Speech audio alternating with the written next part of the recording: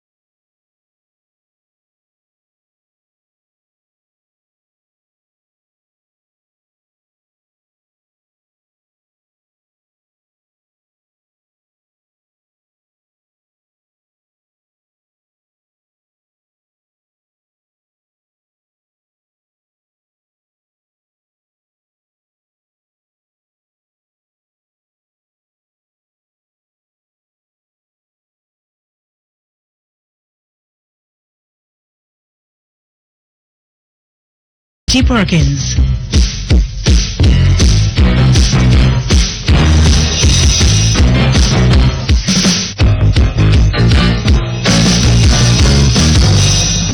Okay, morning everybody, morning and welcome once again to Perkins Online. Well, the Gleaner is telling us this morning, main news story on page 1, Davis under fire. Finance Minister says selection process for public sector health scheme was flawed. Ministry is at fault. Well, I heard Dr. Davis on the Breakfast Club this morning, and he seemed to be denying the validity of this headline. Although he did admit, I think, that there were some flaws in the process by which the matter was conducted so far, although he's saying that the appointment of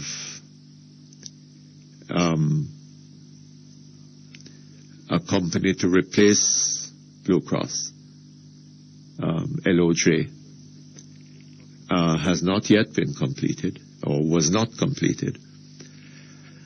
And it looks as if there is going to be some discussion between the ministry and some further discussions between the ministry and the trade unions before the matter is finally dealt with, finally concluded. One gets the impression that the unions are crying for Blue Cross to continue. You know, one thing I would like to know, we're hearing about this huge sum of money that is paid annually to Blue Cross, somewhere in the region of $2 billion. $2 billion for there's 70,000, according to Mr. John Jr., there, or to information that he provided, there's 70,000 public sector workers, and their families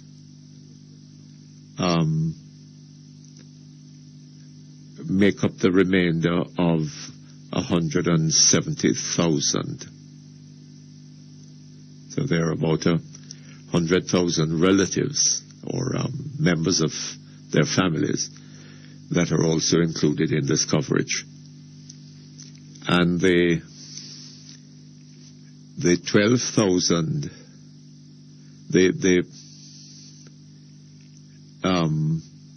$200 billion, is that it? Or $2 billion? I'm not. $2 billion. Works out to something like 12 million per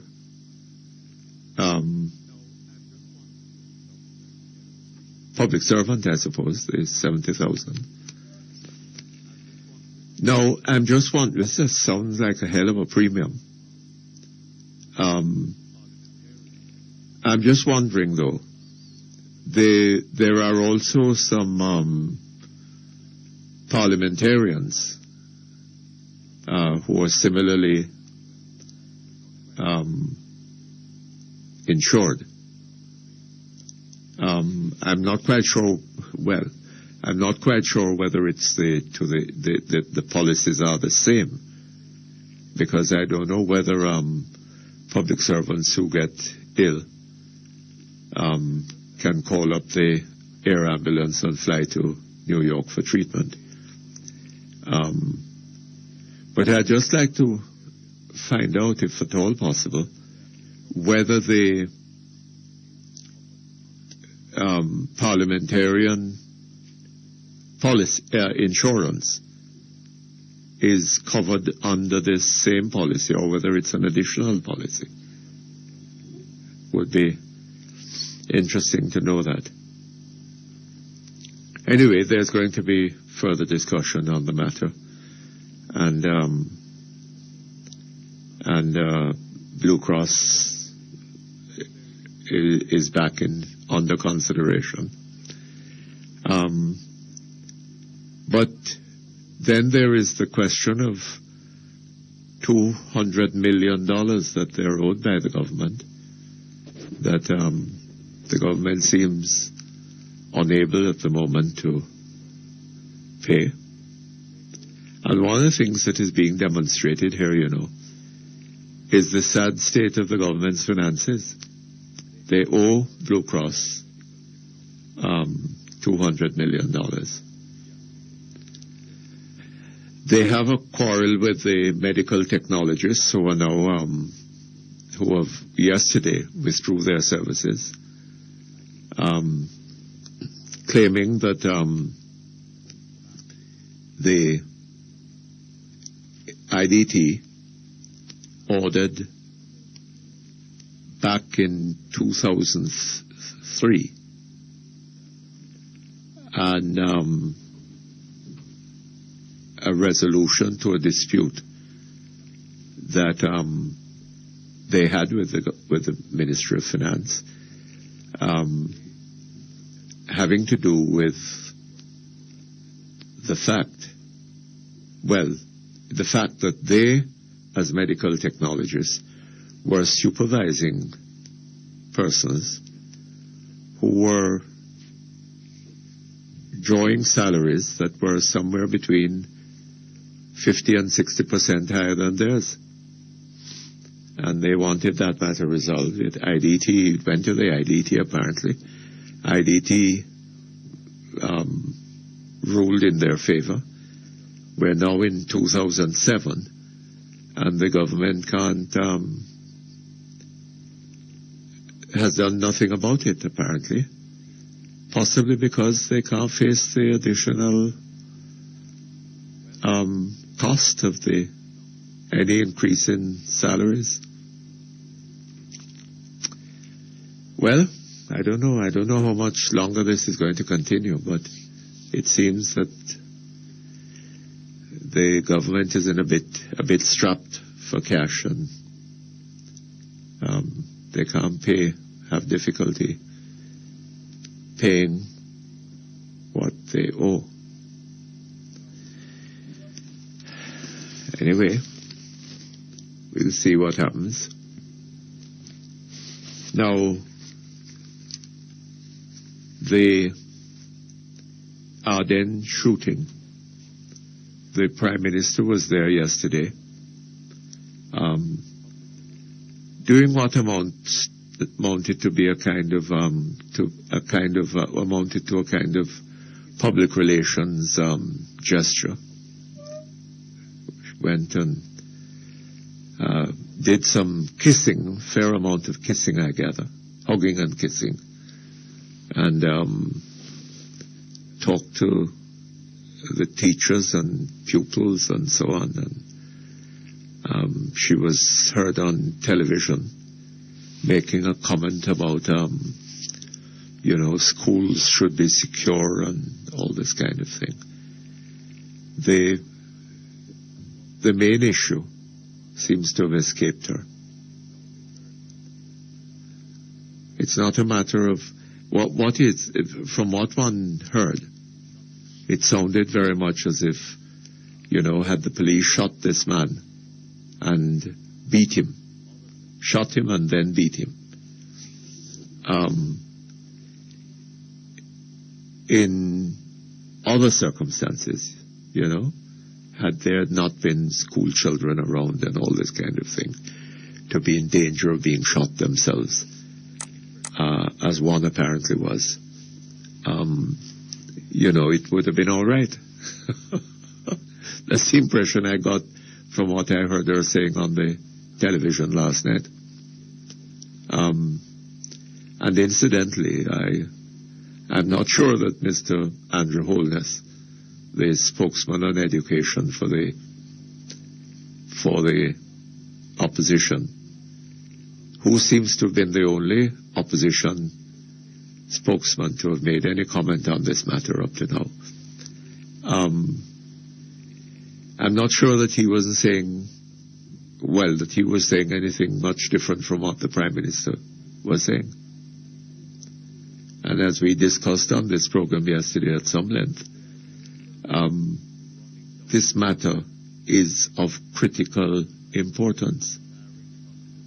The idea of the police running down a man and shooting him, right? Firing shots at him in a situation that endangered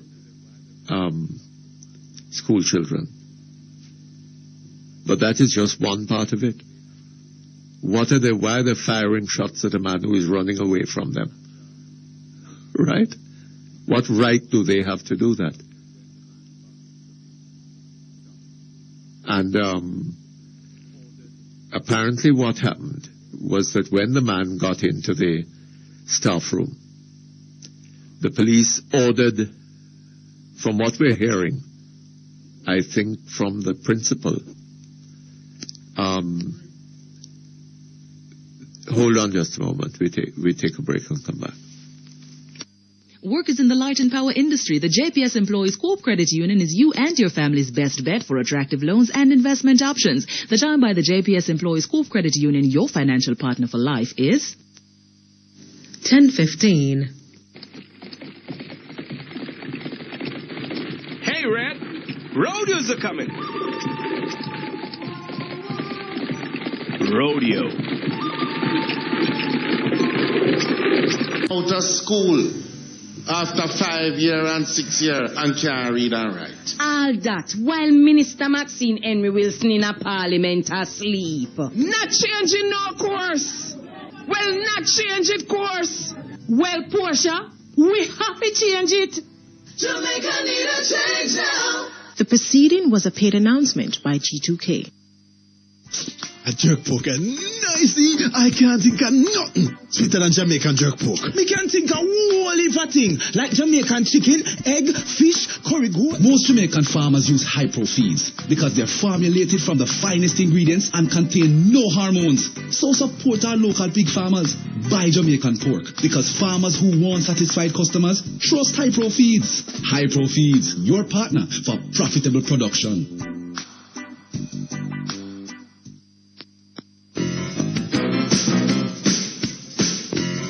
You're listening to Perkins Online, the Thinking Person's Talk Show. Our phone numbers are 968-4901, 968-4902, 968-4903. Our local toll-free line is 1-888-991-4072. Or you may call our international toll-free line at 1-866-LINK-106. That's 1-866-5465-106. Courtesy of the People's Telecom of Jamaica Limited. Call the U.S., Canada, and UK landlines and talk all you want for only $750 plus tax a month, only $25 a day with Freedom Wireless, the new mobile calling service from People's Telecom. You may also log on and listen to Perkins Online live on the World Wide Web free at www.go-jamaica.com. Now back to Perkins Online on Power 106 FM.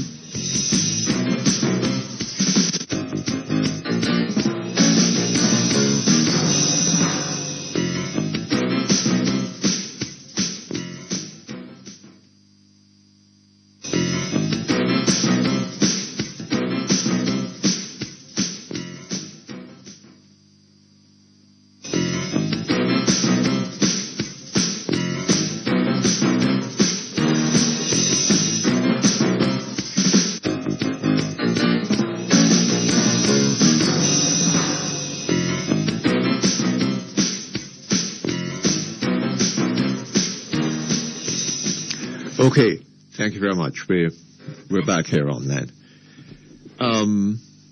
Yes, I was talking about the Prime Minister's reaction to what happened at Ardennes,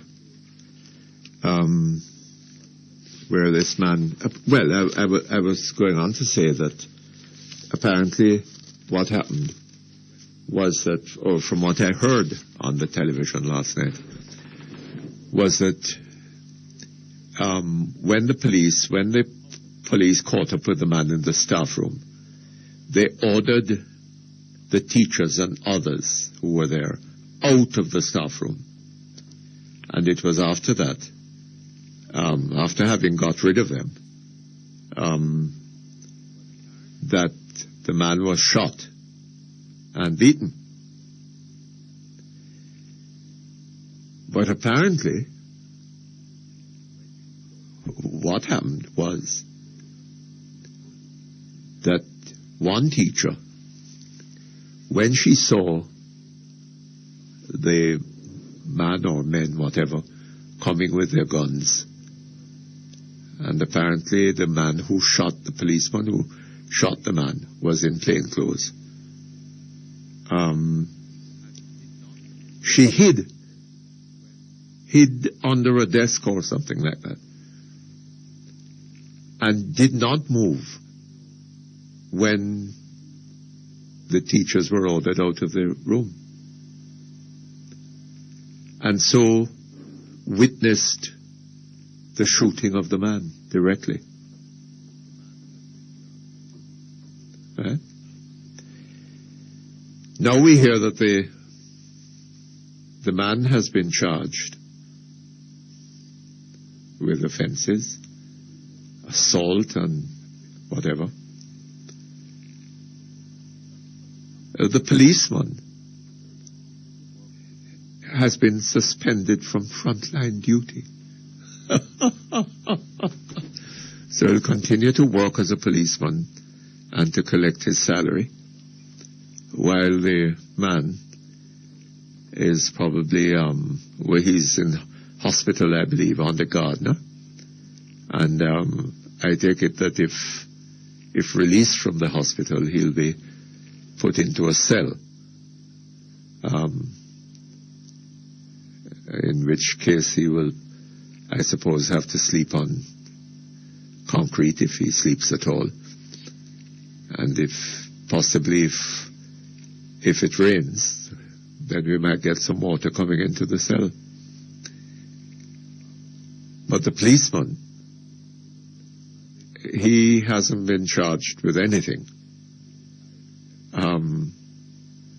And the matter is going to have to be thoroughly investigated, and the file sent to the Director of Public Prosecutions, who will make the decision. And this might take a fair amount of time, so we don't know.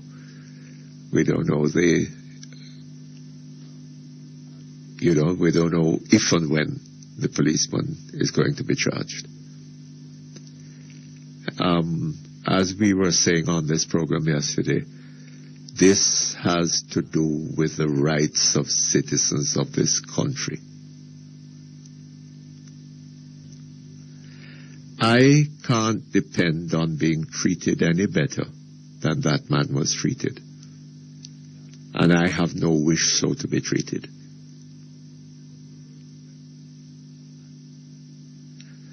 That man is a citizen of Jamaica, just like I am. Just like you. And if we hope to have rights, and for those rights to be respected,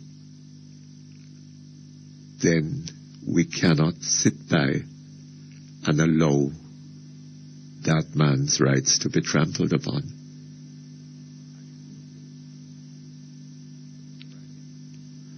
And as we were saying yesterday, I should have hoped that the Prime Minister, who made a commitment to defend the rights, the human rights of the citizens of this country, I should have thought that she would have done more than visiting Arnett. What's the name of the school? Arden, and kissing a few children and teachers. Incidentally, Have you read Mark Rignall's column today? He says, among other things, that the Prime Minister represents in Parliament the worst-run constituency in this country. Is that true? And if so, is it an indication that as Prime Minister, if as an MP she represents the worst-run Prime Minister, the worst-run constituency in Jamaica, then as Prime Minister, what might we expect her to represent?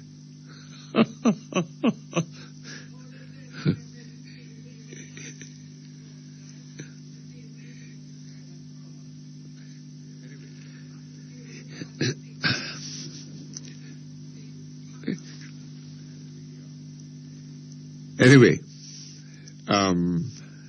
that's about it. We, incidentally, do you remember that in the Kroll case, a caller is calling to remind me that at Kroll, the child was ordered out of the room, taken out by a policeman, and left outside. And shortly thereafter, by the time she got outside and was entrusted to the care of another policeman who was out there, she heard shots. And that was her mother going towards, what's the name of the place that the Prophet said some talk show host was headed for? Dovecot.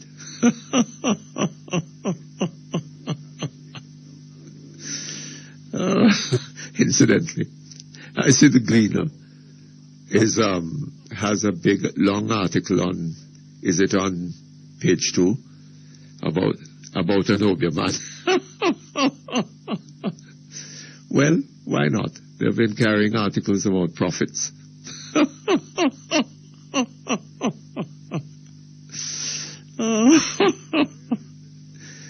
Oh boy, where is our country going? Where is this country going? When you find out, you can tell me. When you find out, you can tell me where it is going. Okay. So, exciting times we live in. We're going towards an election. Incidentally, Mr. John Jr., he's on his way out. Well, I don't know. Maybe he's just not wanting to be in Parliament or in the cabinet under a Sister P Prime Ministership. Is that it?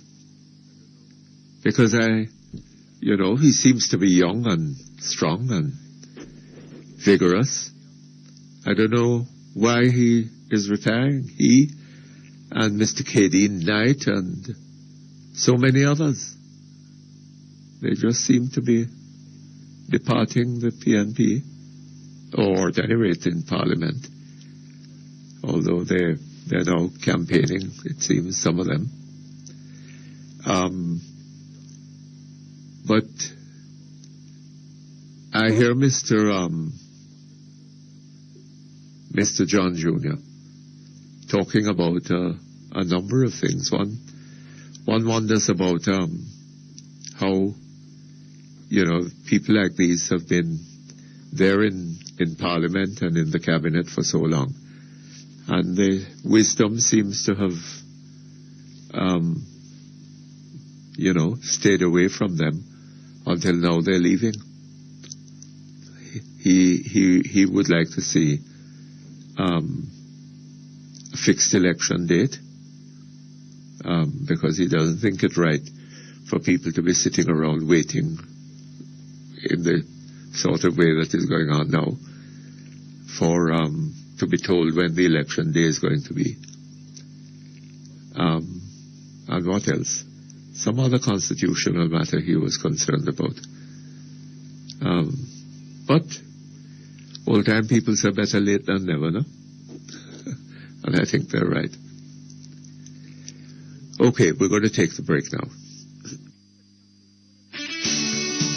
Ideal Portfolio Services Company Limited, creating wealth for our clients every single day. For expert stock portfolio management, foreign currency investments, and competitive returns, call Ideal Portfolio Services Company Limited, 960-6390-4. The time by Ideal Portfolio Services Company Limited, 17 Ripon Road, Kingston 5 is 10:30.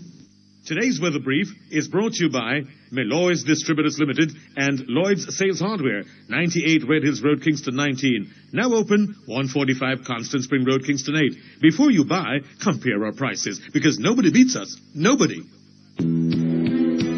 Meloy's Distributors Limited and Lloyd's Sales Hardware, 98 Red Hills Road and 145 Constant Spring Road. Massive sale on steel, lumber, 5/8 form ply, cement and more. Take our competitors' quotations to us, and we'll beat the prices, because nobody beats us. Nobody. Telephone 969-3382. That's 969-3382. And now for today's weather brief. There is a tropical wave moving across the central Caribbean. This morning will be mainly fair during the afternoon. Expect partly cloudy conditions with isolated showers and thunderstorms.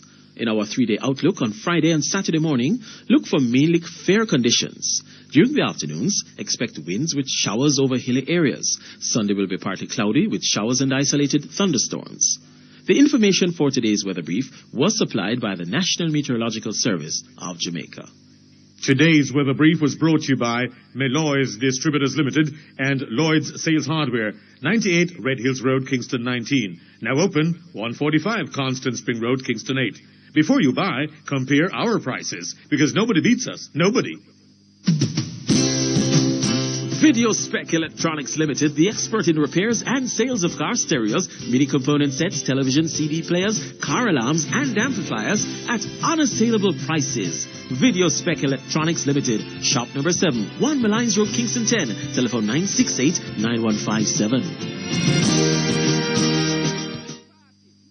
The following is a paid announcement by G2K. Jamaica need a change now. The old boss of the People's National Party, not changing no course. Jamaica need a change now. Well, not change it course. The people want a change, but portion not here we. Not changing no course. What a ignorance. You know, you're with PNP Minister Bobby Pickers will say. 30 million is really chicken feed. Chicken feed? 30 million could have fixed up my picnic school. Jamaica need a change now. PNP mash up education. You did hear what PNP Minister Peter Phillips say? And them come out of school after 5 year and 6 year and can't read and write. All that while Minister Maxine Henry Wilson in a parliament asleep. Not changing no course. Well, not change it course. Well, Portia, we have to change it. Jamaica need a change now. The proceeding was a paid announcement by G2K. Keep screwworms at bay. Check your animals every day. The National Screwworm Eradication Program, NSEP, is in the process of eradicating the screwworm from Jamaica. But we need your help. Animal owners, you must check your animals for wounds every day. You should also treat any wounds you find with the free wound powder distributed by the NSEP. For information, please contact the National Screwworm Eradication Program at 977-7554 or 977-2489. Yo, Brethren, where are the later? I plan to call my girl in the States. All right, where are you tomorrow then? I plan to call my mother in Canada. What about this weekend? I plan to call my granny in England. Then all them calls are to your people. Them are expensive. No, man. Not with the B-Mobile Anyone World Plan. B-Mobile Anyone World Plan? How was that? A plan that lets you make calls from your B-Mobile to UK landlines, the US and Canada for only $999 a month for prepaid. What? So like a plan we should have done. Sign up now for the B-Mobile Anyone World Plan and get the special introductory offer of only $999 a month. Call 444-4247 or text the word START to 444-4247. Details in the press. Conditions apply. Me and my B-Mobile, there's nothing quite like us.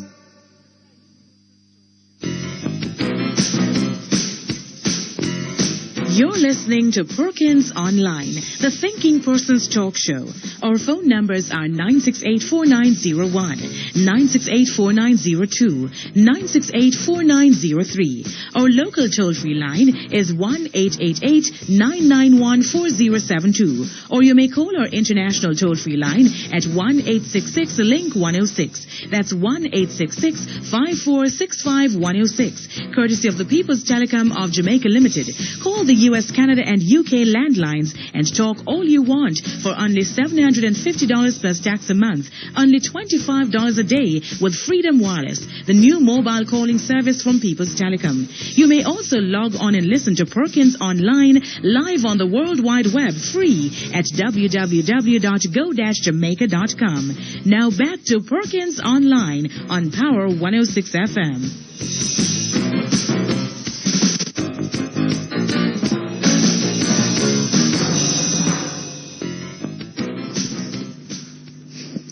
Okay, thank you very much. We're back with you online, and I gather we have with us the opposition spokesman on education, Mr.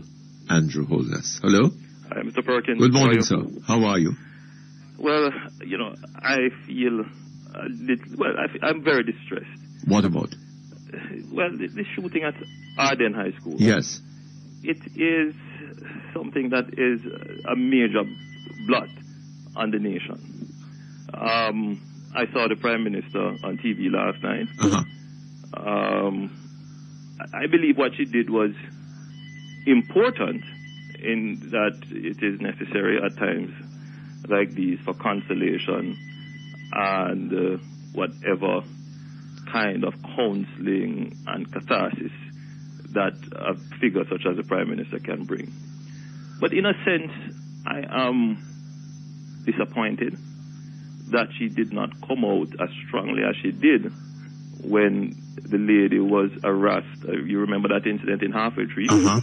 When a lady was assaulted by a police officer. I believe assault would be the right word to use. Yes. I believe that the same level of indignation, if not more, should have been applied to this situation. Uh-huh. I think the society must draw a line in the sand and say that schools are safe zones, that there are some things that the society mobilize all resources, all public opinion, all its energy to protect. One of those things, I believe, is a school. Uh-huh. It should not be a matter of waiting on an investigation for us to determine what went wrong. We must have the protection of the school and our children ultimate in our minds. Uh-huh. That we should be able to come out definitively and say that a police officer, an officer of the state who is paid to protect us, must not fire his weapon in a crowded schoolyard. What about a crowded street or a crowded? Likewise, Mr. Perkins. What about a crowded inner city?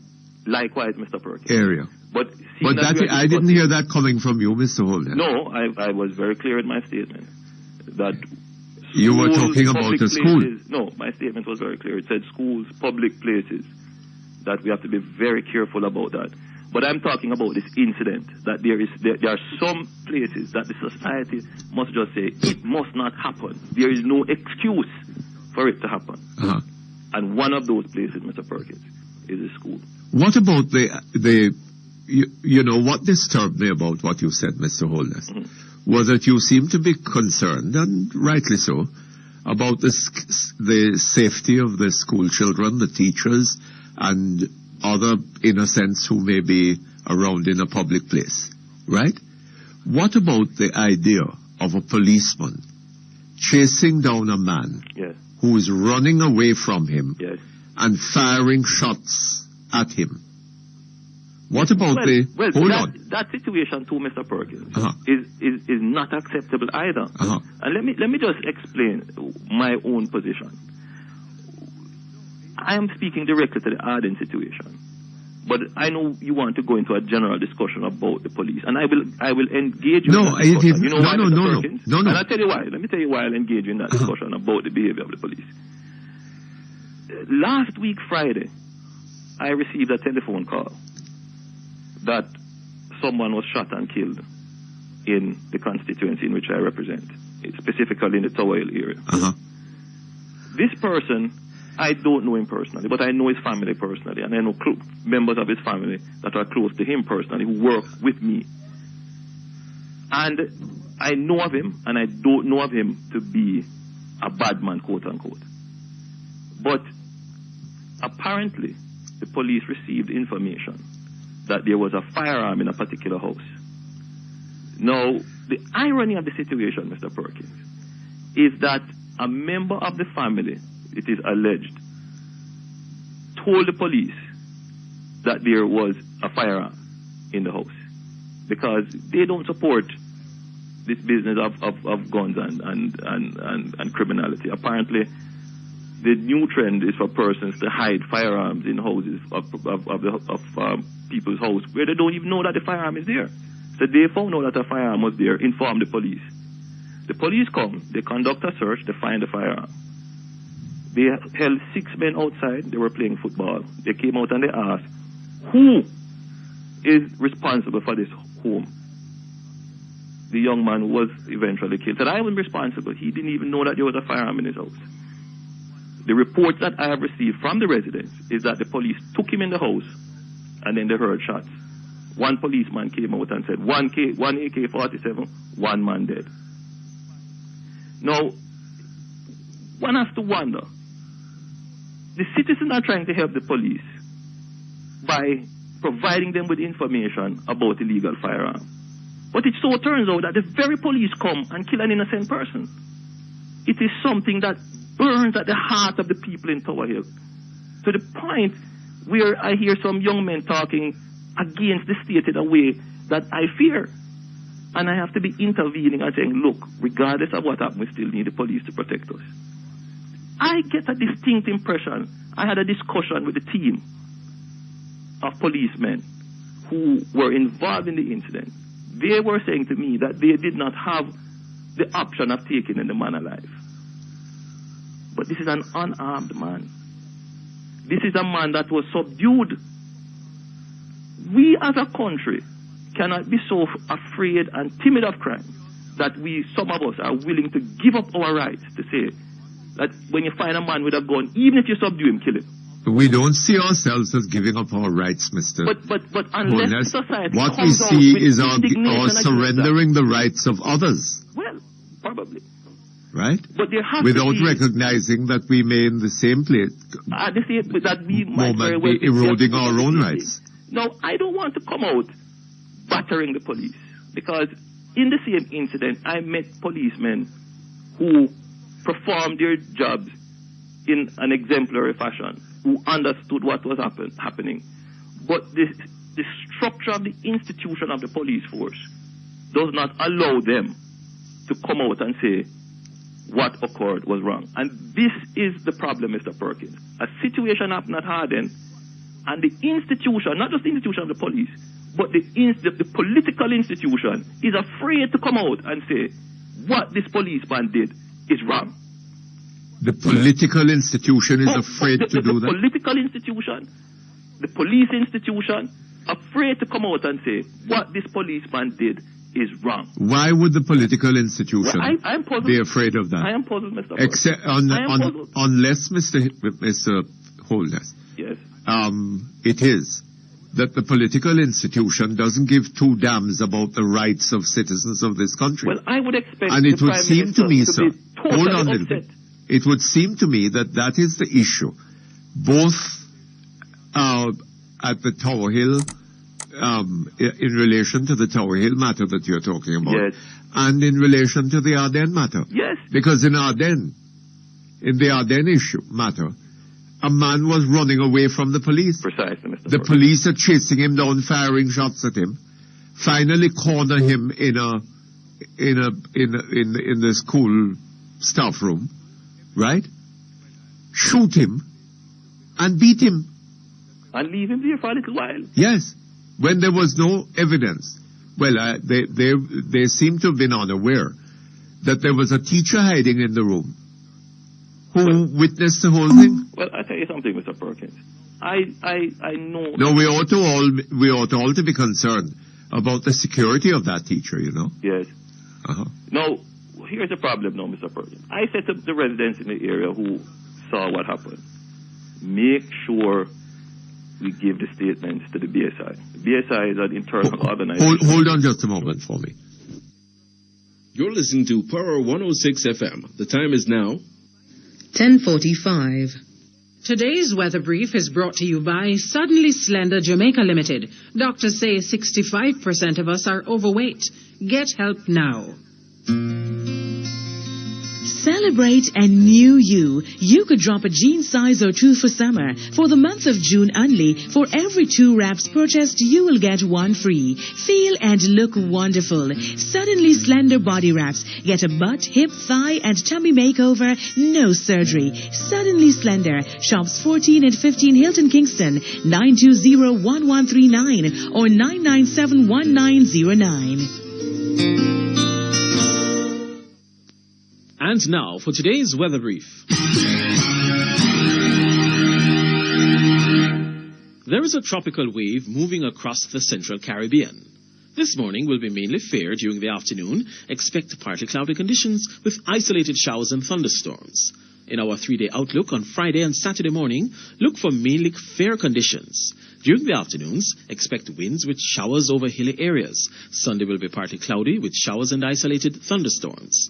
The information for today's weather brief was supplied by the National Meteorological Service of Jamaica. Today's weather brief was brought to you by Suddenly Slender Jamaica Limited.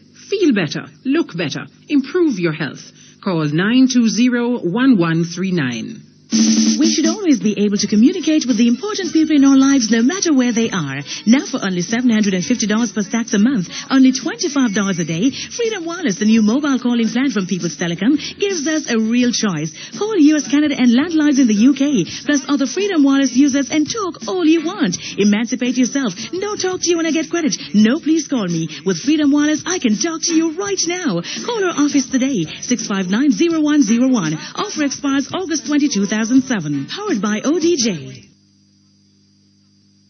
Smells great, tastes better. Your favorite Dr. Luscious and Tasty Baked products. Delve into our delicious Dr. Luscious cheese bread, pineapple cake and a raisin cake, and our tasty Tasty orange, coconut and cherry cakes. Available at all major supermarkets and stores island-wide. Fresh, savory and mouth-watering baked brands. Dr. Luscious and Tasty line of products. Baked and distributed by Breads and More Limited, 27 East Street, Old Harbor. Telephone 983-0644. Dr. Luscious and Tasty Baked products. Just what the doctor ordered. Grease stains are some of the most difficult stains to remove. Introducing Ariel Oxyazole Max with anti-grease particles. This brand new formula transforms washing water into an anti-stain solution that penetrates deep into fabrics, helping to remove grease and much more. Try it today. Ariel Oxyazole Max gets rid of grease so you can get on with life. Ariel, washing made easy.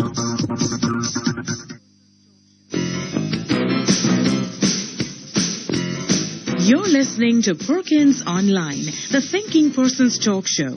Our phone numbers are 968-4901, 968-4902, 968-4903. Our local toll-free line is 1-888-991-4072. Or you may call our international toll-free line at 1-866-LINK-106. That's 1-866-546-5106. Courtesy of the People's Telecom of Jamaica Limited. Call the US, Canada, and UK landlines and talk all you want for only $750 plus tax a month, only $25 a day with Freedom Wireless, the new mobile calling service from People's Telecom. You may also log on and listen to Perkins online live on the World Wide Web free at www.go-jamaica.com.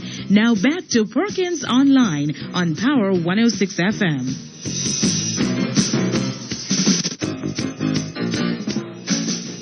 Okay, thank you very much. We're back with you, Mr. Holness. Right, Mr. Perkins. Have you read or heard about that judgment that was handed down by a judge in Tanzania recently? No. In which he talked about human rights, saying that the human rights are not created by constitutions or by law or by the state. They are inherent in the person of the human being. Yes. Right? And therefore predate the state, the law, and presumably the Constitution. And the state and the law and the Constitution are there to uphold, to defend the rights of its citizens. Right? So the police enforcing the law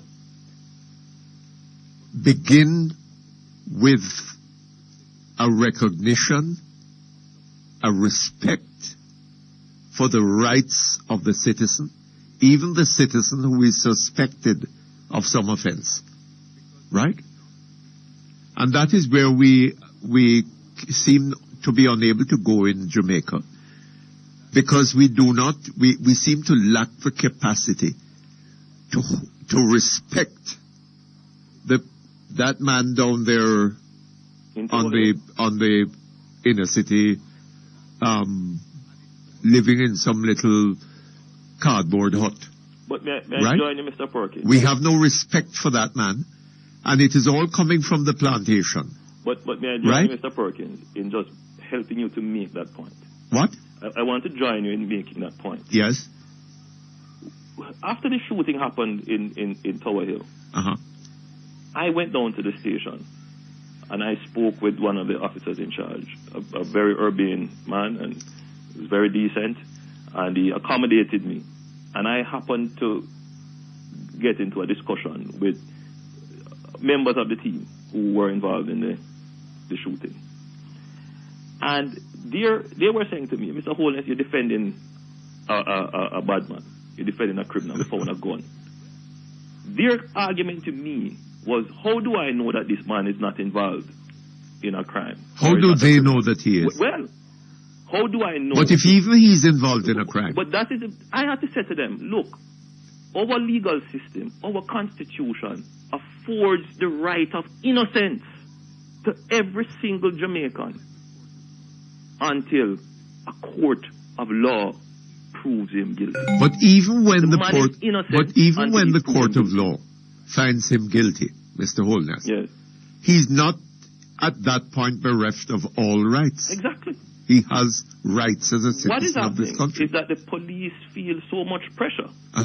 And I don't know if it is the citizen that is putting the pressure on them or the institution of the force putting the pressure on them. That they have to execute justice. It is not speaking to them. But that is not the issue. They must execute justice. That is not the issue. The issue is that the state, the Jamaican state, has no respect for the Jamaican citizen unless he comes from somewhere up in the hills, up in Norbrook or Jacks Hill or somewhere like that, right? And unless he has some PhD or money or in the bank or whatever. But even that, Mr. Perkins, as long as we start on the slippery slope of disregarding the rights of one human being, regardless it is going of state or to reach it is elsewhere. a slippery slope, and you might take a time to reach to you, right? But it will reach to your doorstep. Well, and I think every Jamaican ought to understand that. No matter it is how now much at the afraid point we are of crime, where they are prepared to prejudice the lives of students of Arden and teachers, right? Well, and what has been happening, Mr. Holness, this kind of thing has been going on for years, right? And the Jamaican state is not prepared to do anything about it. And you talk about the BSI investigating. What are you expecting from that? Well, I was about to make that point, Mr. Perkins, that as a member of the Jamaican state, that is not an ordinary member, I sit in the House of Parliament, I have to ensure that the legal recourse that are given in cases like these are followed. So I ensured that we got the BSI on the ground and we gathered the witnesses and that the witnesses spoke with them. But afterwards, it was interesting because even though they did decide to go and follow the legal recourse, afterwards they said, Mr. Holness, not now come out of it. Yeah, precisely. Not now come out of it. I think that they are speaking from experience. There is just a tremendous lack of faith within this, lack of trust. Yes. That anybody will protect them. They said, Mr. Holness, I know you're trying to do your best, but not even you can do anything about it. In other words, there is a resignation in the country, in the poor areas, in the inner city, that the state is stacked against them to just kill them off. But let me ask you something. You began by talking about that woman who was beaten by the police in Halfway Tree. Yes. Right? And the Prime Minister asked for a report. Yes. Immediately. Immediately. Have we heard anything about her getting the report? Well, what was in the report? And what are her views on what happened? I'm not quite sure. A. B. Have the policemen who did that, have they been prosecuted? I believe, I'm not quite sure of the incident. I'll have to do some more research. But what I recall from the incident was the immediacy and the indignation that came from the Prime Minister. Yes. And is that the only incident of the kind? Oh, no. That has happened since she became Prime Minister? I doubt it, but we can even go back to former Prime Minister P.J. Patterson. Yes. When some tourists were harassed. I believe it was a cruise ship. Yes, and immediately, at Port Antonio. Yes. Yes. In other words, I'm just taken aback by the lack of indignation, urgency, condemnation from persons of authority and position. But then, Mr. Holness, where is the indignation coming from your own party? No, well, I'm the voice of my party on this issue. We treat no, it but as an this education issue. but this is an education. This is not an education matter. This is a matter of justice and of national security. Well, you know, Mr. Perkins. Where is Mr. Smith? Well, I know he has made a statement, but as I said, on this issue, I have taken the lead. On this issue, I have taken the lead. Yes. And I have taken the lead, not just because it's a political issue or I'm representing my party, but you have said, I feel very strongly about it. I have had to deal, within the space of a year, with five killings in one little area, Tower Hill, by the police. I'm not against police. Yes. I support them. I have worked with them to bring sanity to the community of Tower Hill when we had a serious gang war in there. And we have been successful. And now all we have built is now at risk of being destroyed. Yes. But what we need to hear from the opposition, Mr. Holness, as from the government, what do you do about this? Is it going to continue? Well, let's talk about solutions, Mr. Perkins. Yes. Because that's where I really wanted to go. What the Prime Minister did yesterday, as I said before, catharsis, counseling, bringing people together, that's important. But let's move from that. I mean, you hug people today and forget about the problem tomorrow. I don't know that the Prime Minister has any qualification as a counsellor. Well, whatever political mileage you gain from it and whatever counseling and soothing she may have brought to the people at Arden, that's a part of the solution, but a minor part of the solution. The major things that need to happen, Mr. Perkins, one, I think the police commissioner ought to realize that the more incidents like these occur, and he as the leader of the police force does not take a stance and say, this is not what my police force ought to be doing, then the more it will be cemented in the minds of the citizens that they are not being protected by the police. The more the trust will be destroyed, the more difficult will be the police task at fighting crime. So I think we need to see the Commissioner of Police come out and condemn the issue and send a clear signal to other line members of staff, other ranking officers, other line policemen, that this is not the behavior that the institution of the police force sanctions, promote, or condone. That's number one. Number two, administrative action needs to be taken. Even though there is a legal recourse against this kind of action, but the police can take administrative action right away. Whether it is to move the man off the front line, dock his pay, whatever it is, change staff orders, immediately the police can take administrative action. And I think in cases where they do take administrative action, they need to publicize them. They need to make the nation know that this incident happened and this is what we did administratively. Not waiting on the courts now, but administratively. As an institution, the police must take action and make the public know to rebuild the public trust. I think clearly we need a policy for security in schools. We need to reaffirm that schools, hospitals, churches, other areas like these are safe zones. That whatever else might happen outside, this is where our children are. I am worried. No. Whatever else might happen outside. Schools. It's all right if it happens outside. No. Hold on just a moment for me. Make it Cake World for freshly baked products, bread, picture and character cakes, pastry, buns, and more. For a delightful taste, visit Cake World, shop number 9 Premier Plaza, LOJ Shopping Center, and 12 French Street, Spanish Town. Telephone 920-3570. The time by Cake World is 11:01. The following is a paid announcement by G2K. Jamaica need a change now. The old boss of the People's National Party, not changing no course. Jamaica need a change now. Well, not change it course. The people want a change, but Portia not here, we. Not changing no course. What a ignorance. You know, you're what PNP Minister Bobby Pickers will say. 30 million is really chicken feed. Chicken feed? 30 million could have fixed up my picnic school.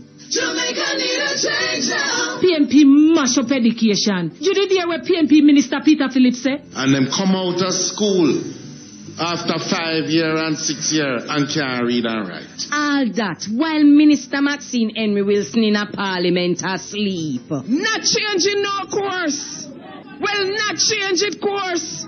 Well, Portia, we have to change it. Jamaica need a change now. The proceeding was a paid announcement by G2K.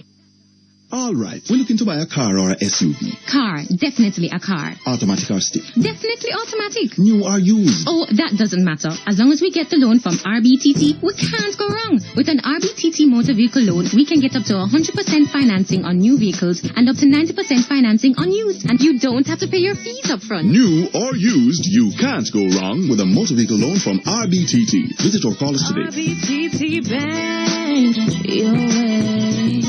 Details in the press. Conditions apply. Tours celebrates 25 years of Suzuki in Jamaica. Come get anniversary specials on Jamaica's best-selling SUV, the Grand Vitara, with special anniversary bonus of the luxury of leather and sunroof at bargain prices, and the amazing ever-popular new Swift at the lowest prices ever. Stewart's anniversary sale, our special way to say thanks for the people who have been with us all the way. Come celebrate with savings while stocks last.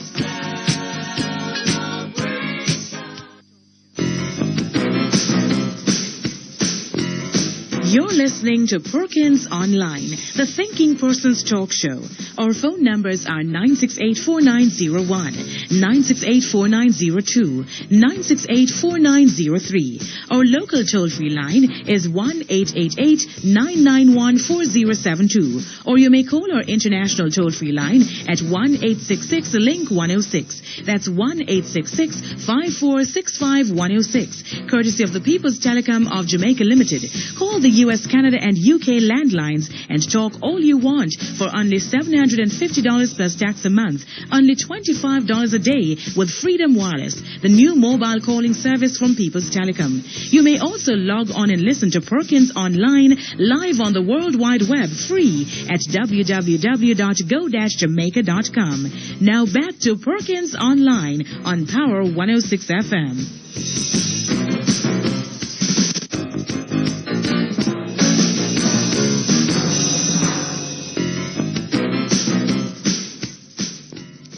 Okay, thank you very much. We're back with you, Mr. Holness. Yes, Mr. Perkins. And we have with us Dr.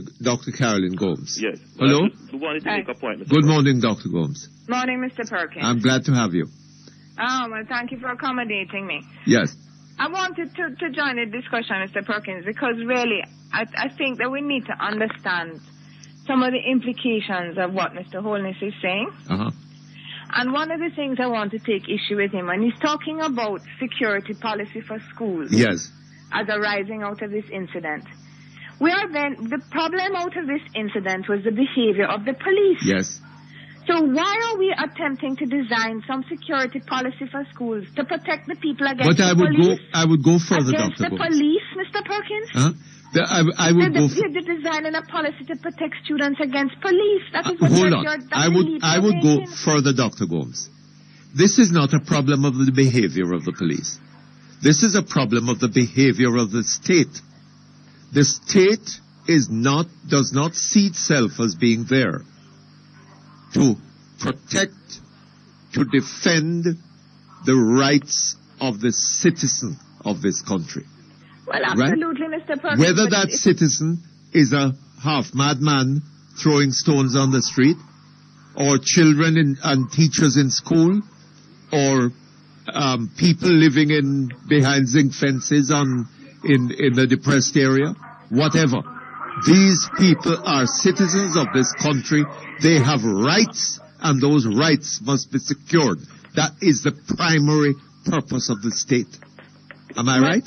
Absolutely, Mr. Perkins. And so we need to draw into consideration why it is that a man who is running away ends up being shot.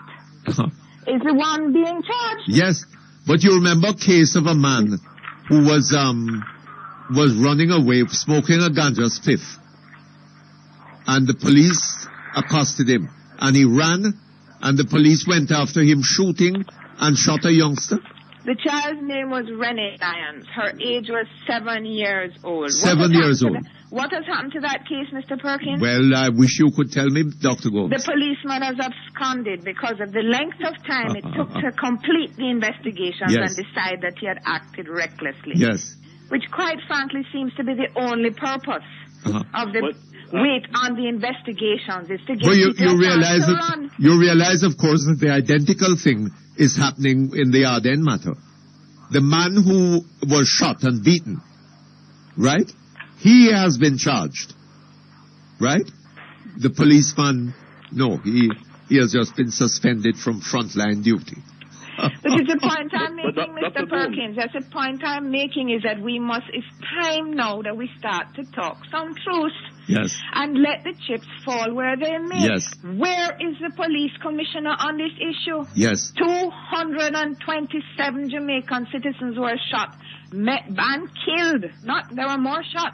227 Jamaican citizens were killed by police last year. Right?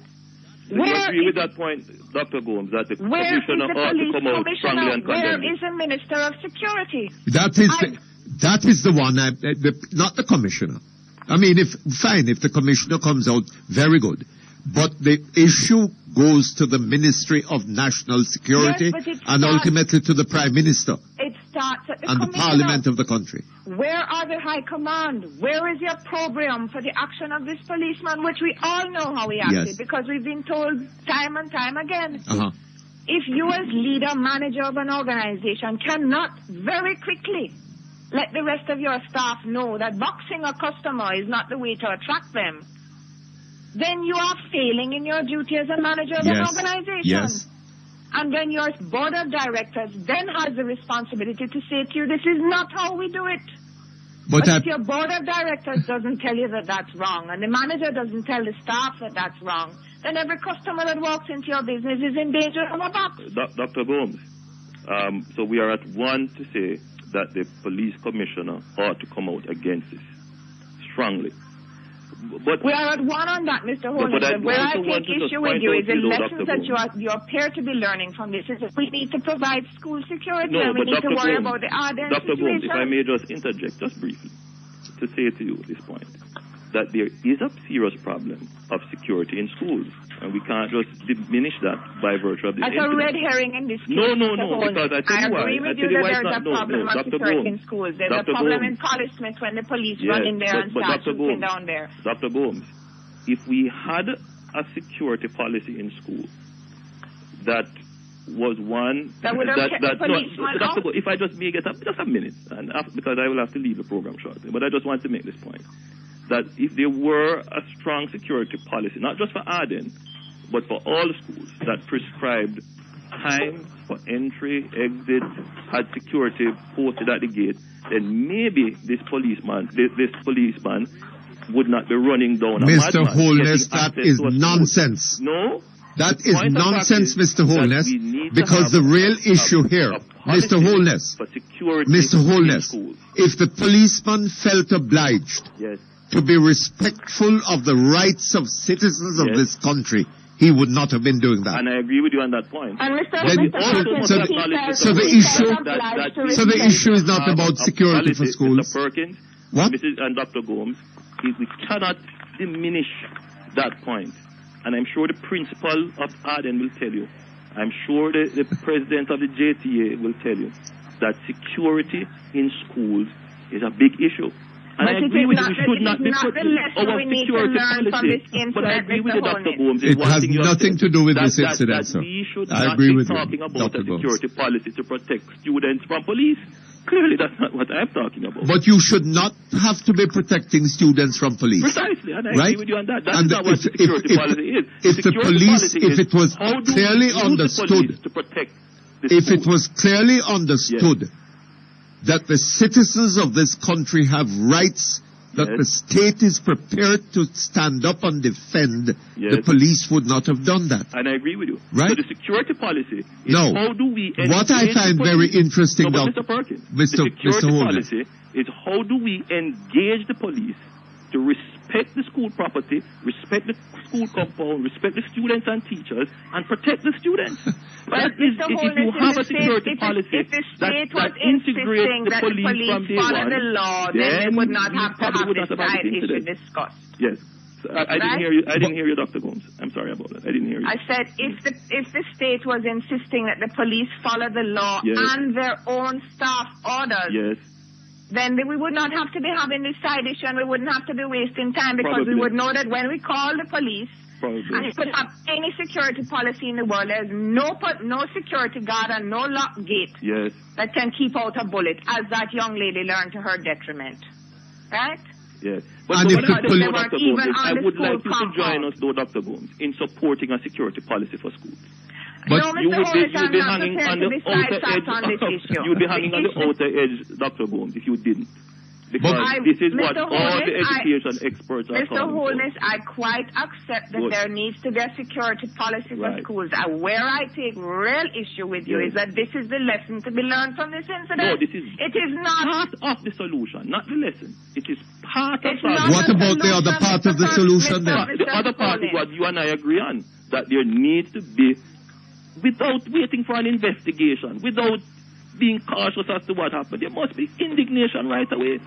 Indignation? There's no indignation, Mr. Holness. If indignation could work, I would have had this place cleaned up from 8 years ago. The Independent Jamaica Council would have had it cleaned up from 20 years ago. Your indignation alone is not enough. It is the indignation people of who are in authority. Yes. Feel that No. what happened was wrong. What about, where is the indignation in your party? No, you're we can't indignant. exclude me of that, Mr. Hold on. I You're am the indignant voice of about my the party on inadequacy this of issue. school And security. I'm telling you that, Right? that I have, on many occasions, and I'm sure Dr. Gomes can tell you, that I have been very outspoken and forthright when the police has done something wrong. Where is the And commitment? at the same time, where is the I have commitment of I your have been party, very Mr. supportive of the Holness? police when they do things wrong. Mr. Holness, Yes, go ahead. where is the commitment of your party to do something to ensure that the rights of citizens of this country will be respected? Right? That even if a man is thought to be guilty of a criminal offense, he has rights which must be upheld.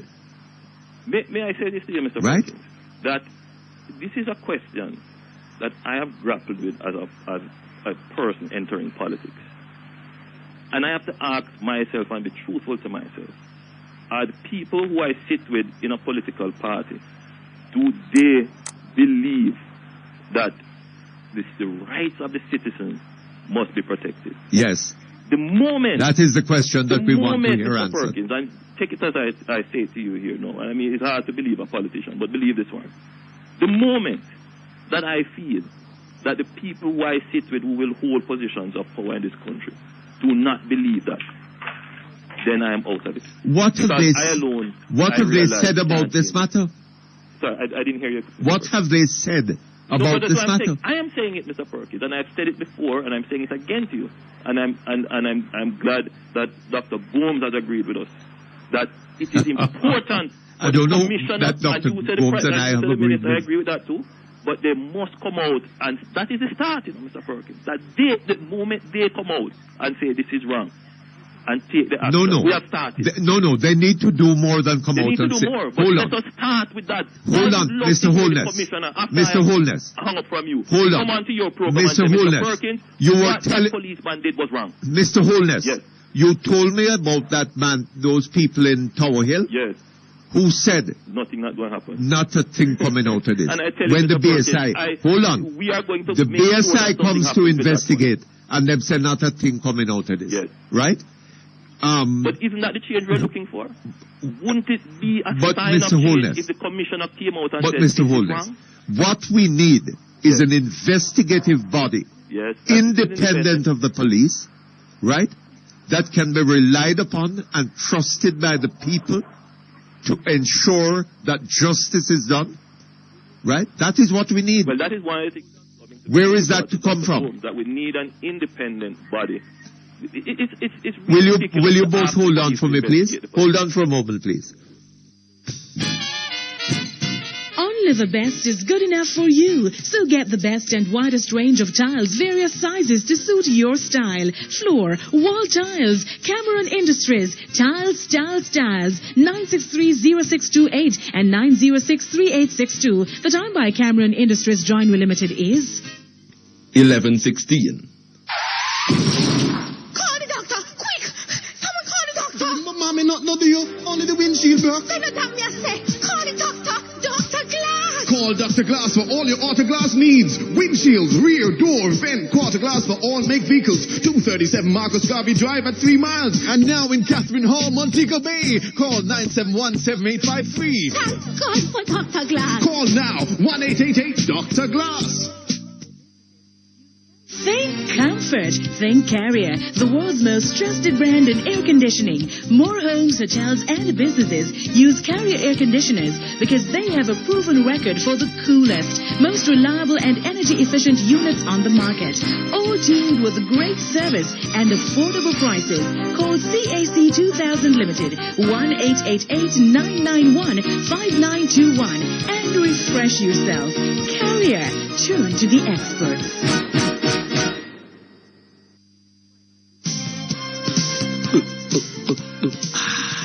This is how I quench my thirst. This is how I sustained my life with Mavita water. Purified drinking water and spring water. Mavita water. Quench your thirst intelligently. Bottled by Barco Caribbean Limited.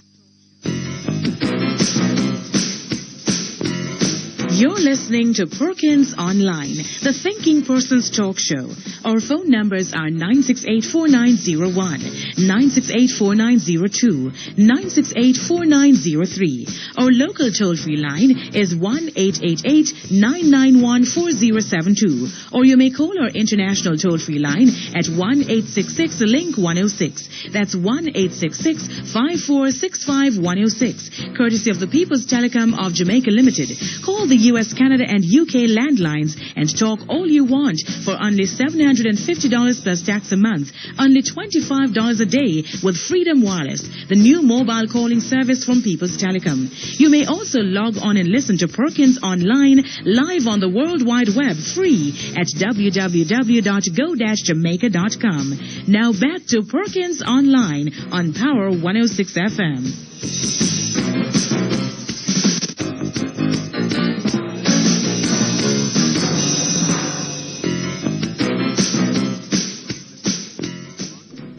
Okay, thank you very much. We're back with you. Mr. Perkins, I'll have to run in a minute. Run, Mr. Holness? Run? I have to leave you. But if you have to run. Just a few words to close. Let me say that, Dr. Gomes, I've followed you for many years. I admire the work you do. I think you should keep on doing it.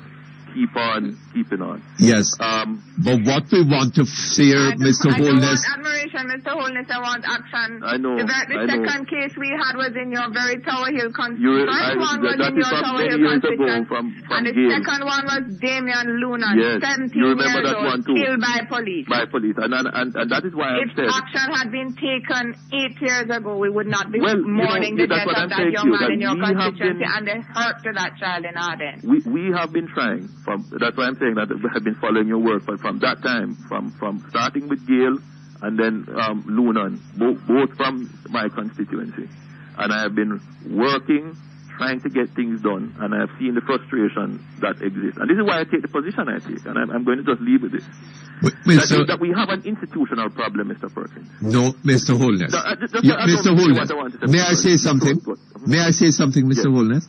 We have more than an institutional problem. Well, hold on, Mr. Holness. We have a cultural problem. Yes, but that's hold on, Mr. Holness. Yes.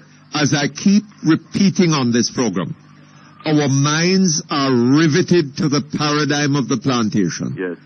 There are some people who live in great houses, or what we consider the equivalents, right? Those people have rights, right? Those rights must be respected. There are other people who live in the barracks and as nowadays in what are called ghettos, right? And they are barely human. They have no rights, right? So if the police go down there and kick them down and shoot them, right? And run down a man with a spiff, firing shots at him and shoot a little girl, oh, well, what is there in that to make a commotion about? I agree hold on, Mr. Holness. We want to be serious about this, and we need to understand that the fundamental responsibility of government and of the state, right, is to uphold, to protect, to secure the rights of its citizens. Whether they are dressed in three-piece suit or dressed in some little rag and tag something. May I hold on. You, Mr. Perkins? That is what we need to understand, Mr. And if the state saw that as its role, but what then I to do, hold on. Then the police would not be behaving in the way that they do. But I wanted to take that. Am I right, Dr. Gomes? That very idea. Hello, Dr. Gomes. Yes, I'm hearing you. Am I right? Yes, I accept that entirely. But if you allow me, Mr. Perkins, yes, I wanted to take that hold on. idea. But we Mr. Holness, to this point in time, spoken the truth about what is going on. Yes. We continue to try and work with and to listen. And we heard wait on the investigation. Yes. For many lions, no stone will be left unturned. Our Prime Minister, our present Prime Minister was a member of Parliament. And it amazes me, Dr. Gomes, that the opposition is seeing this as a matter of securing a school, right? And not securing the rights of the citizens of this country. No, that is an unfair statement, Mr. It is not an unfair statement, It is, Mr. Perkins. No, it is because not. I speaking to you, gave you a slew of things that need to be done, of which one of them is a security policy. But I won't belabor that point. No. What I will say to you, Mr. Perkins, is that What are the statement others? you made earlier is a very correct statement. But I just wanted to point out to you that, yes, we have a cultural problem. We have a cultural problem. But culture influences institutions. Institutions are the formal reflection of the culture. But we need if leadership. We are going to change, Mr. Perkins. What we need is Mr. leadership. Perkins, I just want to make this point because Mr. I leave it shortly. If we are going to change, because that is where I am at now, to change culture, leadership is important. Leadership is an important part of change, which is why I make the call that if there is going to be a challenge to the culture that exists within the institution of the police force, then the leadership of both the police force and the country, people like myself, Dr. Booms, yourself, the Minister of National Security, the Prime Minister, need in a unison, in one voice, to say what occurred is wrong. We are not enemies. No, we don't necessarily. We don't need all of that. You and I agree. No. Booms, you and I agree. The government is in office. The government has the power. The government has done nothing about this over 18 years. What we want to hear, if the opposition finds itself in office next month or whenever, right? What is it that you intend to do about this issue? One might have expected to hear something like that coming out of the Ardennes case. One has not up to now. I don't think you could say that, Mr. Perkins. What we mean I can't say that? Dr. Gomes, have you heard them? I would say that is my assessment of the situation, Mr. Perkins, and unfortunately I follow the media a lot. And, I don't agree with you, Dr. Gomes, on this one. I have not heard the indignation and the plans for changing the situation, because if indignation could cure it, I would have cured it long time. Well, you see, I keep repeating, Dr. Gomes. Mr. Holness, you are asking us to vote for you. Are asking us to vote for you. Yes. Tell us what you would do. But I just said it. I just explained to both you and Mr. Perkins, and you attacked me. Security. One of the problems. Security in schools. Let us be fair, Dr. Gomes, I am not your enemy. And if it is that the civil society believes that the political process is your enemy, Mr. Holness, we probably won't make much progress. Mr. Holness, we have said very clearly, a start to change is that the Commissioner of Police, the Minister of National Security, who lead the institution of the police force that reflects the culture of the society, needs to challenge that culture to start the process of change. No. Don't naysay that. No. Don't naysay that, Mr. Perkins. Don't naysay that. Dr. Gomes, if you naysay that, you'll be contradicting yourself. That's the start. That's the start. That doesn't require the opposition. We need a lot more than that, It requires people of conscience. It requires leaders of conscience. I understand that you are going to, your party, not you, Mr. No, you're politicizing the issue that does not need to be politicized. This is not an issue of the DLP. This is an issue of people's rights. And that is the problem that you will face, Dr. Gomes, that until you are able to make alliances with people of right mind, regardless of what politics there is, the problem won't be solved. Mr. Holness, we need Mr. Holness. It's not a political problem. Mr. Holness, when the government takes an M16 and puts it into the hand of a policeman, it needs to make that policeman understand clearly. And the young question that if he misuses that power, he is going to suffer serious consequences. How does that message? How do we transmit that message, Mr. Perkins? How does it? Yeah, how do we transmit that message? Well, first of all, Mr. Holness. Shouldn't the commissioner come out and say, shouldn't he send that message? First of all, Mr. Holness. He should send that message, Mr. Let us agree with as that. you say, let us not the people in Tower Hill. We know what is the problem. I don't think anybody's taking issue with that, Mr. Holness. What you're trying to do is to politicize an issue that does No, we're not politicizing. Well, what is wrong with politics? To you is that if that is what you have to offer as a solution, that is part of it. I don't find it very attractive. No, because I've heard a lot of people coming out in flankers. It was the acting Prime Minister, it was the Minister of Security, and it was the Police Commissioner at the time. Yes. No stone will be left unturned. Yes, absolutely. This will be investigated. Something wrong happened here. We will move on it. This is wrong. And the next thing that I heard was that the person in command of that operation was promoted to the Safe Schools program. But there you go. There you go. So, Mr. Holt, I need to hear more than a suggestion that the Prime Minister, that I agree with you, it is a start. I'm not disagreeing with you about that at all. But I certainly need to hear more plans and programs for improving the situation. And this is what I will say, because I have to run, all right? But what you are saying to us, and I'm speaking now in terms of the JLP, we have gone through a process of preparing a national security plan that was headed by Colonel Trevor Macmillan, somebody who I know you hold in high regard.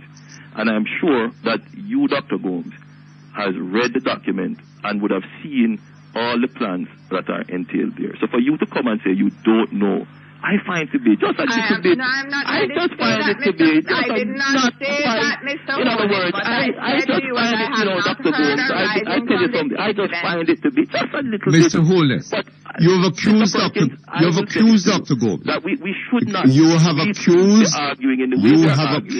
Dr. Gomes.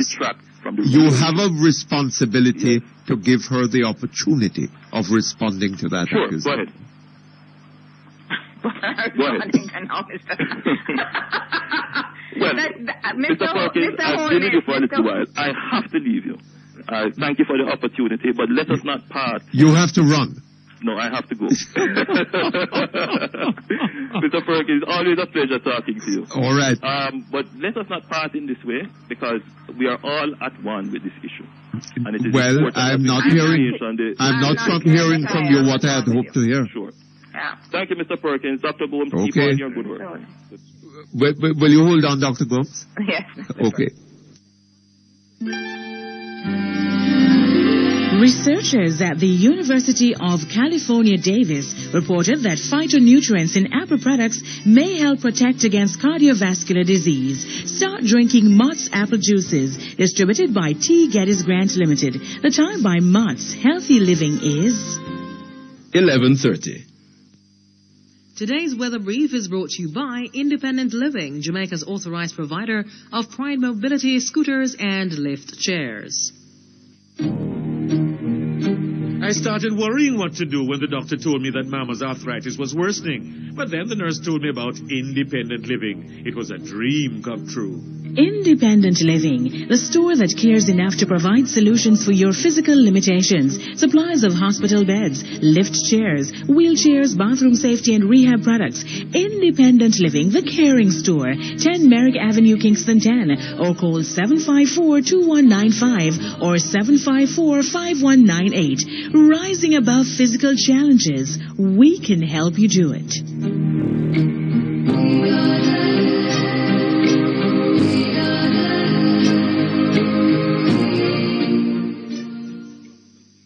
And now for today's weather brief. There is a tropical wave moving across the central Caribbean. This morning will be mainly fair during the afternoon. Expect partly cloudy conditions with isolated showers and thunderstorms. In our 3-day outlook on Friday and Saturday morning, look for mainly fair conditions. During the afternoons, expect winds with showers over hilly areas. Sunday will be partly cloudy with showers and isolated thunderstorms. The information for today's weather brief was supplied by the National Meteorological Service of Jamaica. Today's weather brief was brought to you by Independent Living, Jamaica's authorized provider of Pride Mobility scooters and lift chairs.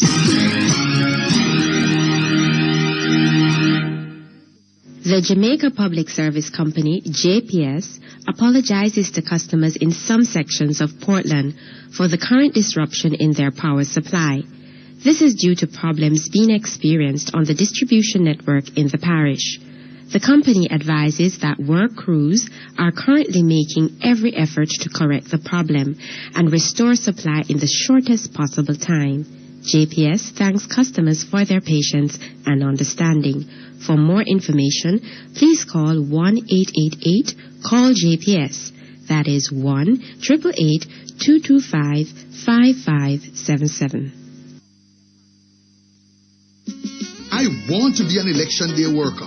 I worked in the last general elections, and I'm proud to be a part of the democracy. I felt quite safe. and the process is thorough and fair. The EOJ needs 3,000 additional workers for Election Day. We're seeking persons with at least 1 year tertiary education living in the Kingston, St. Andrew, and St. Catherine areas. We're making a special appeal to teachers and civil servants to join our team. Pick up an application form at shop number 21, 44 Pines Plaza, EOJ, 43 Duke Street, the Election Center, 9th floor, Towers, New Kingston, or call 922-9015 for details. Do it for democracy. Do it for Jamaica. J&J Pharmacy, located at 82 Barnett Street and shop number 3, Embassy Place, Montego Bay, has all that you need in a pharmacy. If they don't have what you need, they will definitely get it for you. All major health cards, including JADEP and NHF, are accepted. Go see them today. A pleasant staff awaits you. Opening hours for Barnett Street, 8:30 a.m. to 10 p.m. Monday to Saturday, and 10 a.m. to 8 p.m. on Sundays and holidays. Embassy Place, 8:30 a.m. to 7:30 p.m. Monday to Saturday.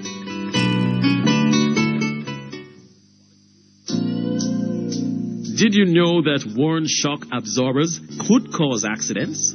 Replace them now with quality units from Universal Shocks Limited, 58 Red Hills Road, telephone 925-1000. Universal Shocks Limited, your shock and strut specialist, where everyone gets a discount.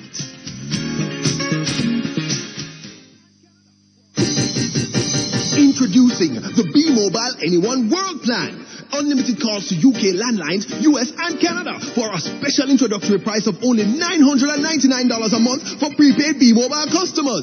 To sign up now for the B-Mobile Anyone World Plan, call 444-4247 or text the word START to 444-4247. The B-Mobile Anyone World Plan. Details in the press. Conditions apply. Me and my B-Mobile, there's nothing quite like us.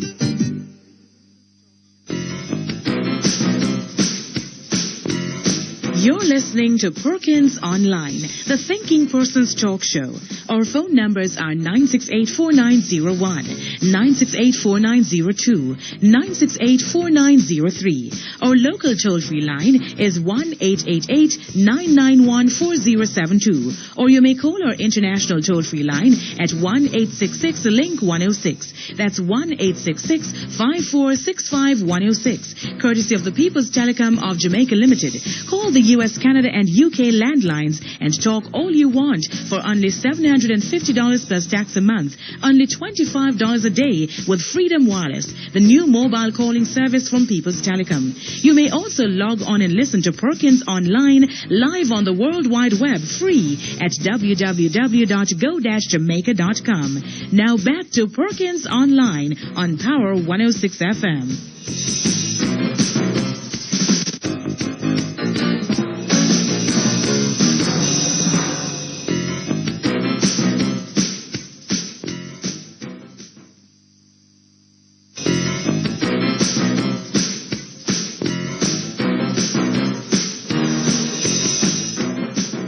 Okay, thank you very much. We're back here online. Hello?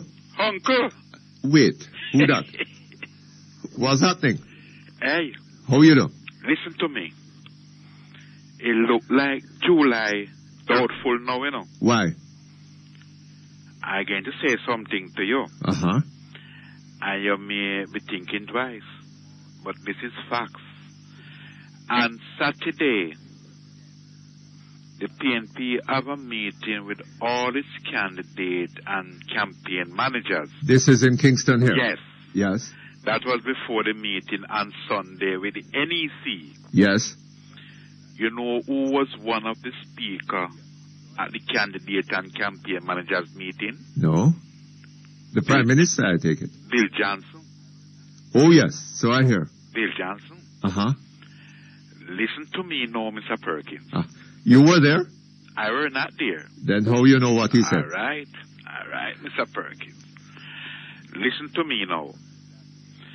You remember the Gleaner published some time ago that they will start to give us the readers on Sundays of individual seats which they have done polling on? Individual seats? Seats.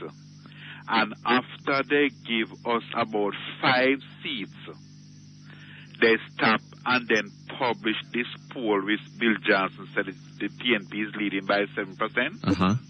And since they have published that poll, they have not published any more of the seats individual polls then. Oh, is that so? All right. And Saturday, Bill Johnson bring it to the attention of the PNP at that meeting. Another 11 seats which were done individually, which show the GLP leading in them. In all 11? The GLP is leading in 9 and they are tied in 2. Oh. And hold on a little bit now. So you are prepared to go by the Bill Johnson poll? Hold on. Hold on. Let me ask you. You regard the Bill Johnson poll as credible? No. No? No, but the point I'm making, just bear me out. The point I'm making, and I need you to assist me in understanding something here. Yes. Hopefully, I don't know if I can, but let's see. The other day, allegations were made that the Observer have hidden a poll, which were done by the Carlstone team. And they are not publishing that poll. The question I'm asking now, and I'm using your media to ask the Gleaner, why is it that the Gleaner stop publish the individual seats poll and fail in publish the final 11 seats in which Mr. Bill Johnson, their own pollster, has done and furnished them with the finding? You get the point I'm making, Mr. Perkins? Why is it the Gleaner stop publish the seat-to-seat poll on Sunday and keeping back this 11 seats which the Bill Johnson give them the finding and they fail to publish it? Well, whatever the reason for that, are you saying that you find the Bill Johnson poll reliable, and that if the Bill Johnson says that poll says that you are leading in 11 of what? 11 of PNP seats. 11. Oh, these are PNP seats. Yeah, these seats are seated. Yes. PNP. So that if Bill Johnson says that the Labour Party is leading in 11 of 16 or what? No. He have 9 of 11. 9 of 11. Plus another 6. Which he published 5 already. Yes. And the GLP were leading in 4 of that 5. 4? Yes, ma'am. Yes. So 13. That will be 13. 15. 4 and 9, 13. Or 15. 15. Well, and you are prepared to hang on to that and say, do you see? No. Labour Party ahead. No. What I'm saying, Mr. Perkins, and you can read between the lines, Mr. Perkins, and understand the position, is that if Bill Johnson published a poll in the Gleaner saying that the PNP is leading by 7%, and he go to a meeting with all the PNP candidates and campaign, including the Prime Minister, and is showing them his finding where the GLP is leading in 13 or 15 PNP seats. Then what is that telling you? And then now, Mr. Perkins. Well, how do you know that this happened at the meeting, sir? You weren't there. Who was it that was there that... Mr. Perkins. Yes. You heard on the news that the PNP has assigned Mr. Patterson in 3 parishes to try and take home those... Well, I don't know that the PNP assigned him. What I understood was that Mr. Patterson had volunteered. All right. And you heard Mr. Patterson over the weekend is telling comrade Don Norman and see that is where St. Elizabeth. Yes. That if they doesn't unite, there's a strong chance of the GLP taking that seat back. But Mr. Flip-Flop, That is not answering the question that I asked.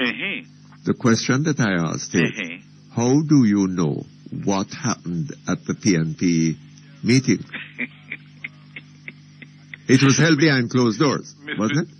Yes, that's true, because the media were banned from attending. Okay. Yes. And you were not there? I were not there. So did you assign somebody to be there? But remember, Mr. Perkins, that you yourself say that you understand also that Mr. Bill Johnson were there. I heard that he was there. All right. But I can't tell you what he said. I don't know. Well, I didn't hear.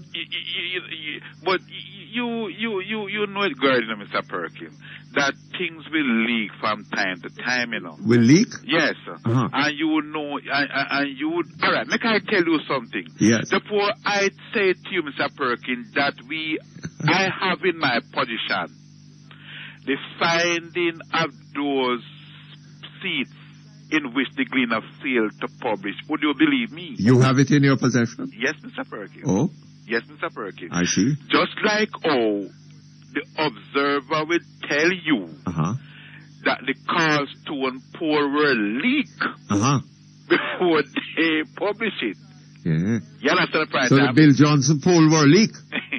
Well, I don't think it leaked, you know, because he tells them at the meeting that if you go out there in July, the GLP are going to win the election. He told them that? He told them Saturday at the candidate and campaign managers meeting in Kingston. Boy, hold on a little bit for me. Medical Associates Hospital, providers of quality healthcare for over 47 years, providing lab, x-ray, pharmacy, emergency and general care services. Let Medical Associates provide you with the healthcare you need when you need it most. The time by Medical Associates Hospital is 11:45. Today's weather brief is brought to you by Clock Tower Pharmacy Gift Center and Toy Zone, right in Halfway Tree. The most convenient way to fill prescriptions and shop at the same time is at the Clock Tower Pharmacy Gift Center and Toy Zone, centrally located in Halfway Tree. Telephone 929-6366. Open 9 a.m. to 10 p.m. weekdays and also opened on Sundays and public holidays. And now for today's weather brief. There is a tropical wave moving across the central Caribbean. This morning will be mainly fair during the afternoon. Expect partly cloudy conditions with isolated showers and thunderstorms. In our 3-day outlook on Friday and Saturday morning, look for mainly fair conditions. During the afternoons, expect winds with showers over hilly areas. Sunday will be partly cloudy with showers and isolated thunderstorms. The information for today's weather brief was supplied by the National Meteorological Service of Jamaica. Today's weather brief was brought to you by Clock Tower Pharmacy Gift Center and Toy Zone, right in Halfway Tree. No matter what you drive, Esso's fuel system Energy has the right mix of additives to improve performance. These additives guarantee a cleaner operation, which means a cleaner environment. At Esso, we understand your car's needs, your needs, and the needs of the environment. You're going to love driving a whole lot more than ever. How do we know? At Esso, we're drivers too. When it comes to top quality, when you want great taste, find food for your family with Eve on your plate. Get value for your money, top quality, great taste.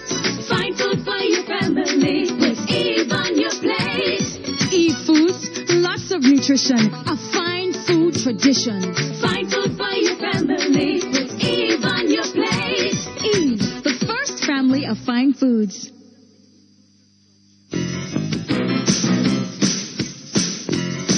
You're listening to Perkins Online, the thinking person's talk show.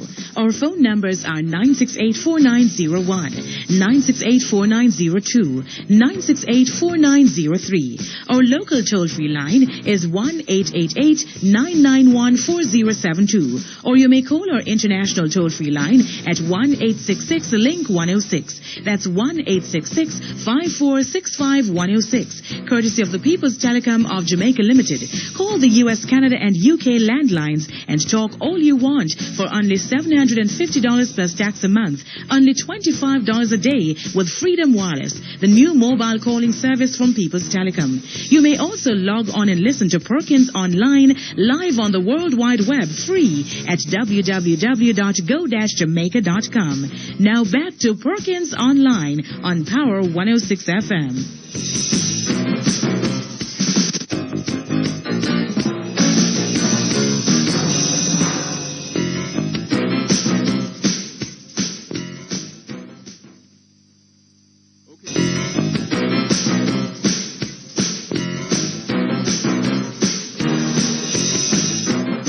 Okay, thank you. We're back with you, Flip Flop. Mr. Perkins, Uh-huh.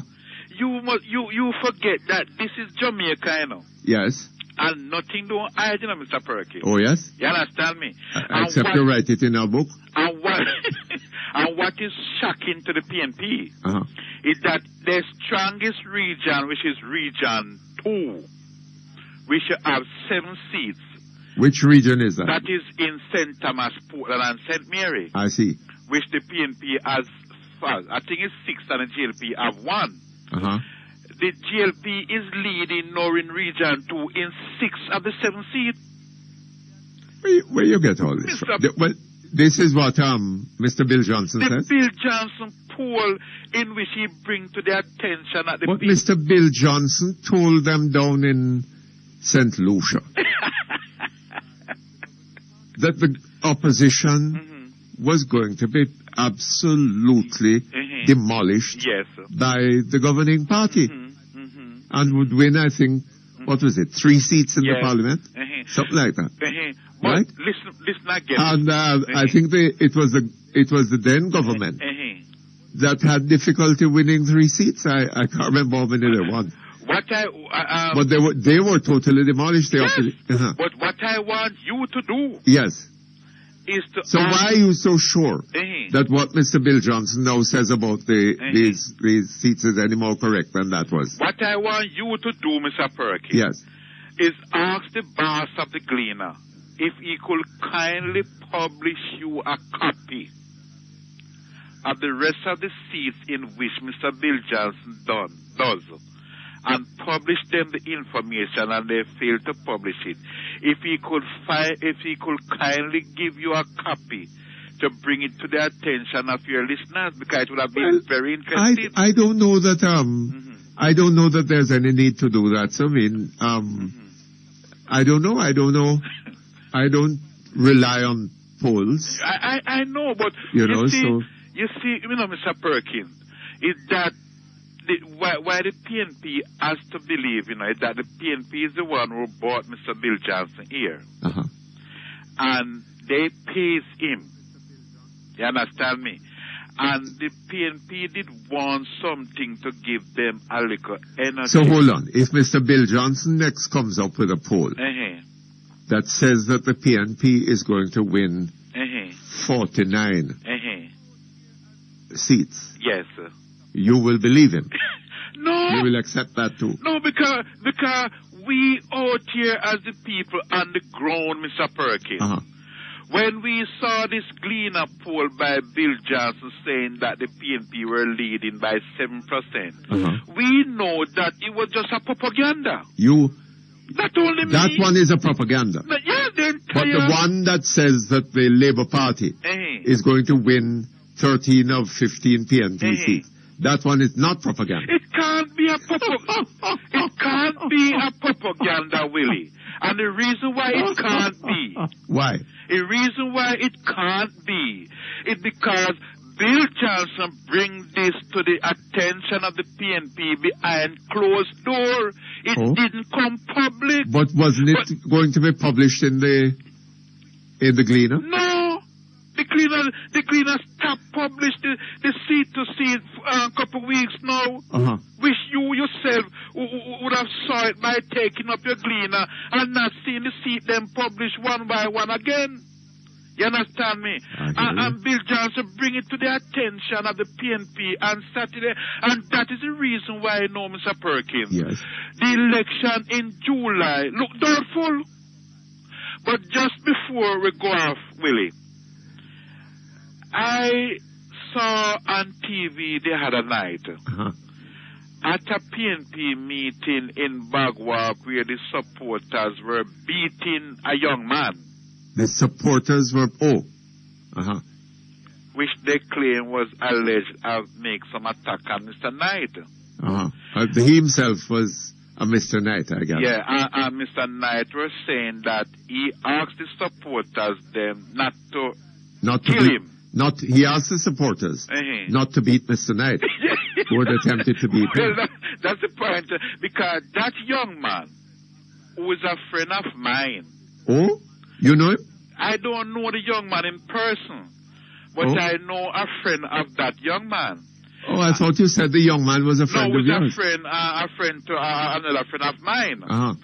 And that young man's last name is Knight. Yes. And we're getting the understanding that he's a mentally ill person. Yes, so I gather. But that's not true. It's not true? No. This is a young man who upset for a reason.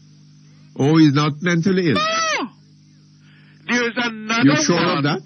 There is another one who names Knight who is mentally ill. Oh? But he was not the one who made the attack. I see. You understand me?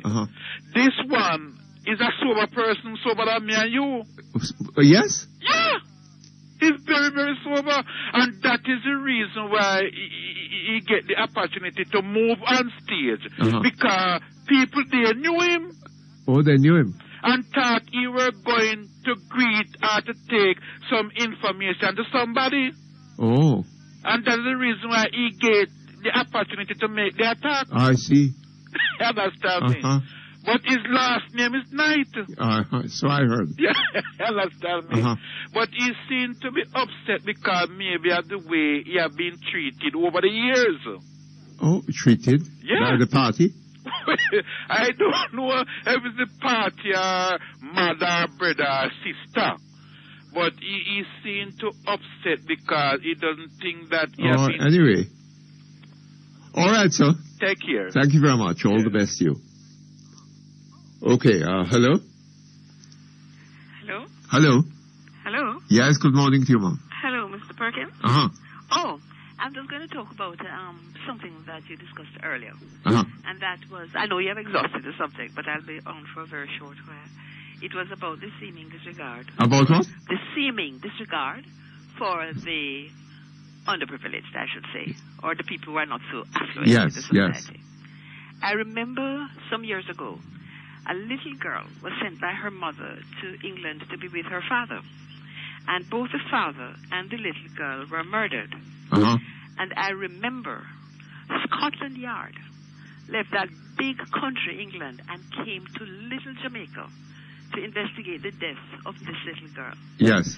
And I really had to think about it, because when you think of the number of children who have died in this country, and every day you hear another death. Well, I mean, the news is very monotonous now. Yes. Because every time you listen to the news, you hear the same thing. But so many children have died, and yet no big thing.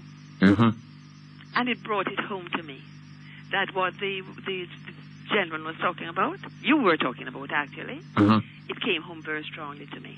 Because that was a time when I understood what they were saying so clearly. That was, I was just making the point that, I mean, it is so true, absolutely true. Yes. And I remember some time ago, you used to hear people say, which I thought was so unfortunate, that they preferred to go to the Dons when they had a problem. Oh, that was the story that Mr. Thwaites told on his program one morning. Pardon? Mr. Thwaites told that story on his program one morning. What story was that? About a man whose daughter had been raped.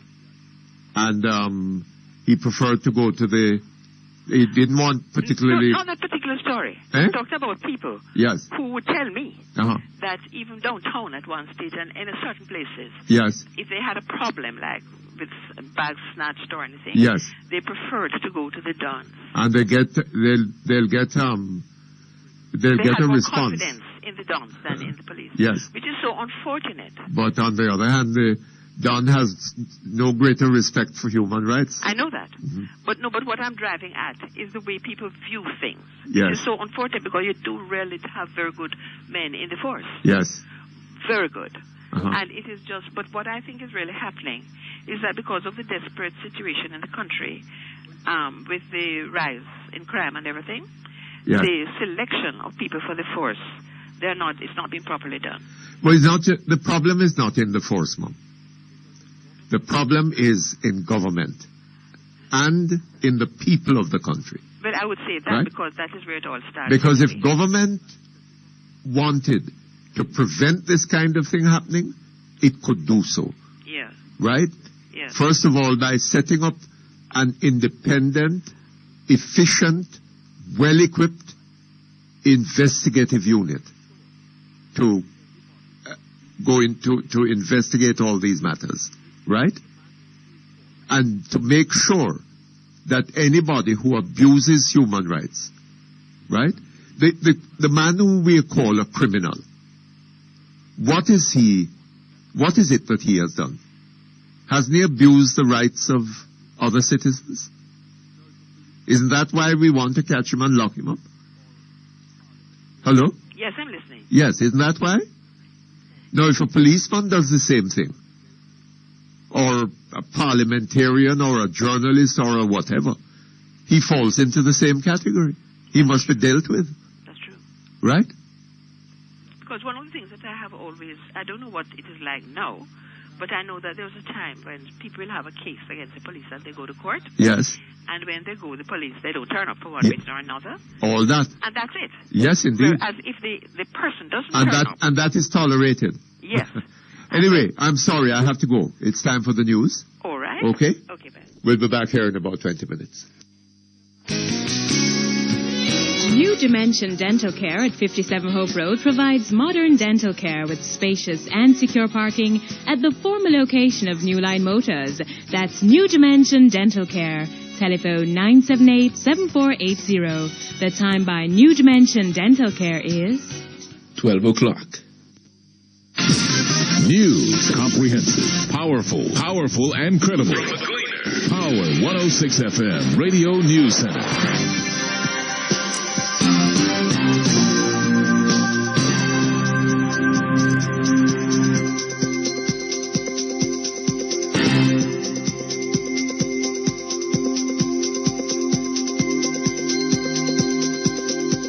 Good afternoon, I'm Jean-Paul Menu with Midday News on Power 106 FM from the Gleaner Power 106 News Center.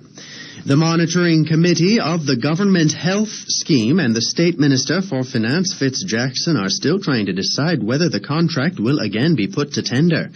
The parties have been meeting since 9 o'clock this morning to discuss a recommendation by the Ministry for the transfer of the contract from Blue Cross of Jamaica to Life of Jamaica. Yesterday, Finance Minister Dr. Omar Davies reportedly said the process involved in the transfer of the scheme was flawed.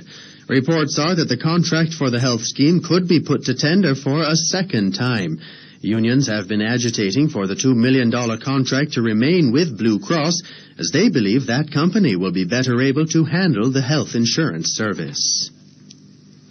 A 31-year-old man was last night shot dead in the Woodford Park community in Mountain View, St. Andrew.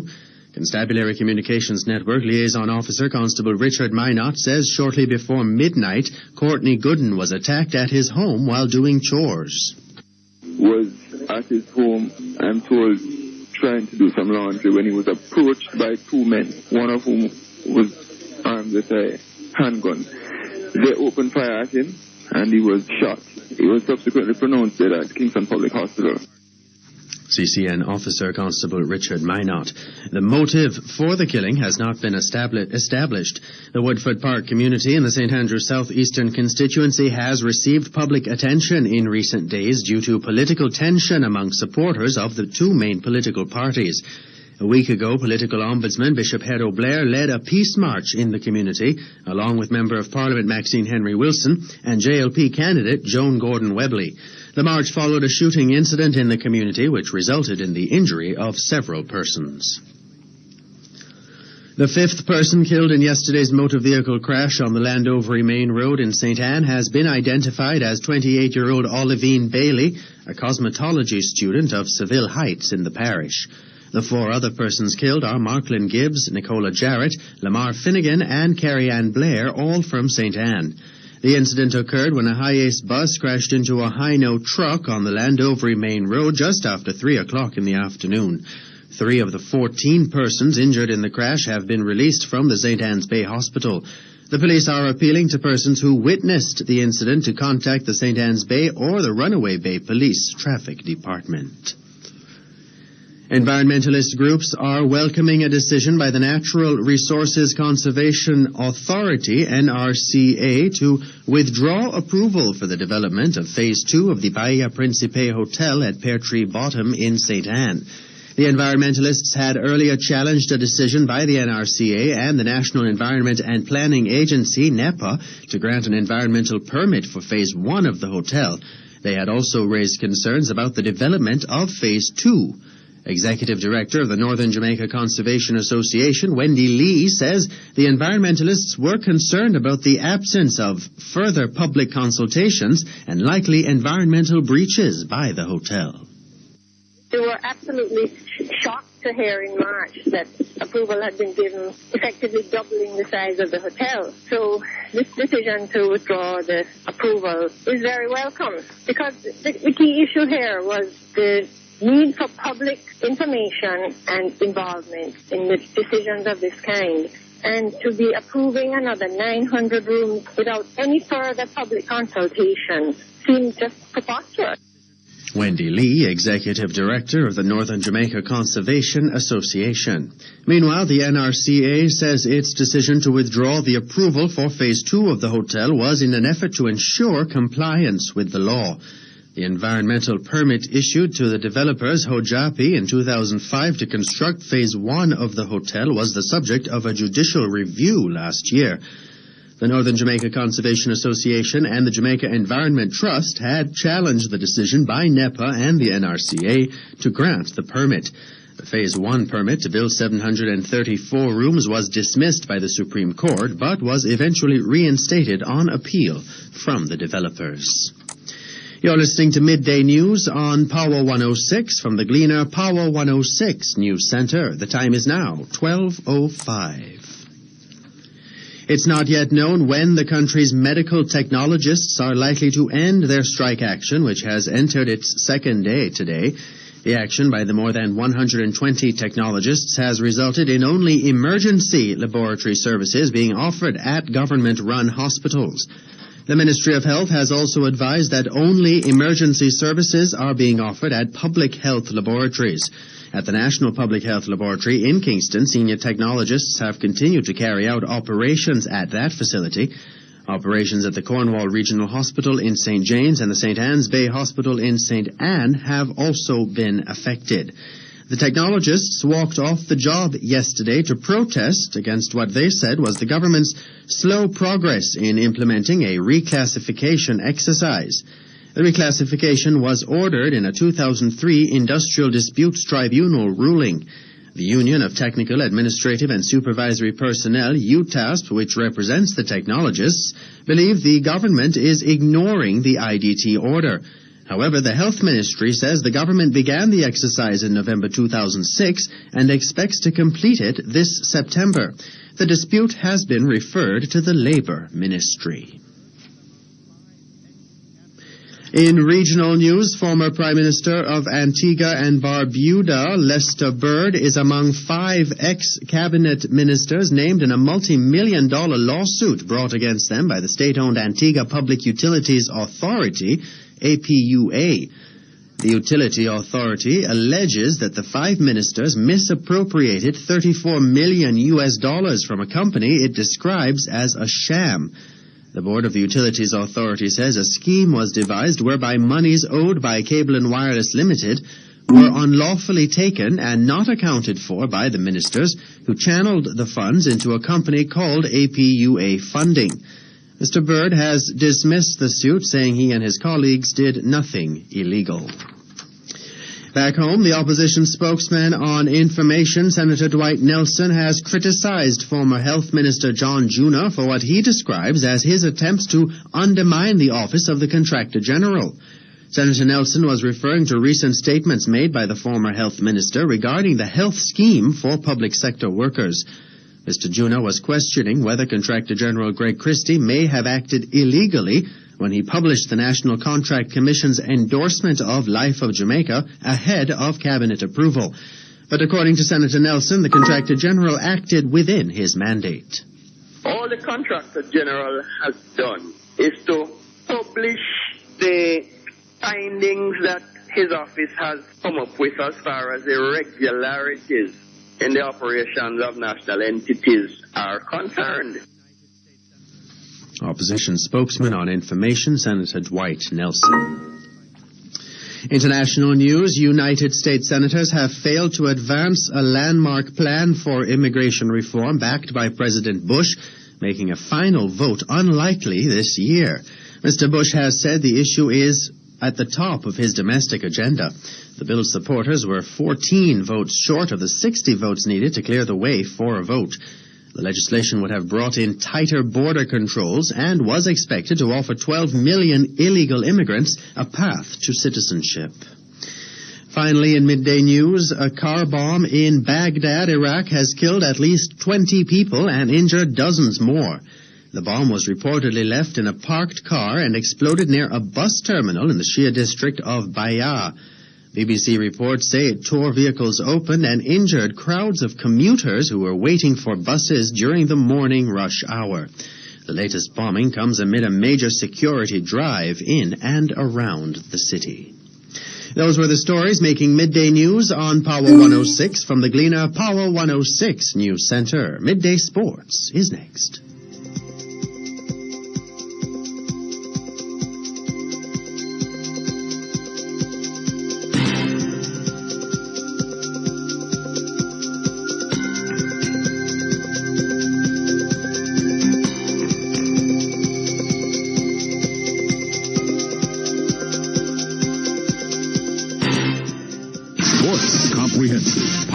Powerful and credible.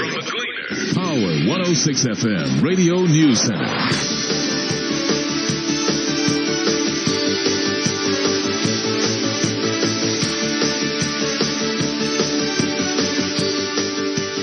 Thanks for staying with us. Time now for your midday sports report on Power 106. The West Indies A-Team Tour of Zimbabwe has been finally called off by the West Indies Cricket Board, the WICB.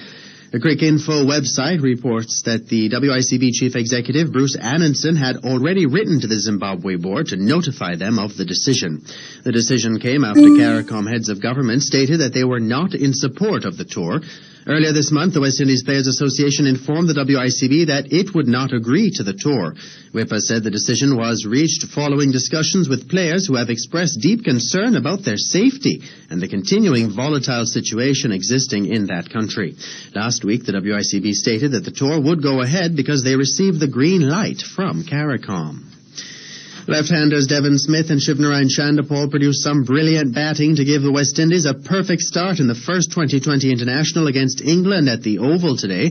At sports time, West Indies are 81 for 1 after 7 overs. Opener Smith smashed 4 fours and a 6 off his first 5 balls to reach 43. In form, Chandapal, 30 not out, took 4 fours off 1 over from James Anderson. West Indies captain Chris Gale fell to Anderson in the second over, but the tourists dominated from that point. Bangladesh slumped to an innings and 234-run defeat against hosts Sri Lanka on today's 4th day of the first test in Colombo. Sri Lanka spinner Mutty Perkins claimed a match haul of 9 for 102. Bangladesh's top order had resisted bravely on the third day, but collapsed spectacularly at the start of the fourth, losing their 5 remaining wickets in just 4.4 overs. Bowled out for 89 in their first innings, Bangladesh lost their 7 wickets for 27 runs to be bowled out for 254 in 87.1 overs. Opener Javed Omar with 62 and Rajin Saleh 51 got most runs for Bangladesh. Muralitharan was named man of the match, snaring 4 for 87 from 36.1 overs to follow his 5 for 15 in the first innings. He increased his career haul to 683 test wickets, closing in on Shane Warne's world record tally of 708. Scores in the game, Bangladesh 89 and 254, Sri Lanka 577 for 6 declared. Boxing, Jamaica's amateur boxers returned home last night after being stranded in St. Martin following the cancellation of the Caribbean Amateur Boxing Championships. General Secretary of the Jamaica Boxing Board of Control, Leroy Brown, confirmed that the team is back home. The championships fell through after organizers failed to get adequate support from the St. Martin government. 15 of the 19 delegations were left without accommodation. Brown, who was the manager of the Jamaican team, says the cancellation will hurt regional boxing. There were several teams with youngsters there who didn't have a place to sleep, didn't have a place to eat for the first night or so. And it was really horrible for Caribbean boxing. And we certainly have had a black eye in the world now. Leroy Brown, General Secretary of the Jamaica Boxing Board of Control. Over 200 boxers and officials had turned up in St. Martin for the championships. Swimming, Jamaica's medal tally has increased to 7 with the addition of 2 silver and 2 bronze medals on Day 3 of the Central America and Caribbean Swimming Championships in El Salvador last night. Natasha Moody and Brad Hamilton mined the silver medals. Moody got her medal in the 15 to 17 girls 100 meters freestyle in 59.08 seconds, and Hamilton in the 15 to 17 boys 50 meters breaststroke in 30.59 seconds. Moody returned to take the bronze in the 15 to 17 girls 50 meters breaststroke in 39.94, and Xavier Boland won the other bronze medal in the 11 to 12 boys 50 meters breaststroke in 34.15 seconds. Football, Jamaica's senior national footballers picked up the first victory on their 4-nation Asian tour following a 2-0 win over Malaysia this morning. Christopher Harvey and Woolry Wolf got the goals for the Reggae Boys. The team will complete the tour in Tehran on July 2 against home team Iran. The Reggae Boys have so far lost 2-1 to Indonesia last Thursday before suffering a 3-0 defeat to Vietnam on Sunday. Tennis, Wimbledon champion Roger Federer took just 11 minutes on Day 4 to wrap up a convincing 6-2, 7-5, 6-1 win over Argentine teen Juan Martín del Potro. Federer now faces a tough third-round clash with world number 2 Marat Safin. The Russian beat Pakistani Aisamul Haq Qureshi 6-4, 6-2, 7-6, 7-4. Other winners were Leighton Hewitt, James Blake, Ivan Lubicic, Paul-Henri Mathieu, and Edouard Roger Vasselin. In the ladies' singles, 3-time former champions Venus Williams breezed past Hana Shromova 6-2, 6-2. Other winners were Anna Ivanovic, Svetlana Kuznetsova, and Anna Chakvedtadze, Nadia Petrova, Elena Dementieva, and Nicole Vaidsova. Finally, in basketball, the KFC National Basketball League continues this evening with a doubleheader at the National Arena. Harborview Lakers and Run-In Rebels will face off in the first game at 6 o'clock. Then at 7:45, Portmore Flames will take on Arnett Gardens Rockers. That's your midday sports report on Power 106 from the Gleaner Power 106 News Center. The midday weather report is next.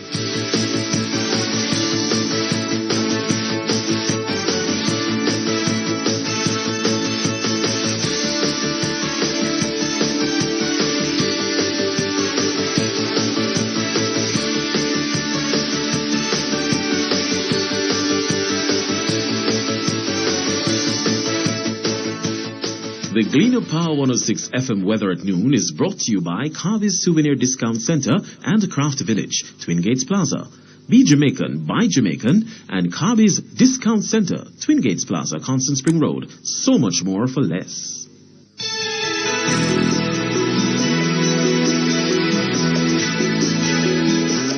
Time now for your midday weather report on Power 106. The National Meteorological Service is reporting that there is a weak, high-pressure ridge across the Caribbean.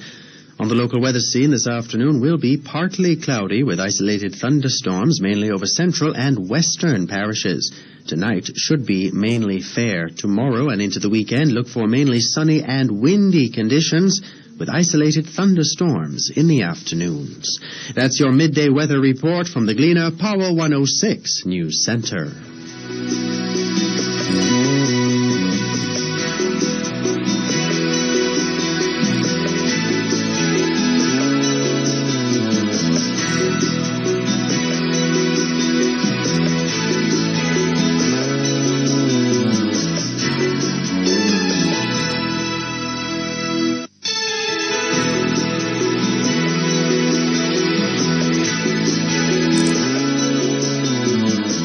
The Gleaner Power 106 FM weather at noon was brought to you by Carby's Souvenir Discount Center and Craft Village, Twin Gates Plaza. Be Jamaican, buy Jamaican. And Carby's Discount Center, Twin Gates Plaza, Constant Spring Road. So much more for less.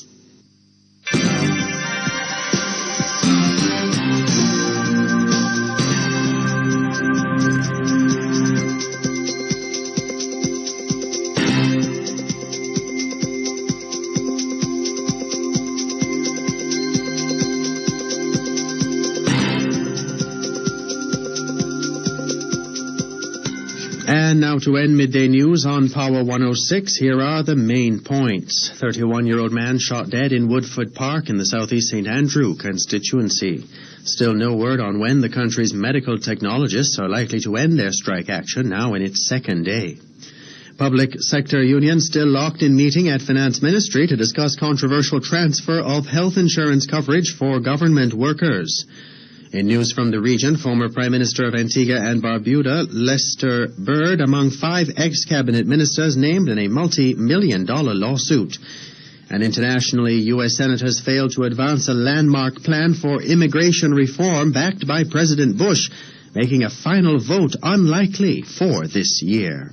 That's your midday news, sports, and weather report on Power 106 FM. Your next newscast will be Headline News at 3. From the Gleaner Power 106 News Center, I'm Jean-Paul Menou.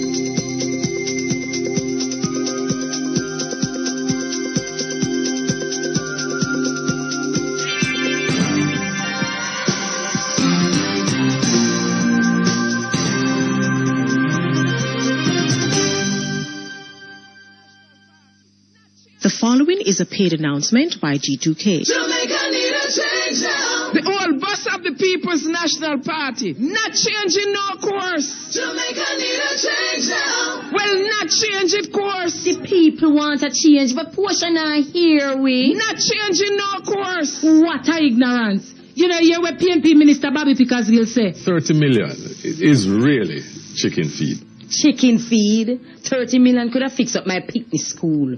Jamaica need a change now. PNP mash up education. You did hear what PNP Minister Peter Phillips said? And them come out of school after 5 years and 6 years and can't read and write. All that while Minister Maxine Henry Wilson in a parliament asleep. Not changing no course. Well, not change it course. Well, Portia, we have to change it. Jamaica need a change now. The proceeding was a paid announcement by G2K.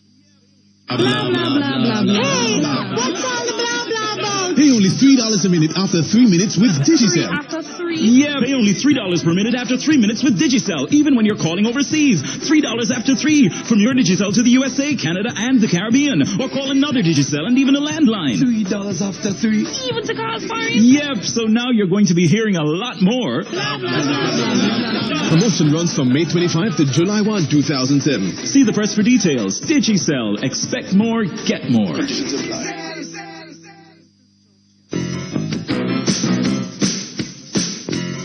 You're You're listening to Perkins Online, the thinking person's talk show.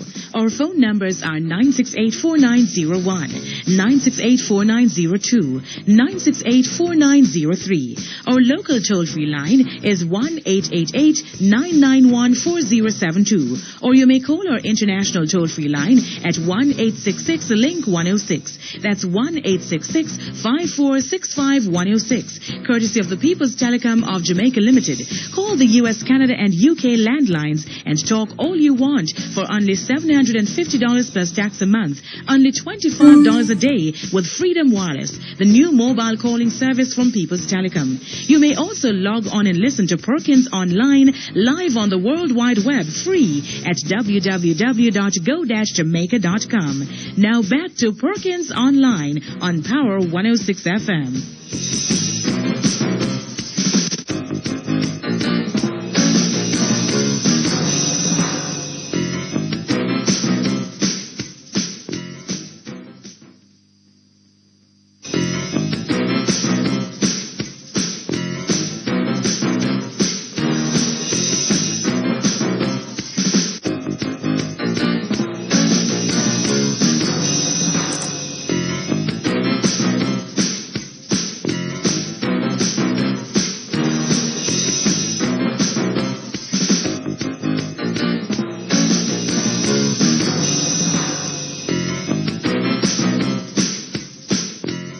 Okay, thank you very much. We're back here online.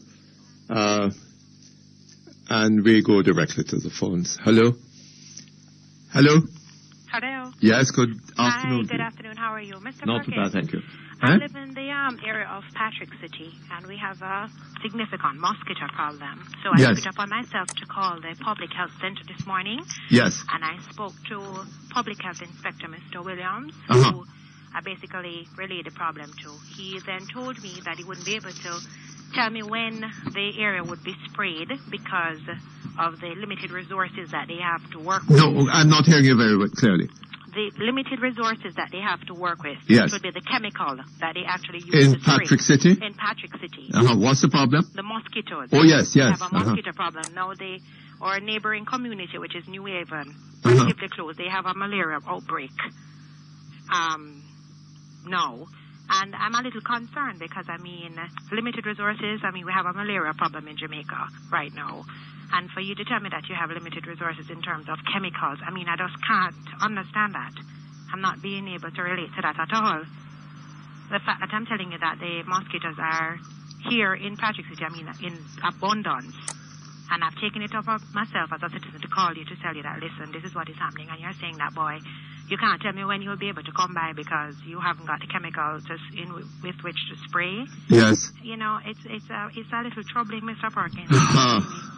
It's very troubling. And the fact is, it's not like before where they had said they had it contained. We now have new cases that have been reported in New Haven, which is not too far away. Yes. Mm-hmm. It's a very serious problem. Very serious, Mr. Perkins. Very, very serious. I pay taxes every month out of my salary, and I can't understand. I'm not understanding at all. And when I say to him, boy, who is responsible for financing? If it's a Ministry of Finance, that's specifically which department? Well, sir, Mom. Departments. You know what has happened? First of all, the government has paid no attention to the business of developing the Jamaican economy, creating the opportunity for people to work hard and to produce wealth and to enjoy decent salaries, right?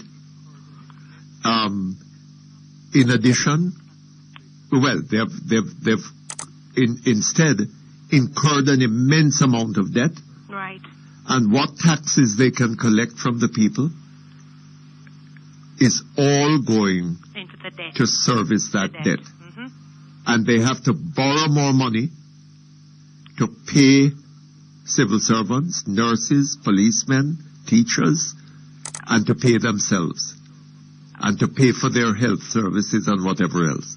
They have to so every time a civil servant or anybody gets a salary or a pothole is fixed, more debt is being incurred.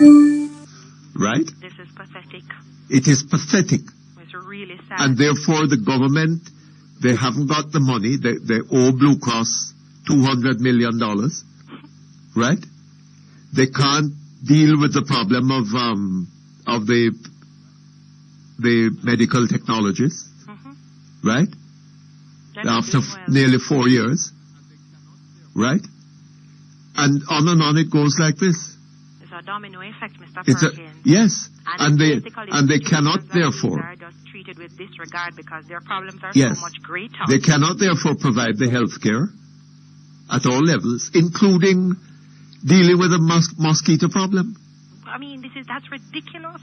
Well, I mean, when but that's where we are. This morning, I was like, sir, I don't understand. I took the time out to call you people to let you know that, listen, my place is infested with mosquitoes. And it's not because I have containers with water gathering. It's not because I have not cleared my yard of junk or anything. I've done my part. My garbage is in garbage bags tied. I've done whatever necessary to ensure a clean environment. Yes, it's rainy season, but I am now calling you to say to you that we have done all that we can. We're asking you to now come and spray the area, and you're telling me that, boy, listen, we can only work with what we have, and just know, we'll come, but we don't know when. You know what I mean? And I'm like, okay, is there somewhere else I can call? Because possibly, I could assist as a citizen to call the relevant authorities and say whatever. And he just told me, Minister of Finance. I'm like, yeah, what department of Minister of Finance? I'm sure it's not Omar Davis I'm going to speak to. So tell me to whom I am to be directed, and I will carry it further. Because I've spoken to you, and you're saying that, boy, okay, you're writing down my information, but you don't really know when you can assist. And I'm saying this is a problem that exists now. So therefore, I need to know. I had a dog the other day that got maggots. And I called the screwworm place, and their reaction was just so quick and efficient. Yes. They were here in a matter of hours. They were here. You know what I mean? So I'm expecting the same kind of response because I'm not someone that really utilize these services on a regular basis. Yes. So when I called and got the response that I did, I was a little disturbed. Yeah. And I said, let me really try and see what it is or where I've gone wrong or all right. I don't know what we can do about it, but we'll have a shot at them. Okay? This is the Ministry of Health. Public sector. The public sector Minister of Health, yes. Okay, all right. It's apparently all right, thank you very much. All the best to you. My mother say, he going pass my exam because me have brain poor. Mother's poor patty make me strong so me can learn at school. But teacher say me chat too much. The time by Mother's Power Patchy is 12:30. How do I make my marriage work? Child rearing. What's right? What's wrong? What about sharing financial responsibilities? Come find the solutions to these and other challenges at the 21st BMBS Marriage and the Family Series, June 29, 30 and July 1 at 5:30 p.m. daily at Emancipation Park. Come see live entertainment, exhibitions, and one lucky couple will renew their wedding vows. The BMBS Marriage and the Family Series 2007. See the press for details. Ricky want to set up the house with the best from top to floor. But when he open up in wallet and he look at the money in sorry, he never have more. Ricky don't matter stop you come to it. We said the best hardware you can get it. When the price is nice and you get advice, the choice could only be Stewart's Hardware and Home Center, Maitland, Lionel Town and Old Harbour, where the price is right and the customer is always first. Stewart's Hardware. Yo, Brethren, where are the later? I plan to call my girl in the States. All right, where are the tomorrow then? I plan to call my mother in Canada. What about this weekend? I plan to call my granny in England. Then all them calls are to your people. Them are expensive. No, man, not with the B-Mobile Anyone World Plan. B-Mobile Anyone World Plan? How was that? A plan that lets you make calls from your B-Mobile to UK landlines, the US and Canada for only $999 a month for prepaid. What? Sound like a plan we should have done. Sign up now for the B-Mobile Anyone World Plan and get the special introductory offer of only $999 a month. Call 444-4247 or text the word START to 444-4247. Details in the press. Conditions apply. Me and my B-Mobile, there's nothing quite like us.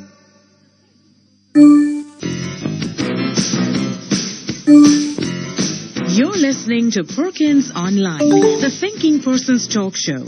Our phone numbers are 968-4901, 968-4902, 968-4903. Our local toll-free line is 1-888-991-4072. Or you may call our international toll-free line at 1-866-LINK-106. That's 1-866-5465-106. Courtesy of the People's Telecom of Jamaica Limited. Call the U.S., Canada, and UK landlines and talk all you want for only $750 plus tax a month, only $25 a day with Freedom Wireless, the new mobile calling service from People's Telecom. You may also log on and listen to Perkins Online live on the World Wide Web free at www.go-jamaica.com. Now back to Perkins Online on Power 106 FM.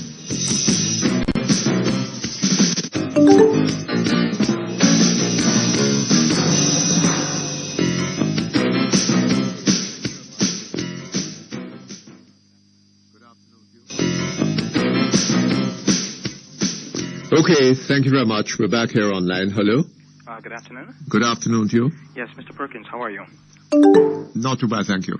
Okay. I have called your program 4 times in the past. 3 times last year and yesterday. Yes. And I realized that I may not fully understand your program format. So I wanted to ask you, what exactly is the format for your program? I don't follow that. What do you understand? What do you mean by that? Okay.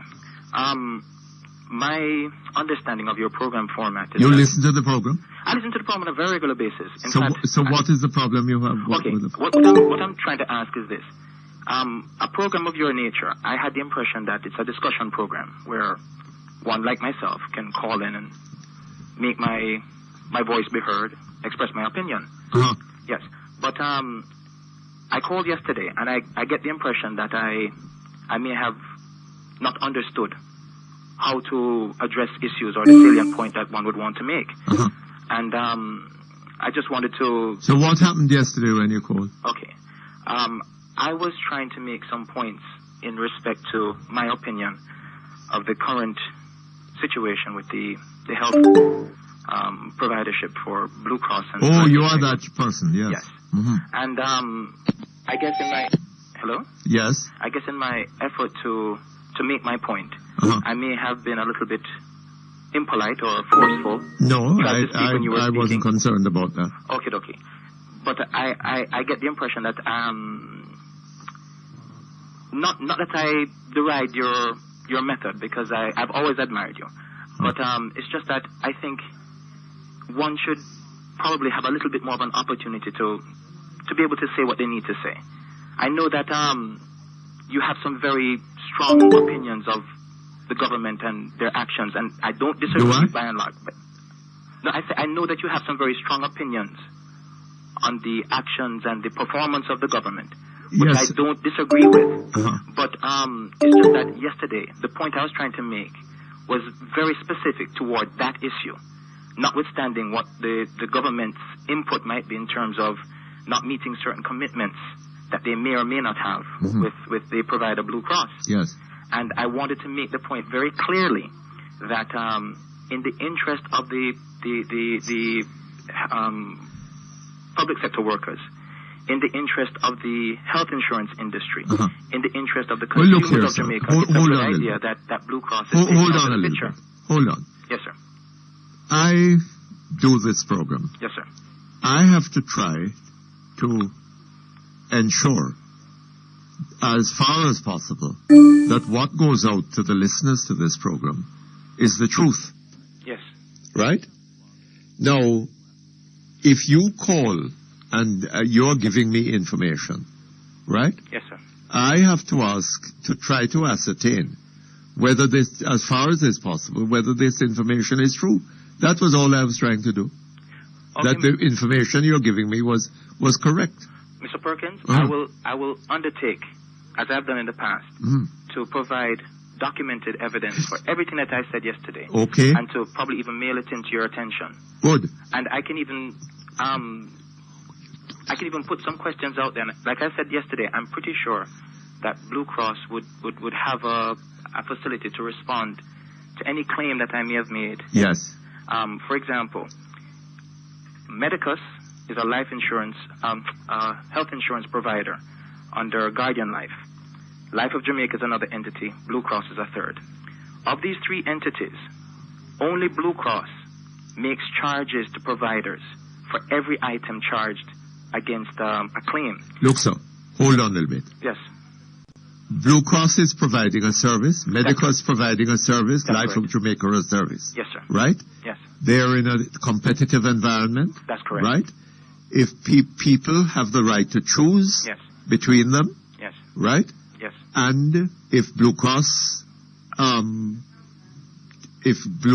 provides inadequate service, Yes. having regard to what it charges, Yes. then don't go to Blue Cross, right? But my understanding is Yes. that the people in the trade unions want to go to Blue Cross, right? My understanding is that the actuary who was employed by the government to look at the returns, the bids Yes. that were put in, that they advised that the contract be given to Blue Cross, right? I don't know beyond that.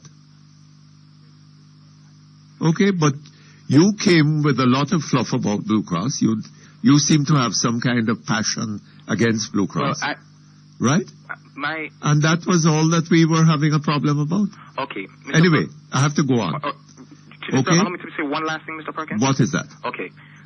My only intention was to try to provide a comprehensive overview of this particular Yes, issue. but I don't understand what your interest was in the matter. My personal interest is that in a situation where you have one entity that is so dominant that it influences the actual nature of the very business that they're involved in, it makes absolute sense for a person like Mr. Christie and other persons who are relatively in the know to be able to make recommendations to say, listen, this situation is just untenable. One entity cannot be allowed to just be so dominant that no one else can get a leg in. I don't know, sir. I have a problem. I have a problem with that. What people want is good service. Now, if Blue Cross is giving you good service, go to Blue Cross. Okay. If somebody else is giving you better service at a better price, go to that person. Yes. Right? But, simple as that. But it's, all right? Unfortunately, it's not that simple, Mr. All right. Thank you very much. All the best to you. Okay, hello? Hi, Mutty. Yes, Mr. Chuck, good afternoon to you. How are you? Not too bad, thank you. How are you? I'm fine, thanks. Uh-huh. I heard you this morning with my colleague Andrew and also with Carolyn Gomes. Yes. You know, Mutty, every week, perhaps every day, or every other day, we have these instances of police abuse and police killings. What do you say, weeks? Maybe every day. This has been going on for years. Right. And you know, Monty, every time these things happen, for the past 8 years at least, we have discussed them, and we know what the solutions should be. What is the solution? And they keep happening. There's no doubt, Monty, that unless you have sanctions, unless you send a signal that when excessive force or credible allegations are made against police killings, misconduct, or abuse, something happens, then they will continue. And you said that repeatedly. The question is... But perhaps you should tell Mr. Holness that. No, the question... No, to be fair to Andrew recognized that the BSI is merely a rubber stamp to say to the people, it is being investigated.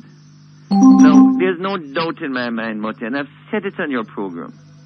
Once there is a credible allegation of police misconduct, shootings, or killings, that the persons must be moved off frontline duties. You know, what happened at Arden High School, and the commissioner acted because it was in the public media and people were upset. and therefore he removed that policeman off frontline duty, should not be the exception, Mutty. It should be the norm. Mm-hmm. And if police officers, and there are many of them who have acted properly, even when there are allegations of these misconduct, they should recognize that they will be removed until the investigation is conducted to extricate them or disabuse the allegations. Because, Mutty, it is only correct that once you get some credible information, allegations, that the BSI or an independent body, as you have said, should be allowed to investigate. Look here, and sir. Perhaps, The BSI strikes me as a waste of time. There's no doubt, Mutty, that the Office of Professional Responsibility, the BSI, these are internal organizations, policemen investigating policemen, and it can't work. Mm-hmm. Now, the government has set up at least 3 other organizations which are supposed to be independent, but they too are not working. But why? Why are they setting up three organizations instead of setting up one? Well, you see, Mutty, you have heard me in this program. I repeatedly said it in Parliament that the PPCA, that is the Police Complaints Authority, is basically a tiger without bite. You know, in other words, you have a situation there where, you know, in great fanfare, you set up a PPCA and say that it exists to investigate police complaints. But the PPCA is not allowed to do its work. They do not have the investigators to do an independent investigation. And in fact, when they come in to investigate alleged police misconduct, they are treated as if they're boys. Because the police, the BSI, the Office of Professional Responsibility, and the very policemen against whom allegations are made, just dismiss them and ignore them. Now, this is the sort of position, you see, Mutty, that unless you give the PPCA the authority to take over the investigations ab initio from the beginning, or within hours of it happening, then you're going to have these matters continuing. I should have said not within hours. I mean, within an hour? Exactly, Mutty. I'm saying within the shortest possible time. Yes. Now, my view is that, you know, under Trevor Macmillan... And they should have control. Control of the crime situation. Of this, yes. And control of the investigation. And I went further in Parliament, Mutty, to say that they should be provided with prosecutors to prosecute where they see a prosecution as necessary. Yes. So that the PPCA, you know, from the beginning to the very end, conduct the investigation without bringing in the police or even and perhaps get a fiat from the Director of Public Prosecution, or for that matter, be assigned particular May I ask you to hold for a moment? Attention NHD contributors in St. Catherine. Your NHD St. Catherine branch is now at its new offices, Twickenham, near the Hussey Marty School. Remember, your NHD office is now at a new location, Twickenham, St. Catherine. The phone numbers remain the same. The time by the National Housing Trust is 12:45. As part of ongoing efforts to improve service to their customers, the Jamaica Public Service Company, JPS, will need to suspend electricity supply in order to carry out maintenance work tomorrow, Friday, June 29, between 9 a.m. and 5 p.m. in the following areas of St. Mary: Dover, Enfield, Epsom, Fort George, George's Hope, Ita Boreal, Agualta Vale, Anoto Bay, Broadgate, Devon Pen, Gibraltar Housing Scheme, Gray's Inn, St. Mary Banana Estate, Buff Bay, Orange Bay, Spring Gardens and surrounding areas, Toms River, Friendship Gap and all roads leading off, Castleton and all roads leading off, Brandon Hill and all roads leading off. JPS apologizes for the inconvenience caused by this outage. Every effort will be made to restore supply as soon as possible. For customer service information, please call 1-888-CALL-JPS. That is 1-888-225-5577. All right. We're looking to buy a car or a SUV. Car. Definitely a car. Automatic or stick. Definitely automatic. New or used. Oh, that doesn't matter. As long as we get the loan from RBTT, we can't go wrong. With an RBTT motor vehicle loan, we can get up to 100% financing on new vehicles and up to 90% financing on used. And you don't have to pay your fees up front. New or used, you can't go wrong with a motor vehicle loan from RBTT. Visit or call us today. RBTT Bank, your way.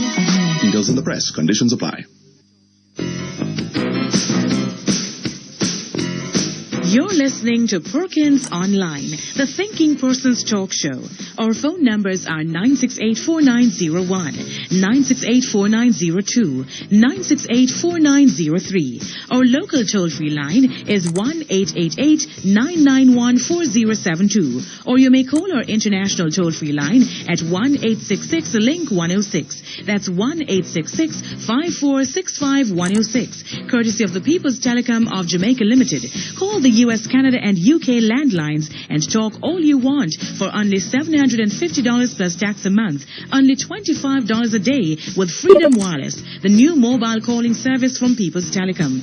You may also log on and listen to Perkins Online live on the World Wide Web free at www.go-jamaica.com. Now back to Perkins Online on Power 106 FM.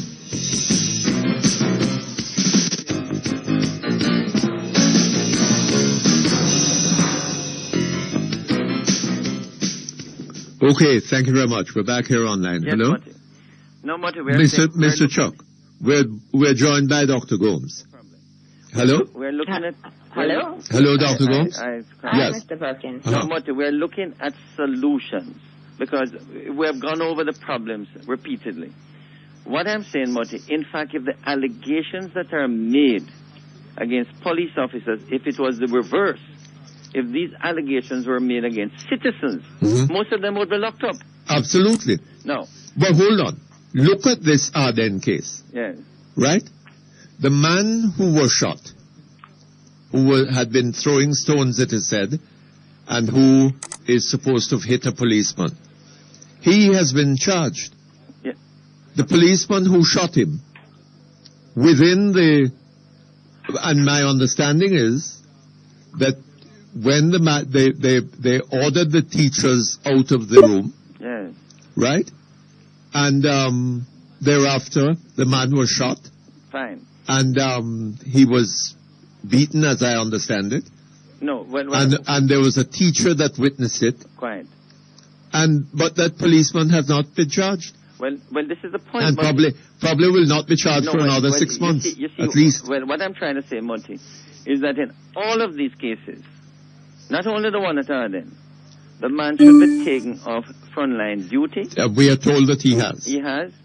But the investigation should be allowed to be conducted independently and within a matter of days, not weeks, Yes. days, a decision is made either to prosecute or if the allegations are found to be unfounded, you return the man back to frontline duty. Yes. You exonerate him. Mhm. In other words, let us, and I'm not saying it's the BSI or the OPI, it must be an independent body that can collect the statements. And must be credibly so. And it must be credible. This is why I emphasize, Moti, it has to be credible allegations, credible information. No, but the conduct of the investigative unit, sir, Must be a credible organization. the people must have faith in it. Absolutely. Yes. So what is happening? Because, Moti, what Andrew has experienced, I have also experienced it when out in Bulby a couple months back.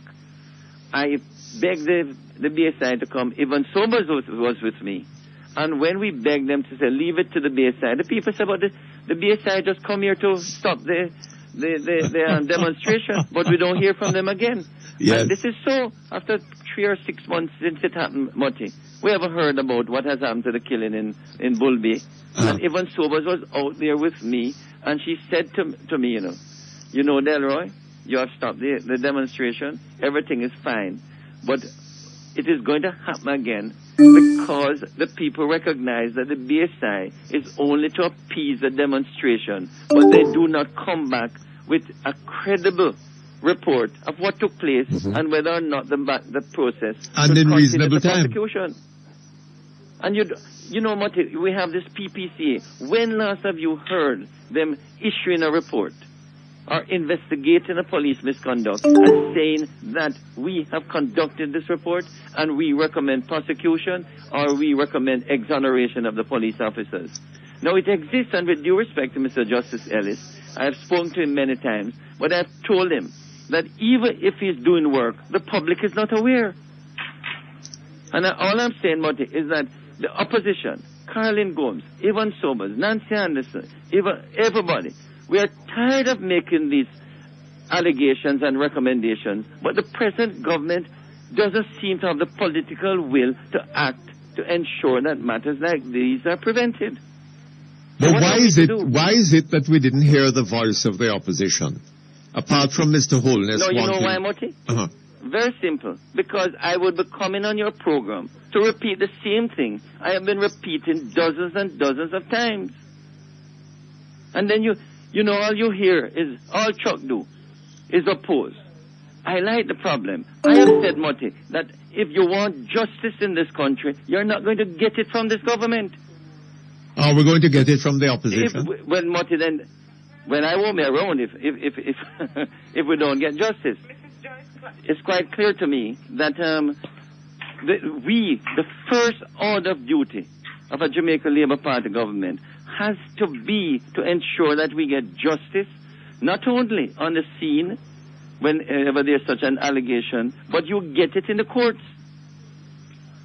And Mutty, there's no doubt in my mind that the recommendations that I have put annually to Parliament to implement things, that none of them has been implemented. I mean, I go further, Mutty, and say the Constitution makes the point that all cases, criminal cases, must be tried within a reasonable time. Do we need Parliament to decide what is a reasonable time? Well, apparently, you know, I would say to the courts, recommend to the courts that let us know what is a reasonable time in the magistrate courts. Let us know what is a reasonable time in the Supreme Court for a case from its beginning to its end. Is it going to be 2 years? Is it going to be 5 years? Let us know. Can't be that long. Well, absolutely, Mutty. There's no doubt in my mind, Mutty, that any case in the magistrate's court that extend beyond two years, unless there is justifiable, good reasons, then those cases should be thrown out. Well, you might be throwing out a lot of guilty cases in which I do not deny that, Mutty. But if the persons are guilty, and it is the fault of the state, then the state has no further right to continue that prosecution. Yeah. That's all I'm saying. Now, if it is the fault of the accused person, you know, changing lawyers or not turning up or, abscond bail, then that time doesn't run. Yes. But once it is the fault of the state, Mutty, you know how many times I remember this lady calling me to say that she has been to the RM court 61 times over a period of about 6 years. And the case had not been completed because first they had change of judges, then change of prosecutors, judge got sick, all sorts of reasons, and the case had not been decided. That is not delivering justice to our people, Mutty. There can be no peace without justice. No. Now you see, Mutty. Old-time people say mouth next to say anything. You see, you have been asking, and with due respect, Mutty, you have been asking, what is the opposition doing? Why isn't the opposition saying so? But all the opposition will be doing, Mutty, as Carlin Gomes and Evan Sobers and Nancy Anderson have done, is just to highlight once again the breakdown in the justice system.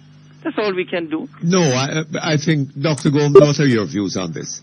I should have thought that the opposition would have wanted to tell the people what it will do about issues like the one at Aden, should it find itself in office. But would you agree with that, Dr. Gomes? Absolutely, Mr. Perkins. That is the role of the opposition, to say it 100 and from me, and it is my opinion. 150,000 times if you have to, because that is, until it is fixed, then it remains a matter that is subject to comment and to a commitment from people to correct the situation and how they will correct the situation. Well, Mutty, let me say it for the 49th time then. I have another 101 to go. That the recommendation, and it will go beyond recommendation to imposition if necessary, that where there's credible allegation of police misconduct, that the policeman should be taken off frontline duties. An independent body, well-staffed, well-resourced, must investigate, and within days, certainly not months, but within days, at most weeks, they should come back with a preliminary report that can be sent to the DPP, or that the accused policeman can be exonerated and returned to frontline duties. And is it the purpose, the intention of the opposition, should it find itself in government, to set up immediately such an investigative unit? Absolutely, Mutty. Now, what we would do, Mutty, the PPC would be better staffed. At the moment, they were promised more investigators. They would be better equipped and better resourced. And whenever there's an allegation of police misconduct, the senior officer must call the chairman or the executive director prompter, so that they can come onto the scene within minutes, at most hours, and take over the crime scene. That is what is being recommended, Mutty. And in addition to that, there needs to be, we have a lot of bodies that investigate. There needs to be sanctioning built in. Oh, no, right now, the only thing that the PPCA can do, even if they were to do all of these things, is recommend action to the police commissioner or the DPP. You didn't know, I went further, Carlin. I would go further and let the PPCA be the body, perhaps using a crown counsel from the DPP to further the prosecution. Yeah, well, to prosecute. I don't really think it should be a matter between the DPP and the BSI or the investigating officer. The PPCA, and I put that to Parliament 2 years ago, and I repeated it last year, should be allowed to prosecute these matters or oversee their prosecution to the end. Yeah. And I'm not saying that necessarily they must have their own prosecutors, because then each time you would have to get a fiat from the DPP. But they could say, we have a case here that should be prosecuted, and ask the DPP to assign a crown counsel to prosecute it. Okay? And don't leave it to the DPP as the final arbiter. The DPP has a constitutional power. Yes, Mutty. To decide whether or not a prosecution should go forward. Well, you know, Mutty, if in fact the Crown Counsel working with the PPCA recommends prosecution, then, you know, one would then ask the question, on what basis would the DPP overturn his own Crown Counsel, you know, recommendation? Is the DPP obliged to answer such a question?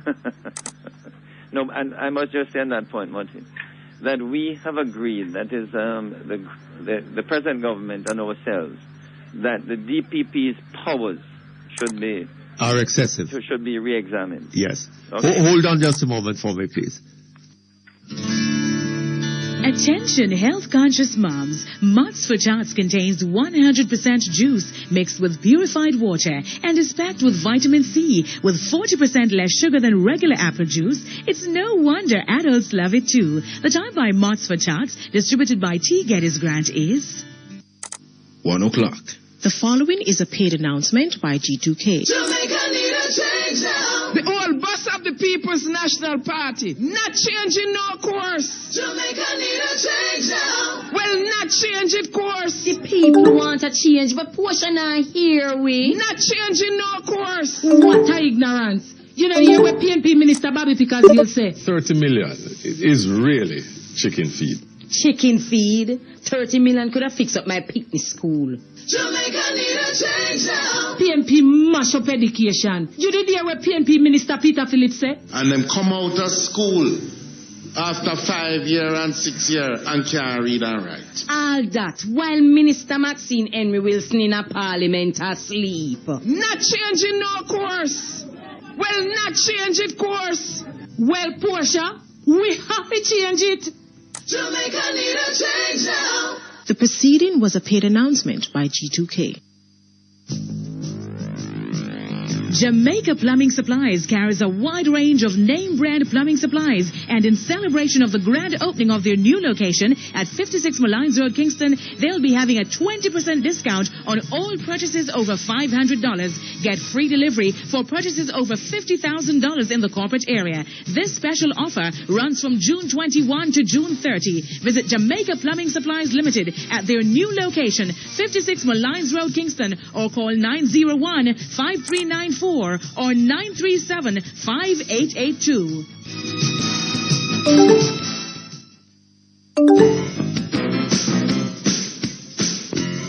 You're listening to Perkins Online, the Thinking Person's Talk Show.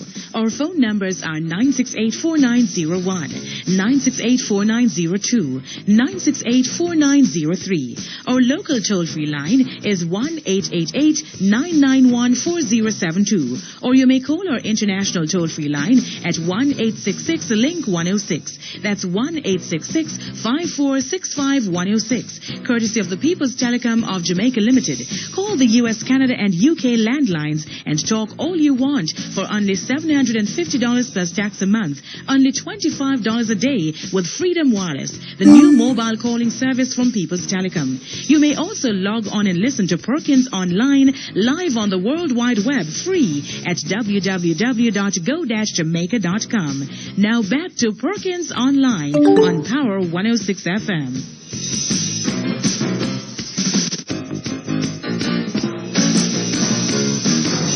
106 FM.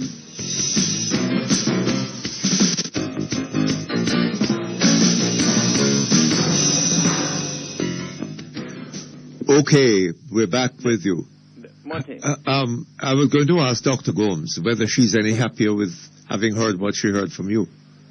All of those recommendations, are recommendations that in fact we have made and that we could throw our support behind. We are looking for something that says that we will go beyond the ritual of standing up and saying no stone will be left unturned. And the situation is allowed to die down. The policemen are quietly promoted or not so quietly promoted, and we move right along, or they're allowed to run away and escape the country, as happened in the case of Benny Lyons.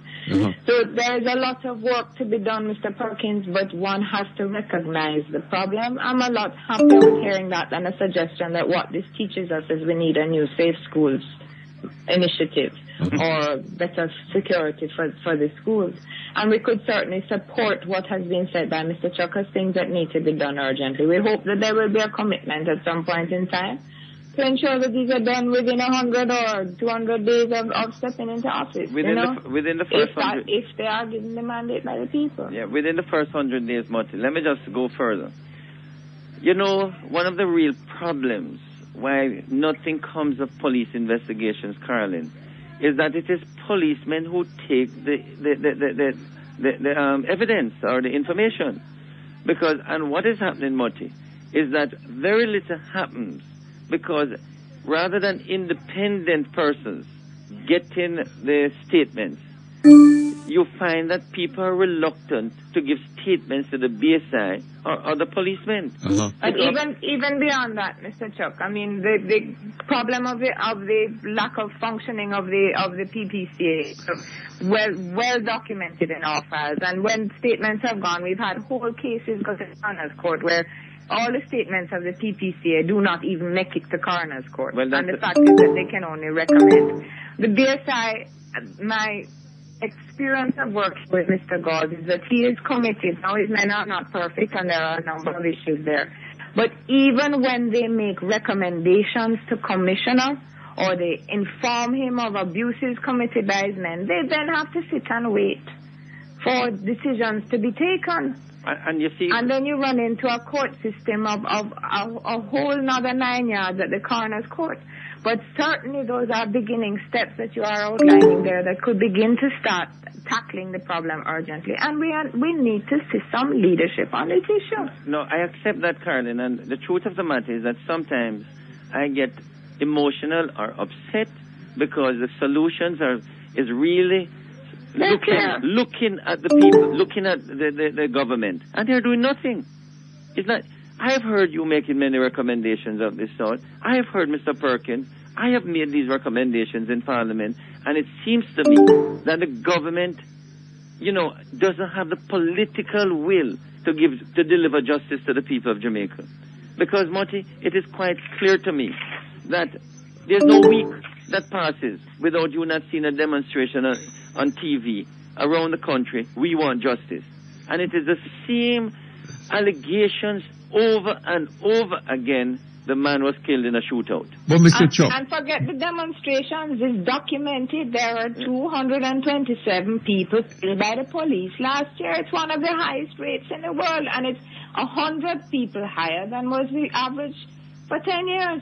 So it's a reality that the police are going around the place using force more often, more frequently than they did, and they do it against whoever, and know that they can get away with it. Absolutely. They do it and get away because they know that there are no sanctions, no effective sanctions against them doing it. It's better than that, Mutty. It's not only that there are no sanctions, it is that there's no independent, credible investigation. Yes. And that, there are people, colleagues, who will ensure that they do get away. Yes. And I say this, Mutty, I have put my neck out on the block and write letters, in a situation in which 2 police officers shot a man. I encourage the 2 men to go to do the necessary statements. The 2 police officers were brought before the courts. With due respect, Martin, they begged people to ask me to interfere, to tell the people to stop going to give statements and to give evidence. I told them it is not in my control. And after a while, Martin, I don't know what happened. The 2 fellas stopped going to give statements. And, one of the things we have to be careful about as we speak to listeners and to the Jamaican public, unless we're prepared to go the full 100 and ensure that justice is delivered wherever it lies, we are not going to have justice. In other words, this is not only the leaders and the people who stand up for the people of the country, but every single person in Jamaica must ensure that justice is done, otherwise injustice will be done to them. But if it is and not... it's silence, Mr. Perkins, it's silence. There are incidents of similar nature that have occurred at levels of leadership where people were in a position to do something, but they keep silent. They don't even report it. We are afraid of our own shadows. And this applies even to policemen, because I know that there are policemen and women in that force who know what is happening and want it different. And they talk off the record, but they will not take positions. They're afraid for their jobs. They're afraid for their promotions, and with good reason, we can see. But then we need people of courage to open their mouths and say, we are not condoning with our silence and this is the breaches of the people's rights. But Dr. Gomes, we are all of us capable of good and capable of evil. And which one comes out of us in a lot of cases depends upon the institution. If we belong to an institution that is demanding evil of us, then we either provide that evil or we find ourselves out of work, out of opportunity, perhaps worse happening to us. Perhaps you get shot one night. Yeah, on operation. Right? But Mutty, one of the reasons, when you look at the American anthem compared to the Jamaican anthem, the Jamaican anthem appeals to God to help us. Yes, God is going to do it. We sit down, and God will do everything. Others will help us.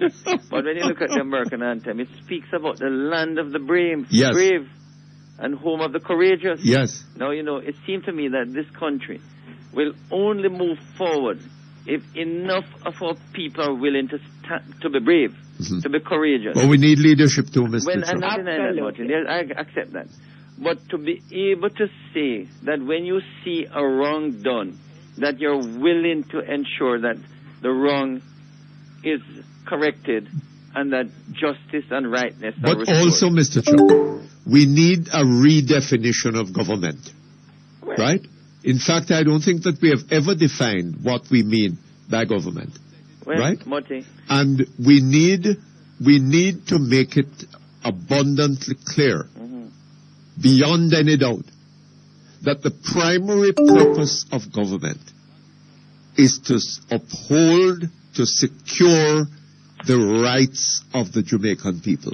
and That is number one. first, Mutty, and secondly, Right. or first and second, to ensure human dignity for every single Jamaican. All of that is part of that, what I said. Yes, no, I accept that. Right. I said, and it That seems, is the primary purpose of government. and it seems to me, Mutty, that when I see, and you know, you have some good police officers who, there's no doubt, Mutty, who engage in community policing and respect the human being wherever they go. But when I see police officers, Mutty, treating other human beings, other citizens, especially in the inner city communities, better than they treat dogs, then you wonder, how do they remain in the force? Because it seems to me, not because of the status or where the citizens come from in this country, that they should be treated, be told, run out of here, leave here, or put your hands up against the wall, give me a search, Come here, boy. and treat it. And Mr. Perkins, a point you make frequently, and that I wish to make again, is that the society must demand better leadership. Yes. And must check itself. Yes. I mean, when we have people invite reputable clubs inviting policemen of questionable repute to address them on issues which they were not involved with, and to taking this and giving this publicity, we are sending a signal that this is the type of policing we wish. But you see, Mutty, And it's the societal leadership that continues to send that continues to give us a problem. the country has to determine, Mutty, whether it wants loving, charismatic, well-liked leadership, or it wants a sort of leadership that can take this country forward. That is true, too. In other words, you can get a Mugabe, you can get a Chavez, who, charismatic, and they tell you how much they love the poor, and they will fight the imperialists while your country go astray and totally destroyed. Or you can get the strong leadership that is needed to pull the country out of the rut it is in. Because, let's face it, And leadership based on principle. And the principle needed is that every single Jamaican, just by being born, has certain inalienable rights. Rights. No. And it's to preserve those rights. Whether that or I not offer and where myself for service. it could have a closed tear up and all that But kind of thing. you see, Carolyn, when you go and Hold on just a moment for me, please. Quality, affordable gypsum board, green board, Duroc board, steel stud, and more. Value for your money. Available at All Island Gypsum Distributors Limited. The time for the #1 construction supply store, All Island Gypsum Distributors Limited, 960-7381 is 1:15. We should always be able to communicate with the important people in our lives no matter where they are. Now for only $750 plus tax a month, only $25 a day, Freedom Wireless, the new mobile calling plan from People's Telecom, gives us a real choice. Call US, Canada and landlines in the UK, plus other Freedom Wireless users and talk all you want. Emancipate yourself. No talk to you when I get credit. No, please call me. With Freedom Wireless, I can talk to you right now. Call our office today, 659-0101. Offer expires August 20, 2007. Powered by ODJ. When I want that healthy, refreshing taste, there's only one thing for me. V-Soy Soya Milk. Nothing beats a healthy drink that's rich in calcium, high in protein, has no preservatives, cholesterol-free. It's good for my prostate and comes in a unique glass bottle. V-Soy Soya Milk. Distributed by Brasco Distributors Limited, 17.5 Q Road, Kingston. Telephone 908-1211. That's 908-1211. V-Soy Soya Milk. Good taste while keeping healthy.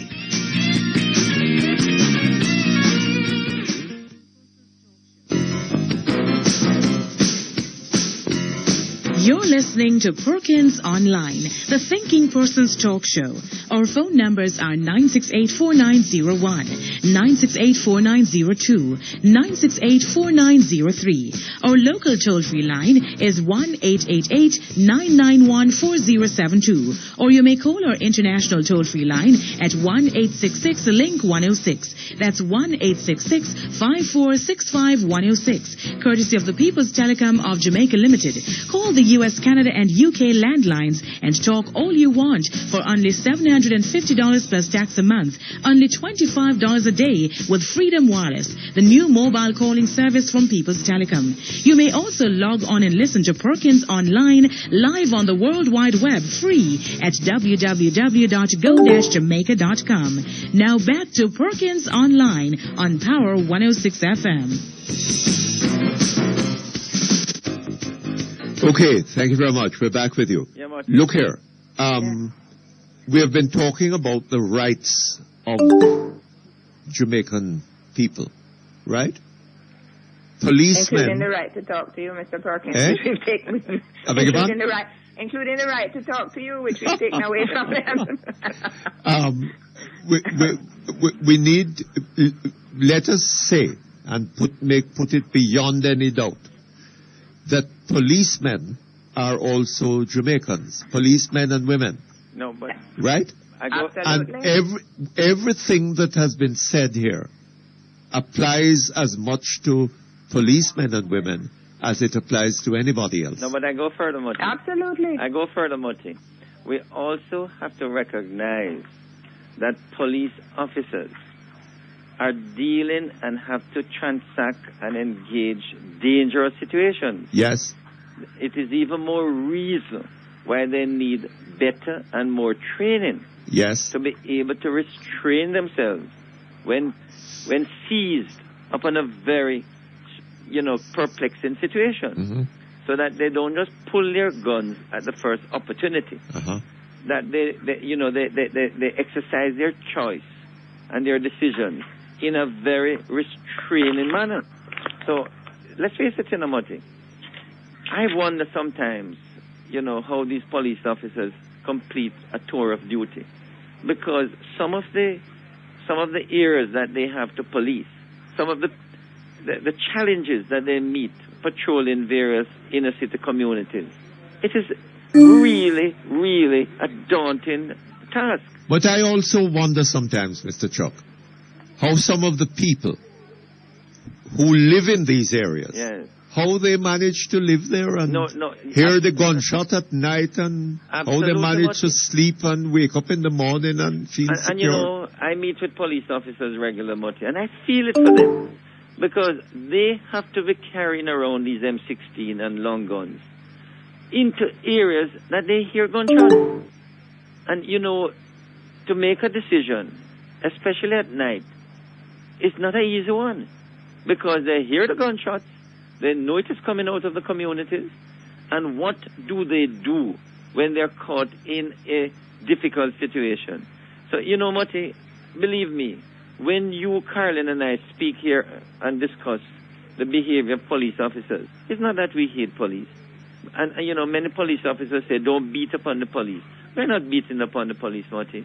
But we recognize that as state officials, that the state has a duty to train them properly so that when caught up in a situation, as they did at Arden, they know how to act and to act properly. Mr. Chuck, I will take issue with you on the sole point that even the schoolboy in the schoolyard, quoted in the papers, knew that what was done was wrong. Yeah. They don't need training to tell you that. Well, They don't need training to tell you cannot run and absolutely fire. Right. You cannot run teachers out of a classroom and then shoot a man. Carolyn, why I... And that is my distinction, Delroy. No, Carolyn... That is my distinction. Is that the police personnel, there are good shootings and there are bad shootings and there are mistakes and then there are frank exercise of power in an irresponsible way. An illegitimate way. Illegal way. I cannot disagree with you rationally. They are taught about the use of force and firearms. They are taught that they are not allowed to draw their guns except in self-defense or defense of somebody, and in proportion to the threat. Caroline. And yet they breach that. But they day know, after day. because they know, Dr. Gomes, that those in authority in this country have no damn respect for the Jamaican people. And they know that they will be Right? protected and the system Absolutely. will get them They off. do and what part they of like. The protection is that And those they in will the be force safe. who know what's going on keep their mouths shut. Absolutely. May I just say this, Mutty? It Yes. is very easy for us sitting down, thinking about this rationally, and we are right.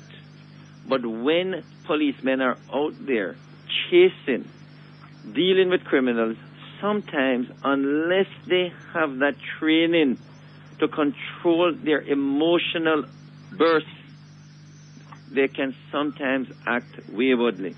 And I'm not saying that when they act waywardly it is correct because of the chase or what they're engaging. But unless If they're they trained knew to that train when they themselves- acted waywardly, Yes. they would pay a penalty for it, And then you they know would what be more that is- careful. I agree with you. And, that And is, think, Mr. Chuck, that that is a No, part of the think of retraining what that is happened. needed. think of what happened in the case of that girl, Janice Allen, right? And how that matter ended when it went through the courts, right? And the policeman who shot that girl I wonder if he knew when he was doing it, of the likelihood of it ended as it had. As it Mr. did. Perkins, we don't even have to go to that. We don't Can I just tell you that in that case, think about what happened to the mother when she caught, or to the policeman who threatened that mother on tape. Yes. Yes. Threatened her. And he where said, is he you now? have to threaten people. He's in charge of a station at division. No, you know one of the He was made to apologize to Miss. Apologize. Yeah, I and see. then remained in charge of the division. Yes. Well, you now know- that is the signal we want to send. Yes. You know, Martin. That is that you can't retrain somebody beyond that. You sanction them. No, there's no doubt to see, Mutty, that there are some behaviors which are just inexcusable. Not only And the police unjustified, in but the force, inexcusable. the decent policemen in the force know what is excusable and what is not excusable. No, I won't deny that, Carolyn. All I'm really, one of the problems... I understand that, and no policeman that I interact with doesn't understand that. I understand the situation is difficult and terrifying. And it is because we give them so much power. It is because we allow them to deprive us of our liberty. It is because we allow them to carry guns. It is because we give them much, not salary, but power, that we demand of them much. And in terms of behavior. You know what is very sad in coming out of the last couple of sentences, Carolyn, is that the more wrongs you do, the more likely you are to be promoted. In other words, this is sad in this country, Namoti. Yes. The more you fail, the more likely you are to move forward. Well, what about that policeman who was allegedly involved in the beating of Dr. Ford?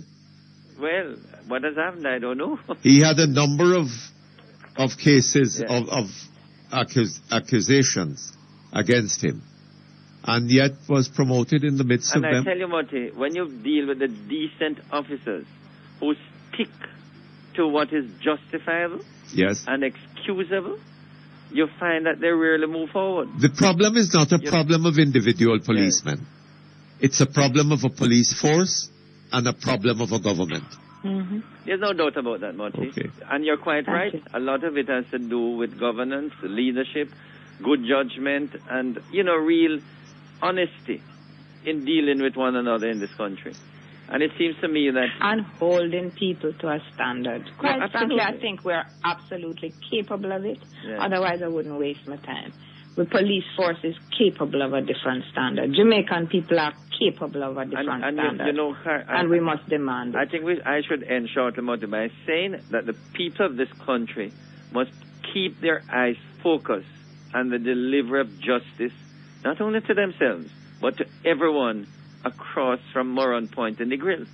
Because unless we keep our eyes focused on justice, the injustice will come to your doors eventually. Yes.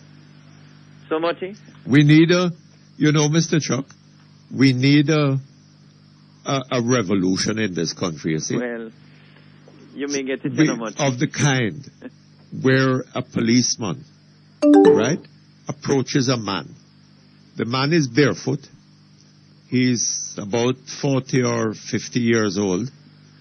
He throws his tear up and him shirt dirty. And the policeman approaches him and says, "Good morning, sir. May I have so and so and so?"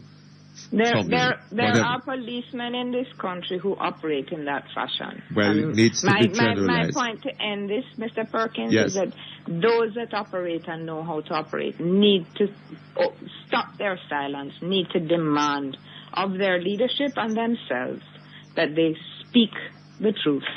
But and we that must help them. They take out from the force. We must help them, Mom. We must help them. And I tell you something. Continue to help them, Mr. Perkins. You know, Mom, the Minister of National Security said some time ago that in Jamaica, the man who plays by the rules is the man that gets shafted. And Mutty, he's so We right. need to change that, Yeah. right?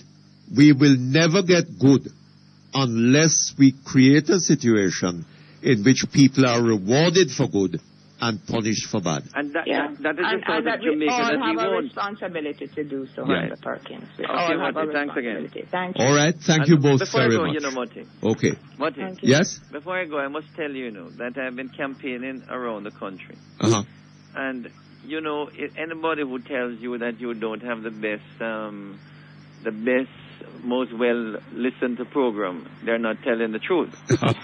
Because, everywhere you go, they tell you that they listen to you. Oh, is that so? right? Right across the country. And, I've been doing that on a regular basis. Oh. And one of the things, Mutty, they insist, that there are some areas, Mutty, that your program is not well heard, especially in the country regions. Uh-huh. Because sometimes they have to move to other areas. So the engineers need to really check carefully. Yes. Especially in the Westmorelands and St. Mary region, some areas. Yes. It's not being heard properly. Oh, is that so? Mm-hmm. All the best, Mutty. Okay, thank you very much. All the best to you too. Okay, we take a break. We come back shortly. Get the security that comes from the COK Partner Plan. Your money is completely safe and you don't have to pay the banker. Conditions apply. COK for life. COK. Invest in your future today. And the time by COK is? 1:30. Think comfort. Think Carrier, the world's most trusted brand in air conditioning. More homes, hotels, and businesses use Carrier air conditioners because they have a proven record for the coolest, most reliable, and energy-efficient units on the market. All teamed with great service and affordable prices.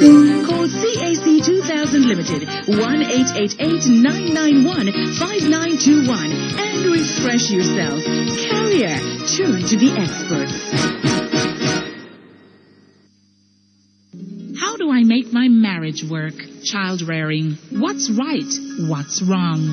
What about sharing financial responsibilities? Come find the solutions to these and other challenges at the 21st VMBS Marriage and the Family Series, June 29, 30, and July 1 at 5:30 p.m. daily at Emancipation Park. Come see live entertainment, exhibitions, and one lucky couple will renew their wedding vows. The VMBS Marriage and the Family Series 2007. See the press for details. Introducing the B-Mobile Anyone World Plan. Unlimited calls to UK landlines, US and Canada for a special introductory price of only $999 a month for prepaid B-Mobile customers.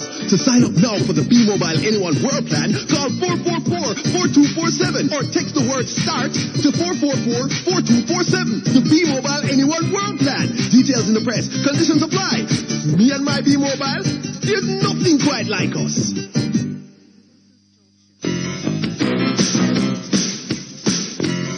You're listening to Perkins Online, the thinking person's talk show.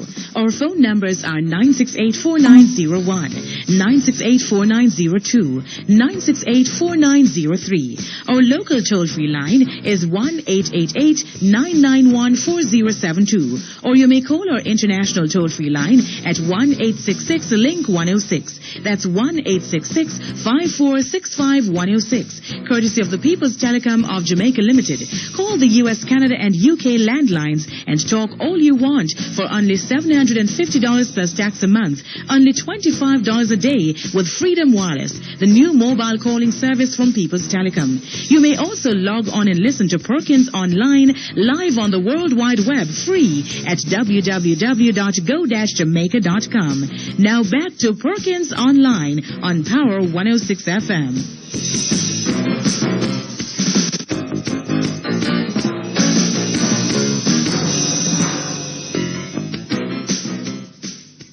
Okay, thank you very much. We're back here online. Hello? Mr. Perkins. Yes, sir. This is a familiar voice. Your good friend.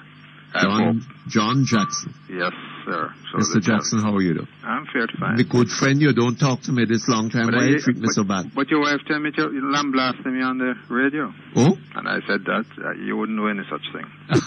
Not that I know I've done anything wrong, but then I've said so many things wouldn't tell you that. in my lifetime that I don't know what people are going to drum up in the past to use against me. No, man. Now that it's the time to do those things. So how are you? Not too bad. Good. And you? I'm fair to fine. Good. A little confused. A little confused? Yes. What by?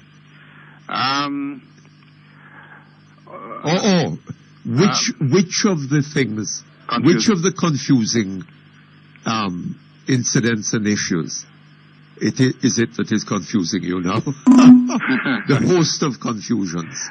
There are lots of things, but I gather you have the answers. Oh, do I? Yeah, I don't know about that one. I gather you have I have a question for you, which I gather you have the answers. The answers. Let's hear it. Is it possibly, do you think it's possible that people who may have money could actually infiltrate the persons who are doing, the guys doing the field work, the guys and girls doing the field work, out in the country, the wider, the total Jamaica country? Could people with money get there and influence the way they actually do the polls or the information they submit? Polls? Yes. Well, I don't physically taking the data. People come and ask Mutty Perkins, what do you think about this, or what do you think about that? And who you're planning to vote for if you have made up your mind, and are you registered? Could people have money, say to one of those field workers, I will give you $5,000 or $10,000 if you report so-and-so. Right. Is that a possibility? I should think that it is possible. You think it's possible? But I should have thought that that if you want it, well, I imagine that there are all sorts of things that are possible with polls. Yes. You know? Yeah. And the thing about polls, as I see it, yes, is that the results of a poll are not scientific. Yes. Because it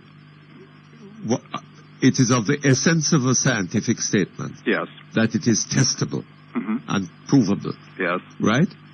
And the results of a poll are not testable, not provable. Yeah. Right? Nor can you test them and say, well, no, this is false. Yeah. Because if I did a poll last week and get one result, yes, or say that I got one result, and you do a poll to test that this week, yes, assuming my poll to have been honest and correct, yes, and yours to be honest and correct, yes, and yet they differ. But they can be honest and correct and differ. Yes, man, they can. Why? Because something has gone wrong now. No, because people can change their minds. Okay. Right? But what if the polls are done at the same time and they come up with different results? What if what? What if the polls are done at the same time? Yes. Yet the results are different. Well, how do you know which one is correct? I don't know. You're probably I don't know unless you have to use anecdotal evidence to try and support your views. Yes, but The reason why I asked the question I asked, though, is that we have a situation in Jamaica. We have well, I'm a little perturbed at the level. One of the things I note is that each time somebody comes and says something about a subject matter, so Mutty Perkins is now a talk show analyst, because you have been on a talk show and you can analyze what you think the meaning of the utterances of this guy really is or is not, and what he's trying to achieve. You may be an expert in it, but everybody today now gets on the radio or is in newspaper being quoted, and what we with terminology is that we are all analysts of one sort or the other. From a political analyst standpoint, I find that the discussion that is taking place is not as rigorous as I think. Certainly the analytical element of it. I entirely agree with that. Is not very rigorous. I have no problem with that. Okay? Yes. So, earlier this week, there was a discussion on radio that is using as the basis for the discussion polls that have been issued by a pollster, where information that we have suggests that over at least a 5-year period, polls put out by this organization have been far from reflecting the actual. In other words, the pollsters will say that my error factor is 3 or 3.5 percentage point, depending on the sample size. Yes. In which case, if they have done a good job and in measuring the views of the populace, yes, then you would expect that an event, in other words, if you say if a pollster came to you and said to you, Mutty, if you brought in red Mercedes-Benz car with 2-liter engine and price it at this level, you will sell a lot of them and make a lot of money.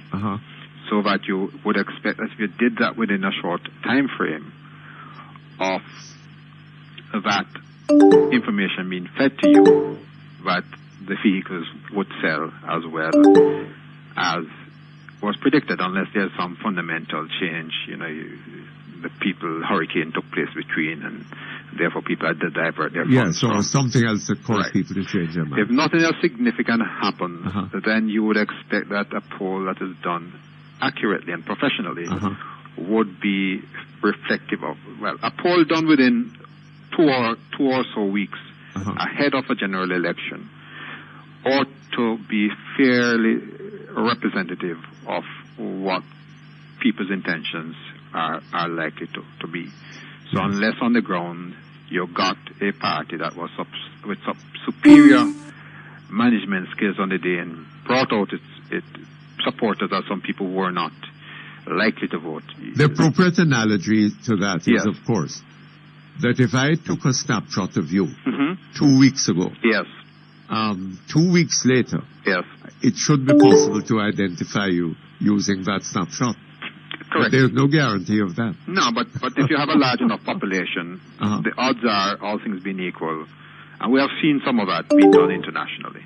But the point I'm making is that if you have a set of people who have consistently done well in forecasting an event and have done so fairly accurately within the margin of error, then you would want to accept that all things being equal, a set of information provided to you along that line is something you can... Yes, but all things are not necessarily equal. But B. But all things should be relatively equal if 3 people go to poll the same population and 2 came out with one result that pretty much mirrored the outcome of the event and 1 did not, then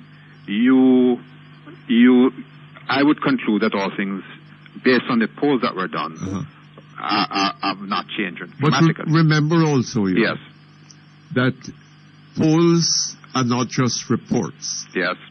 They are means of influencing the way people think.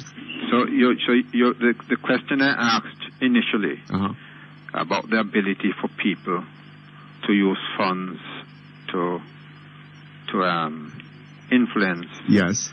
the numbers is not implausible. No, of course not.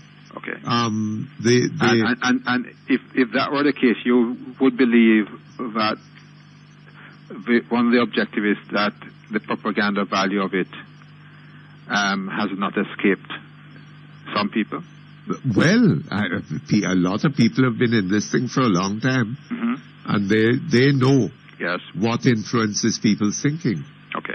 And if you create an impression, yes, in the, I believe, for example, that the election of 2002 was significantly influenced by polls.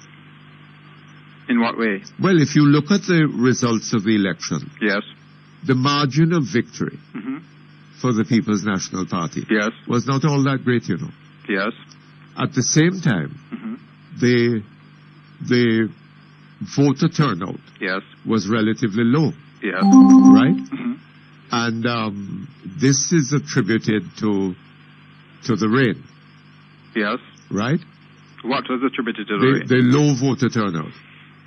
Who attributed Well, that a lot to of rain? people said that the reason there was heavy rainfall around, and that is why people Yeah, didn't but we vote. didn't have. My recollection, we had rainfall early in the morning in Kingston, but that wasn't the case throughout the corporate area. No, I don't think I so. suspect that. Yes. But the thing is this, that my suspicion is that a lot of the But can I stop you one moment? Yes. The People's National Party won the last election. Yes. And by my crude analysis, effectively 1,500 votes took them over the top. Yes. Okay? Yes. Although the majority was greater than that. Yes. But in the marginal seats that they Yes. won, that took Yes. them over the top was Yes. roughly 1,500 votes. The fact of the matter is that the rain started heavily, apparently, from what I understand, in the western end of the country. Yes. Right? St. James voters has always voted significantly for the People's National Party, voted significantly for the Jamaica Labour Party in that election. Yes. Trelawney was split 50-50. St. Anne went increasingly for the Labour Party. Westmoreland remained with the People's National Party. And St. Elizabeth could have gone either way, right? It was a few votes, less than 1,000 votes that separated the GLP getting majority seats there. And all. So if the rains are to be blamed for a low turnout, I don't know that the results. Well, the PNP could equally have claimed that had there been no rain, they would have done better in those seats. I don't know. That's speculation. What I will tell you is that the last two general elections, the pollsters never, in fact, if not the last three, they attempted to call the number of persons likely to vote, and I think they have gotten them awfully wrong in terms of the percentage level of voter turnout. Yes. I remember they were pointing to 70-odd% turnout, if my memory serves me right. So whatever it is, it appears that the rain, if the rain did affect anything, it affected both parties virtually evenly. Except that. Yes. If the polls are telling you. Yes. That your party doesn't really have a chance. Yes. Right? Then, if it drizzles in your area.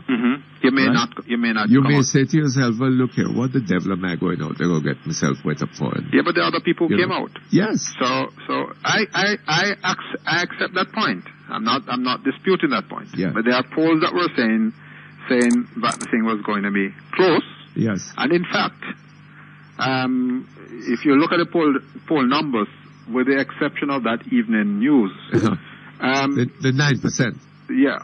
I don't know what it was. I don't remember what it was. I didn't see the poll. Hold on a moment Sure. for me. Hold on. It's the QD and Ace Big Month End Sale, June 29 to July 1, 3 days only. Big savings on all hardware items, tools and faucets. Big discounts on selected floor tiles and more. The QD and Ace Big Month End Sale, 8 Red Hills Road, Kingston 2. The time by QD and Ace is 1:46. The Jamaica Public Service Company, JPS, apologizes to customers in some sections of Portland for the current disruption in their power supply. This is due to problems being experienced on the distribution network in the parish. The affected areas are Port Antonio, Rio Grande Valley, Dolphins Bay, Anchovy, Folly, and surrounding communities.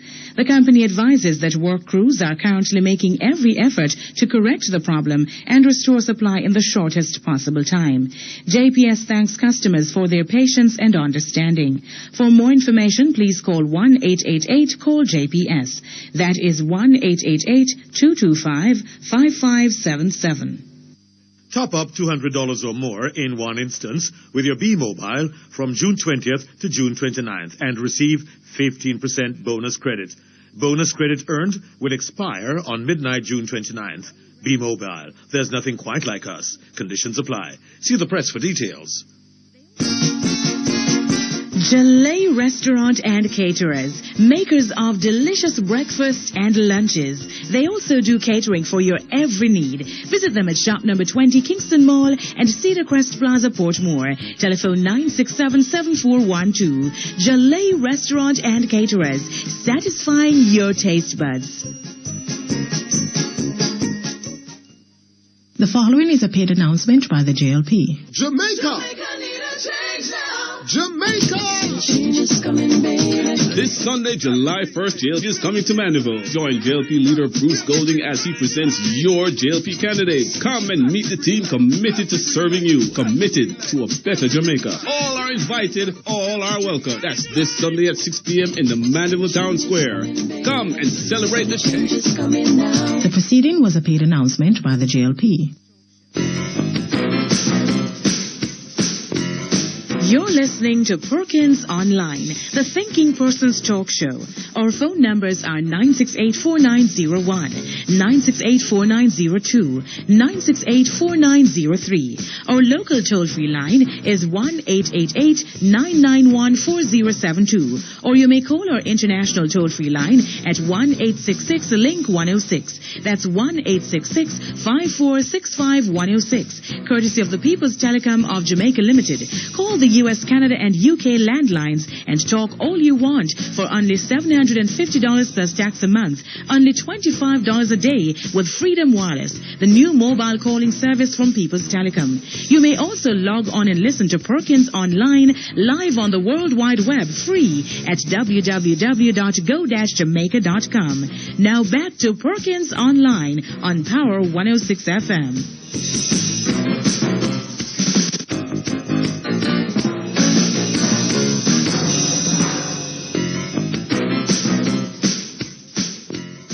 Okay, thank you very much. Back here on. Yes, Mutty. Mm-hmm. But Wignall's tone polls on the Sunday of elections. Uh-huh. On the what? The Sunday, released on the Sunday immediately prior to the election. No, man, it was you mean the 9%? No, not the 9%. The one, no, man, that was the afternoon before the election. I know that, but I'm saying the one that was released on the Sunday I see. of the election week had the PNP on a head-to-head basis versus the JLP at roughly 50.5 versus 49 points. I can't remember, but I'm just telling you what the data suggests. In effect, based on the outcome of the elections, he overcounted JLP support by roughly 2 percentage points. Yes. So his polls up to that point in time was fairly reflective of the outcome. Which would have been within the margin of error. Which would have been within the margin of error. But had those numbers panned out, in fact, the JLP support came in at roughly 47%, which was slightly better than what Don Anderson's numbers were suggesting. Yes. And both within the margin of error. The Johnson's polls that are being bigged up at the moment, and I believe that the Gleaner really owe the public some explanation and some apology, because, and this is the bee I have in my bonnet, where political analysts are discussing the matter of the polls and what they suggest, and you have calling program host sitting down and accepting what is being said without asking people if these polls were so wrong the last time, the last 3 times, 2002 in Jamaica, yes, 2006 in St. Lucia, yes, I think 2006 in the Bahamas, then, and where the host himself is saying that even with what is supposed to be a massive lead nationally, the ability to predict the elections as to whether, I mean, last year when he had a lead, the PNP was 38 and the JLP 20-something%. He indicated that the seat count would have been the PNP would win, but only with about 32 seats versus 28. Yes. The two things don't add up at all. Right? For that outcome to happen, the PNP would need to win about 53% of the 53% of the votes. Yes. And even at that stage, they may or may not win. It depends on what happens in certain individual constituencies. Yes. But we have utilized the data, and I'm not saying that we ought not to utilize the data, but I think that the data should be utilized, and the public ought to be told that, listen, the record of this pollster is not something that can be the public data that we have suggests that you cannot seriously discuss the likely outcome of an election based on a set of data that has proven to be so vastly unreliable. Yes. Okay? But nobody, the Gleaner hasn't done so. The Gleaner keeps on pushing the data on the front page as if it is gospel. And it doesn't matter which direction it points to. Yes. If you're talking about a 7 to 8 percentage point error factor, that's huge. It means that if you overcount in one party by 7 or 8 percentage points, it could swing the election in a totally different direction. You know, sir, I think also yes, that the role of the media is to inform people and to help them to understand what is going on around them. Yes. Right?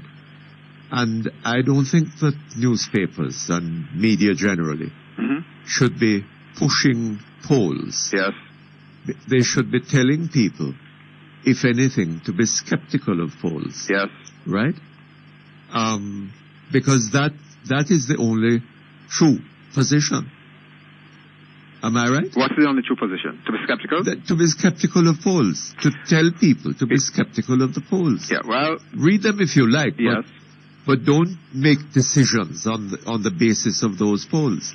Well, I wouldn't. I believe you. I mean, in business, you gather information. You don't know what the economy is. Well, that is in business. Look like tomorrow. Yes. And therefore, you try and get experts to guide you the best you Absolutely. can. But that is one thing. And polls are used both from a political party standpoint as well as from an individual standpoint to gauge what the temperature is. Yes. And it ought to be used as some sort of a tool.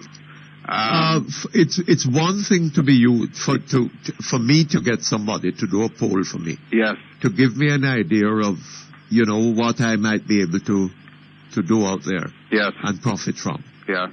It's another thing for for to do a poll in order to persuade people that what they ought to do is come and support Perkins. Well, I don't know. If you look at what the polls have done, from an international standpoint, that is what. But I gather that even in the United States, some of the highly regarded polls. But I take exception to that particular point, because if what you're saying is correct, Mr. Benjamin Anthony would be Prime Minister of St. Lucia today, because the polls indicated that he would have won by a massive margin. Yes, indeed. If not in terms of votes, certainly in terms of seat count. Yes, so what? No. And my understanding is the same thing happened in the Bahamas. Yes, but what happened is that the St. Lucian people did not allow themselves, clearly, did not allow themselves to be influenced by the polls. Can I indicate to you 1980? What? 1980, the Carlstone polls, well, shortly before the election in 1980, a team comprising some eminent persons from the university, Dr. Robertson, Dr. Gordon, and I think somebody else, I don't remember the third person. And that poll showed that the People's National Party, I think, had 52-53% of support versus the rest of the JLP. Stone did a poll round about the same time. He showed a JLP support level of 53.8%. Let's just forget about the Robertson poll. Yes. And he suggested in his article that would result in the JLP getting something like 38 seats, with a possibility of it going up to 41 seats. So we speak about the accuracy of the Stone poll. The margin of error was put at, I think, 3 percentage points at the time. The results of the 1980 elections came out at 59% for the Labour Party, 41% for the People's National Party. That's a factor outside of the margin of error. So while he got the winner right, he got it wrong. But the People's National Party's polls came out, and at one stage it appears, quite frankly, even using the Stone poll numbers, that the PNP was making inroads into the electorate, and it seemed to have narrowed the gap, because the results before, the penultimate results for Carlstone, I think, had shown a higher figure than the latter one had shown. So when I've looked at the data, and the data tells me fairly well that people seem to have made up their minds well in advance. The vast majority of persons have made up their minds well in advance of the election. And it is only a small percentage of persons that actually vary or seem to vary their position. Let's hope that is so, and that people will not allow themselves to be influenced by polls. Well, but I can't. You mentioned the Gleaner something. Having said what I've said, I'm not totally ruling out the concept that, because if you put me in a race with somebody else, and I feel I can win the race, and somehow you psychologically brainwash me to say that, listen, I have lead in my shoes, and every time I try to move, I feel that the foot feels heavy. Then somehow, if you brainwash me enough, I may come to the conclusion that I have a handicap, and therefore, I'm distracted from the task at hand. And therefore, I'm not as focused as I ought to. But so there's a matter of psychological warfare. It is not unknown, and that's one of the reasons why I asked the question I asked at the beginning. Absolutely. Because if I feel that all I want to do is to switch influence 1%. If I feel that 1% is enough for me to influence. Okay, I have to go to a break, but let me just say. Yes. That the Gleaner, you mentioned the Gleaner a moment ago. Yes. The Gleaner is saying that somebody earlier mentioned the Gleaner, saying that they had failed to publish a number of constituency polls. Yes. The Gleaner is saying that they've published all the polls that they commissioned, they've published the results of. Yes. And the 6 constituency polls that they published were the only constituency polls that they commissioned. Okay. And I wonder why. I wonder why six constituency polls. Well, they were done because they're marginal seats of interest. I don't know. Anyway, thank you very much. All the best to you. Hear this. Let Astrosan Castor Oil Hair Grower help your hair regain health and beauty. Distributed by Lasco and available at leading beauty stores and pharmacies island-wide. Astrosan Castor Oil Hair Grower. Good Jamaican product, greater value. The time by Astrosan Castor Oil Hair Grower is 2:01. Today's weather brief is brought to you by the Manchester Co-op Credit Union, where service exceeds expectation. The Manchester Cooperative Credit Union 1977 Limited invites you to take advantage of their wide range of products and services. Get all your financial needs fulfilled through a safe and reliable partner in Mandeville, Christiana and Porus. Manchester Cooperative Credit Union, a steady partner in a changing world. And now for today's weather brief. There is a tropical wave moving across the central Caribbean. This afternoon will be partly cloudy with isolated showers and thunderstorms. In our 3-day outlook, on Friday and Saturday morning, look for mainly fair conditions during the afternoons. Expect winds with showers over hilly areas. Sunday will be partly cloudy with showers and isolated thunderstorms. The information for today's weather brief was supplied by the National Meteorological Service of Jamaica. Today's weather brief was brought to you by the Manchester Co-op Credit Union, where service exceeds expectation. As part of ongoing efforts to improve service to their customers, the Jamaica Public Service Company, JPS, will need to suspend electricity supply in order to carry out maintenance work on Saturday, June 30, between 8 a.m. and 5 p.m. in the following areas of Kingston: Riverton Boulevard and lower section of Portland Avenue in Riverton City. JPS apologizes for the inconvenience caused by this outage. Every effort will be made to restore supply as soon as possible. For customer service information, please call 1-888-CALL-JPS. That is 1-888-225-5577. So, who is the lucky bride? Lucky who? I just picked up my suit from Victor Wilson Bespoke Tailor. From foreign? No! Victor Wilson Bespoke Tailor, Shop 47 Twin Gates Plaza. Their suits are equivalent to suits from West End London. But Bespoke Tailor is a Jamaican tailor right a yard. And them have the best tailor-made suits about you. Bespoke Tailor? No wonder I thought you were spoken for. Victor Wilson, Bespoke Tailor, 926-7587. In a town, out of town, Digicel Flex cards always found. Basic Commodity makes it easier to get your Digicel Flex cards.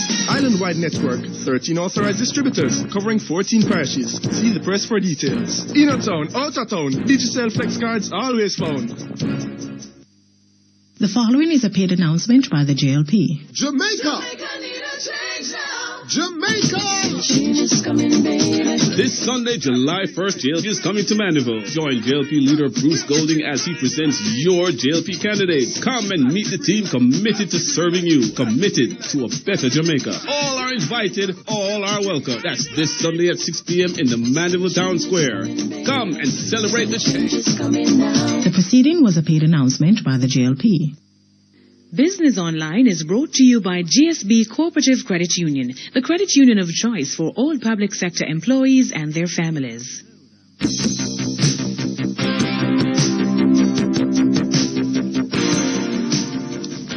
Good afternoon. I'm Orville Johnson from Today's Money Limited. Welcome to Business Online.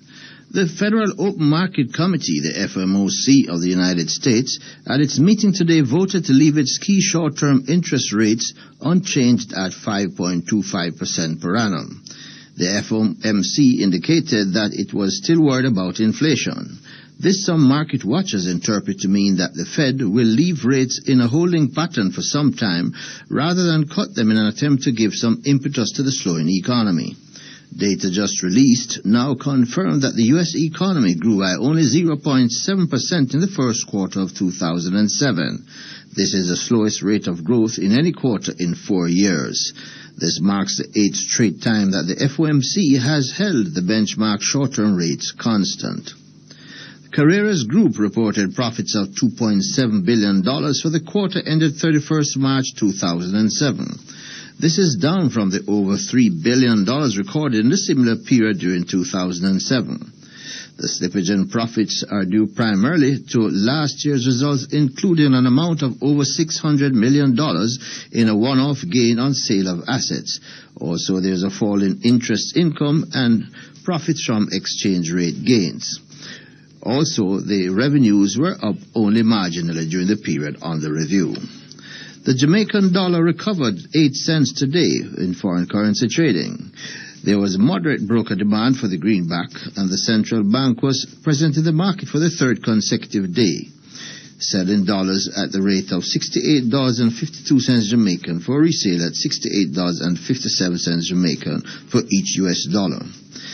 At newstime, the 30-day dealer market was tight, with rates trading at 12%, between 12% and 12.20%, while the overnight rate was trading as high as 13%. However, traders believe that this will be reduced by 7% by the end of trading. The stock market strengthened today with the three main indices advancing. Overall market activity saw 24 stocks trading, of which 9 advanced, 5 declined, and 10 traded firm. Total market volume amounted to 3.9 million units. Life of Jamaica traded the highest volume with 1.2 million units, followed by Supreme Ventures and National Commercial Bank. The day's main winners were BNS preference shares up 6.1% to close at $1.20. Pan Caribbean Financials was up 5.3% to close at $18.99, while Scotia Group gained 3.2% to close at $20.15. The day's main decliners were Montego Freeport, slipping by 8.1% to close at $2.02. The Gleaner Company was down by 1.6% to close at $1.85, and Rated Jamaica lost 1.5% to close at $3.15. The JC Index gained 311.36 points to close trading at 89,455.28 points. Our advice is brought to you today by GSB Cooperative Credit Union Limited. Let's look at a disciplined approach to saving and investment. Start with a positive attitude to managing your wealth and adopt a disciplined approach to saving and investing your money. Find a saving and investment plan that will allow you to deduct an amount of money from your salary each month. This is a disciplined way of saving. You'll never miss it. The money comes out of your paycheck before you receive it in your hand, where there's a greater temptation to spend it all. Keep at least 2 separate accounts where your salary can be directly deposited. One account for your regular cash flow needs and the other account for your future investment needs. At the GSB Cooperative Credit Union, we can assist you to save and invest wisely. We encourage salary deductions to your account with no hassle to you. For further information, call the GSB Cooperative Credit Union Limited at 922196024 or email us atccenter@gsbcu.com. or visit any one of our branches at 20 Dominica Drive in New Kingston or 10 East Avenue in Kingston Gardens. That's all the time we have for Business Online today. If you need further information, call us at 978-6262 or write to us at Today's Money Limited, 72 Hope Road, Kingston 6, or email us at info@todaysmoneylimited.com. You may also log on to our website for more business news at www.todaysmoneylimited.com. Join me again tomorrow for another edition of Business Online, another fine product from Today's Money Limited. I'm Orville Johnson, wishing you a pleasant afternoon.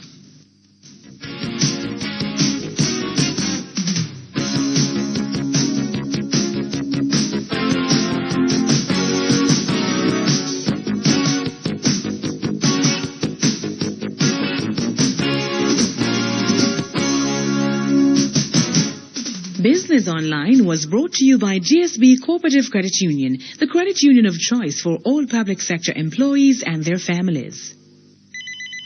GSB Cooperative Credit Union, this is your loans officer. How may I help I need you? a loan for my daughter's university fees, but everywhere I call wants security, and I don't have any. Then GSB's Unsecured Educator Supreme is for you. So what about a car loan? We're here for you with loans for just about everything. Motor Plus for your new car. GSB Shelter for a home.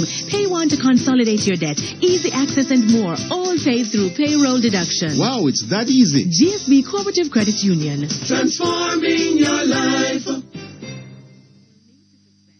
As part of ongoing efforts to improve service to their customers, the Jamaica Public Service Company, JPS, will need to suspend electricity supply in order to carry out maintenance work on Sunday, July 1, between 8 a.m. and 5 p.m. in the following areas of St. Mary: Boscobel Housing Scheme, Cliffview, Fernandez Garden, Gully Road, Huddersfield, Ocean Ridge, and Pampona Bay. JPS apologizes for the inconvenience caused by this outage. Every effort will be made to restore supply as soon as possible. For customer service information, please call 1-888-CALL-JPS. That is 1-888-225-5577.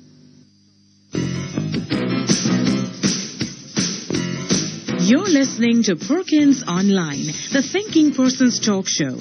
Our phone numbers are 968-4901, 968-4902, 968-4903. Our local toll-free line is 1-888-991-4072. Or you may call our international toll-free line at 1-866-LINK-106. That's 1-866-5465-106. Courtesy of the People's Telecom of Jamaica Limited. Call the U.S., Canada, and UK landlines and talk all you want for only $750 plus tax a month, only $25 a day with Freedom Wireless, the new mobile calling service from People's Telecom. You may also log on and listen to Perkins Online live on the World Wide Web free at www.go-jamaica.com. Now back to Perkins Online on Power 106 FM.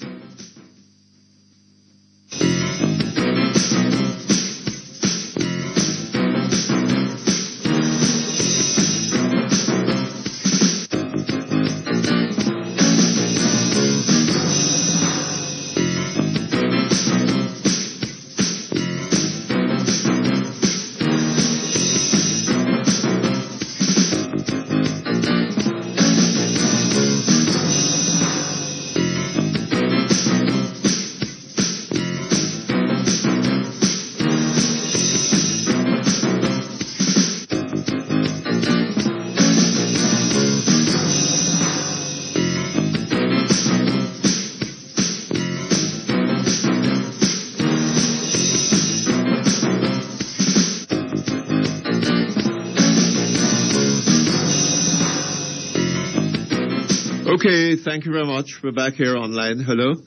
Hello, Mutty. Yes, sir. This is Ken Ball here. Hi, Dr. Ball. How are you? Very well. Just that I have a hard time getting your program, and I've been trying for at least an hour. Oh, is that so? Yeah, but you're too busy. Oh, I'm sorry about that. That means you're popular. Your program is very popular. Well, I don't know about that. You must be giving a good service. I hope so. Anyway, there are so many things I want to talk to you about. I'm calling you today because I think I need to make a statement on this issue of the public sector contract for insurance coverage, health insurance coverage for workers, GISO. There's an imbroglio over it now in the public domain, and I'm not too happy. I see that the Minister of Finance has said this morning that something was faulty about the process. And another that was what the cleaner said.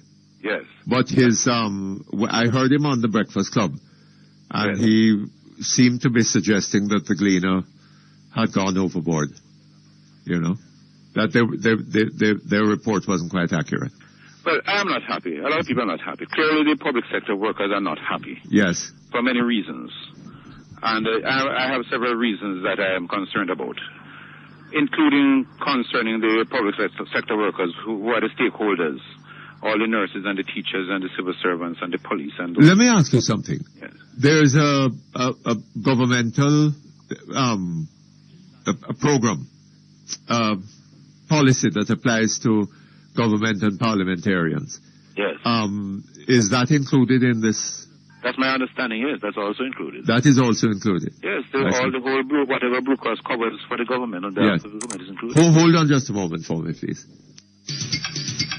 Lasco Cambio is conveniently located on your way up or on your way down from Halfway Tree. They're open 8 a.m. daily. Visit Lasco Cambio for fast, reliable service. 29 Red Hills Road and now open in Pepin, 8 Gordontown Road. The time by Lasco Cambio is 2:16. The Jamaica Public Service Company, JPS, apologizes to customers in some sections of Portland for the current disruption in their power supply. This is due to problems being experienced on the distribution network in the parish. The affected areas are Port Antonio, Rio Grande Valley, Dolphins Bay, Anchovy, Folly, and surrounding communities. The company advises that work crews are currently making every effort to correct the problem and restore supply in the shortest possible time. JPS thanks customers for their patience and understanding. For more information, please call 1-888-CALL-JPS. That is 1-888-225-5577. Ricky want to set up the house with the best from top to floor. But when him open up him wallet and him look at the money, him sorry him never have more. Ricky don't matter stop you come to it. We said the best hardware you can get it. When the price is nice and you get advice, the choice could only be to us. Stewart's Hardware and Home Center, Maitland, Lionel Town and Old Harbour, where the price is right and the customer is always first. Stewart's Hardware. Jamaica Plumbing Supplies carries a wide range of name-brand plumbing supplies, and in celebration of the grand opening of their new location at 56 Malines Road, Kingston, they'll be having a 20% discount on all purchases over $500. Get free delivery for purchases over $50,000 in the corporate area. This special offer runs from June 21 to June 30. Visit Jamaica Plumbing Supplies Limited at their new location, 56 Malines Road, Kingston, or call 901-5394 or 937-5882. The following is a paid announcement by the JLP. Jamaica! Jamaica! This Sunday, July 1st, JLP is coming to Mandeville. Join JLP leader Bruce Golding as he presents your JLP candidate. Come and meet the team committed to serving you, committed to a better Jamaica. All are invited, all are welcome. That's this Sunday at 6 p.m. in the Mandeville Town Square. Come and celebrate the change. The proceeding was a paid announcement by the JLP. You're listening to Perkins Online, the Thinking Person's Talk Show.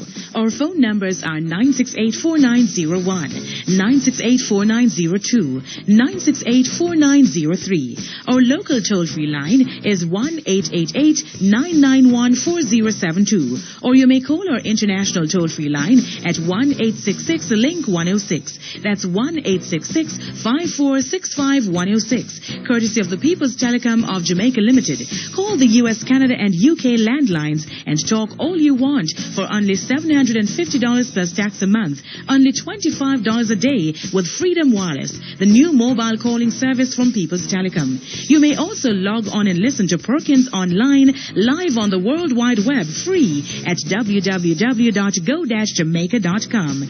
Now back to Perkins Online on Power 106 FM.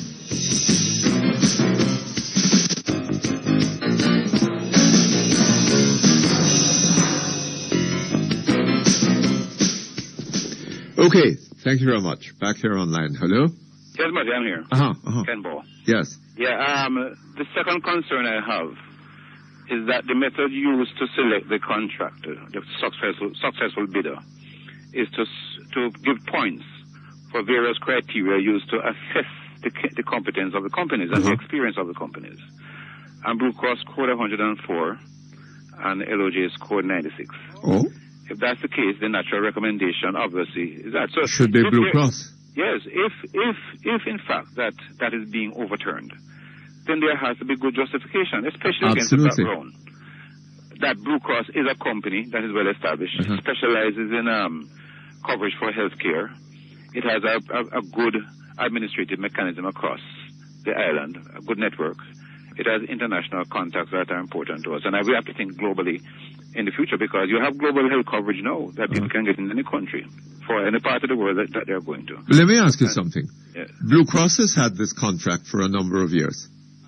Yes, it goes back to 1986. 1986? Yes, it goes back to about that time. It Okay. They weren't always tendering for it. No, apparently, I don't know all the details, but apparently in the beginning there was a sort of a tender process. Yes. But I imagine that they would sort of outpace anybody else because of their reputation. But the tendering, lapsed. It lapsed. Uh-huh. There is no doubt that it was a management contract. This is the first time in years that they've brought it back. Yes. Uh-huh. There's no, I'm not against the tender at all. No, not at all. The tender it's the proper way to handle anything like that. But clearly, well, what we want is to make sure that the tender is handled properly and appropriately. But clearly, Blue Cross seems to have fallen out of favor to the point where even when it won the tender, there seems to be a desire to keep it out. Exactly. This is what is emerging. So what is it that is happening here? It seems to me that several things have happened to make it look that there may be some sort of conspiracy. Because I understand the first time the RFP, the request for proposals were sent out, that they were withdrawn and corrected and adjusted. And sent out again. And based on that, a tender was made. Yes. But there's another point, There's an actuary who is a consultant to the government. Yes. And who has made a recommendation. Yes. This actuary is exceedingly well known because I believe at one time she was the only one in the island. Yes. But it's somebody who is very, very credible. And my information is that that person recommended Blue Cross.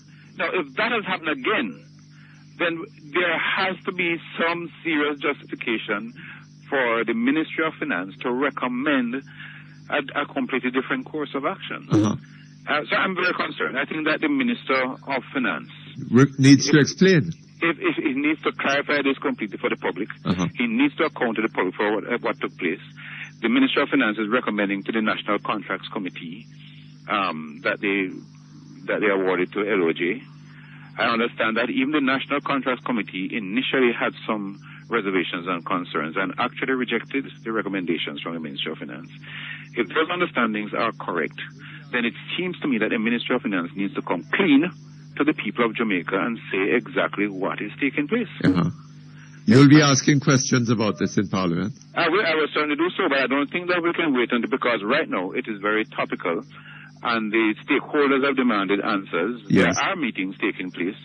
I'm not certain whether our meetings are addressing all these issues, but I sincerely hope it never gets to a point where we compromise on those things. Yes. Because those things are absolutely critical in my mind in terms of how contracts of these are. Well, maybe I could try. I have a special interest in health insurance. Maybe I could try to get hold of the minister and see whether he would come and answer the questions here. Well, I think you should try, but you think he will come to your program? You have a special interest.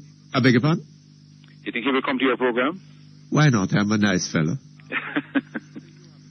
Well, Omar Davis is quite a good person. I'm sure he'll be happy to come on your program. Look here. You say you have a special interest. What is that? For years, in health insurance. Yes. It's not only health insurance, but any form of schemes that take away the out-of-pocket payments. I've been saying this for years. When I was minister in the 80s, we actually studied it. When we had difficulties. And I remember the first place I studied was to bring out a team. Project Hope brought a team out of two experts, who went to Falmouth to see to what extent, if one parish was organized along the lines of a prepaid health scheme, they interviewed all the employers and the employees to look at what it would cost to put in a prepaid health scheme rather than people paying out of your pockets. Yes. To give full coverage. My fellow man. See what could be generated in terms of revenue. So well, look here. It seems one gets the impression that parliamentarians have been very generous to themselves insofar as health insurance is concerned. I think that you have to be careful what you call generosity in Jamaica. What may be ordinary things here given here what may be ordinary things in another country is considered generous here. I think that parliamentarians have an ordinary scheme. I As far as I can see, it's an ordinary scheme. I remember one time I utilized it. A scheme that allows them to avoid the cockroaches in Kingston Public Hospital. You said there were cockroaches in Kingston Public Hospital. That's a serious charge. No. The first time you're hearing about it? Well, frankly, if it has happened, it's not. I think she's the permanent secretary. Can't remember her name at the moment. But she's a high official in the Ministry of Health. Yes. Asking a journalist one day on the radio, who asked her about the cockroaches in Kingston Public Hospital, if she didn't have cockroaches in her house too. Oh, really? No, I don't believe that. Oh, yes. You don't have cockroaches in your house. Coming back to insurance, I just think that Jamaica has been fast asleep in terms of giving coverage to their people. Yes. What has happened over the years, and especially I spoke about this in the House. I gave my speech 2 days ago. I have not got that much coverage, but I try to show people or show Parliament what has happened in other countries where we are fast asleep. Many other countries have gone the way of making sure that they have organized healthcare, organized financing, that when people get sick and go to a hospital, they don't have to pay out of their pocket. Yes. And that these charges don't become a barrier to healthcare, because it has become a serious barrier in Jamaica. And any country that they use the system that we use, this erratic system, unplanned system, any country in which it is used, they have very bad levels of healthcare. Yes. But then, Dr. Ball, you see, one of the problems I have, the parliamentarians have seemed to take rather better, or members of government on the whole, members of government, and seem to take rather better care of themselves than they do of the people they are supposed to represent. Right? You can't speak for all parliamentarians, but let me make this point. Jamaica is a very inequitable country right now. The amount of people covered by health insurance is only in the region of somewhere between 12 and 20%. Yes. The best figures I've heard is 20%. Sometimes I hear 12%, depending on which survey you're reading. Yes. And that is very, very poor. When you look at the lowest quintile, that is, if you divide up the population into 5, the lower income groups, the lowest income ones, the lowest one is covered, only 1.6% of those people is covered by any sort of scheme. And the next group, the next lowest quintile, that is 250,000 people, only, I think, 6% in that group. And the third lowest group is only about 10%. So it's a situation where those who can afford it are covered. The government has never really set out, except for the NHF, to be fair. The government has not really set out to really organize good coverage for the people of Jamaica. Yes. It has been fully studied, even before I was minister, from as far back as in the 1940s. Studies were done to look at health coverage. Yes. It's a pity we didn't start it then. Our experience would be tremendous now. Dr. Ball, I wish we could continue this, but we're out of time. Well, I'll tell you what, I'm going to call you tomorrow again, because there are other issues that I would like to discuss. Okay, all the best to you. Thank you. Okay, that brings us to the end of Perkins Online for today. We'll be back hopefully tomorrow. Usual time, usual place.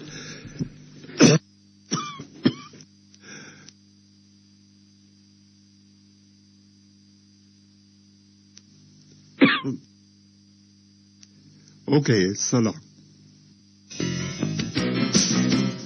You've been listening to Perkins Online on Power 106. Join us again tomorrow, 10 a.m. to 2:30 p.m. for yet another edition of Perkins Online.